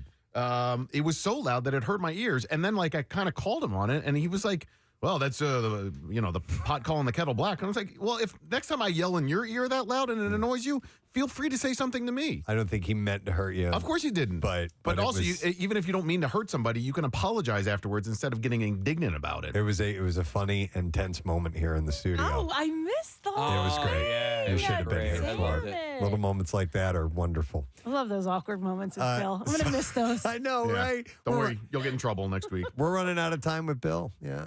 So Christopher Titus was great. And how wonderful was David Spade, man? Yeah. His show is called Catch Me Inside at the Miller Theater tomorrow night, 8 p.m. Some tickets remain at, the applause is trickling in, KimmelCulturalCampus.org. Again, if you're unfamiliar with him as a stand-up comedian, he is tremendously funny. And we talked about all kinds of stuff in his career, which I wasn't sure if he was going to be cool with that or not. Yeah. So basically, that's the whole gist of his Fly on the Wall podcast, Preston, with Dana Carvey. And so they are fans of other, there's, Farley. He talks how much Farley was a fan of John Belushi. And when they were working at SNL, Belushi, Farley found a pair of, the wardrobe has all the different pieces of clothing that everyone has worn throughout the years. And there was I think the pants that Belushi had worn for the Hulk skit, and it said Belushi in the back. And so Farley took those and would wear them. Wow. So, they're all, everyone's, they get our fascination with what they've, given to the pop culture. Yep. Zeitgeist. So at the Miller Theater tomorrow night, by the way. Just thought I'd throw that in there. Oh, yeah. I threw that in for Casey. Thank you. All right. Pierre's here. Hey, man. Hello. Hello. Hello. How are you, kids? Nice to see you, bud. Very good to see you, kids, and good to know it's a No Sad Bro Friday. Yes, sir. Yeah. Oh, it's No Sad Bro glory. Yes, indeed. Let's make it a No Sad Bro weekend. Yeah. It's an action-packed show you had today, and it'll be an action-packed show you'll have next week. I can tell. Well, I think you're ready for an action-packed show. When you come in wearing your holsters, I think that's... Yeah, stand back, mother effer. So when at the camp out, the Montgomery County SWAT team comes every year. Yeah. And they have me hold some weapons? Apparatus, some weapony kind of device every year. And so this year they brought a device that has a explosive in it that knocks down a door. And they brought a sample door, and I went out in the parking lot live on the air, and they made me put on goggles and a hard hat and this and that, and then they said, all right, now take it up. It looks like a small bazooka. Okay. And take it up to they had a sample door. And I didn't know all this happened. Yeah, Okay. it was about 2 p.m. They come every year. They're incredibly cool guys and funny and fun, and they enjoy the fact that I know nothing about weaponry, and so they always try to have some gadget for me. Yeah. So all right, Pierre, now what do I do? The device is against the door. He goes, then you press this button, and it triggers the thing. Are you ready? I said, well, not quite. They said, what do you got to do? I said, I got to talk to the, hostage keeper inside. Come out with your hands up, mother effer. And I kept saying, you're surrounded. And they started laughing. And I said, now I can fire it. And I fired it. Well, was the recoil on it? No, it wasn't that strong. Oh, and it wasn't even that loud. Oh. It pushes out a giant metal thing that punches through the door. Punches the door through, So it's not I thought it was an actual... It's not a gun per se, but it has gun-like devices in them. But they're always very careful before they show me any of their toys. Sure. Yes. As well they should be, but with me they should be extra careful. Agreed. Anyway, stand back. Come out with your hands up. Mother effer. Mother effer. Yeah. I could do that, at least in the voice. All right. I don't know about in regular life. Can you do a letter in that voice? Yeah. All right, here we go. Preston and Steve on 93.3 WMMR. Now, the Daily Letter. Get ready, here it comes. The Preston and Steve Show is brought to you today by the letter S as in sit down and shut up. Well, then we got to take caller number 6, because that starts with an S too. 215-263-WMMR. Call us now if you know what the word of the week is, and we can award you a prize. Yep. What's up on your show today, man? I was as butch as I've been in a long time. Let's see. On the program today, we will have Block of the Killers, Block of the Dropkick Murphys, Big Block of the Stones, and that's in honor of the fact, as you mentioned earlier, tickets went on sale 46 minutes ago at 10 a.m. For the big show, June 11th. We have the 13 Days of the Stones, so another pair of tickets today and tomorrow and Sunday to give away. And then I'll go till 3. Brent Porsche takes over till 7, and I will come back. I'll head to the gymnasium, do my mother effing workout, and then I'll get back in my tank, and I'll roll back here, and I'll kick some effing ass with Sarah tonight. Because I'm gonna co-host with Sarah the first 2 hours, which will be all request Stones 7 to 9. Yeah, it's gonna be great. It'll be fun. Yeah, it's going to be special for sure, man. All right, let's go to the phones and see if we can get a winner. We're looking for caller number 6, and that just so happens to be Jim. That would be Jimmy, Casey. Oh, we have that. Yeah, we do. Hang on one second here. Let's go to him. Jimmy! What's up, Jim? I think the word is lotus. Great day in the effing morning. Lotus. All right, Jimmy, hang on a second. We're going to set you up with a prize, buddy. 2 Festive gift packages from Omaha Steaks. One for you and one as a gift. And the package includes 4 butcher cut top sirloins, 4 boneless pork chops, 4 gourmet jumbo franks, 4 caramel apple tartlets, Omaha Steak seasoning, and 4 Omaha Steaks burgers. And you can visit omahasteaks.com and take advantage of 50% off site-wide. Plus, use code WMMR at checkout, and you can get an additional $30 off of your order. Minimum order may be required, so congratulations. All right, I'll take a moment to thank our sponsors, the Preston and Steve Show. Brought to you today by Duncan and the Preston and Steve Show. Ron Son Duncan. Also brought to you by Trinity Rehab, with locations all over and now open in King of Prussia. Trinity-rehab.com. Next week, working on a few things. Mr. Skim. Yes. Is going to be joining us. We'll have comedians Tim Butterly and Mike Rainey in studio. We'll also start, I believe, giving away invites to Christmas Miracle. Oh. So get yourself set for that, too. So that is it. We are done. A rage on. Have yourself a great day, and we'll see you later, gang. Bye-bye.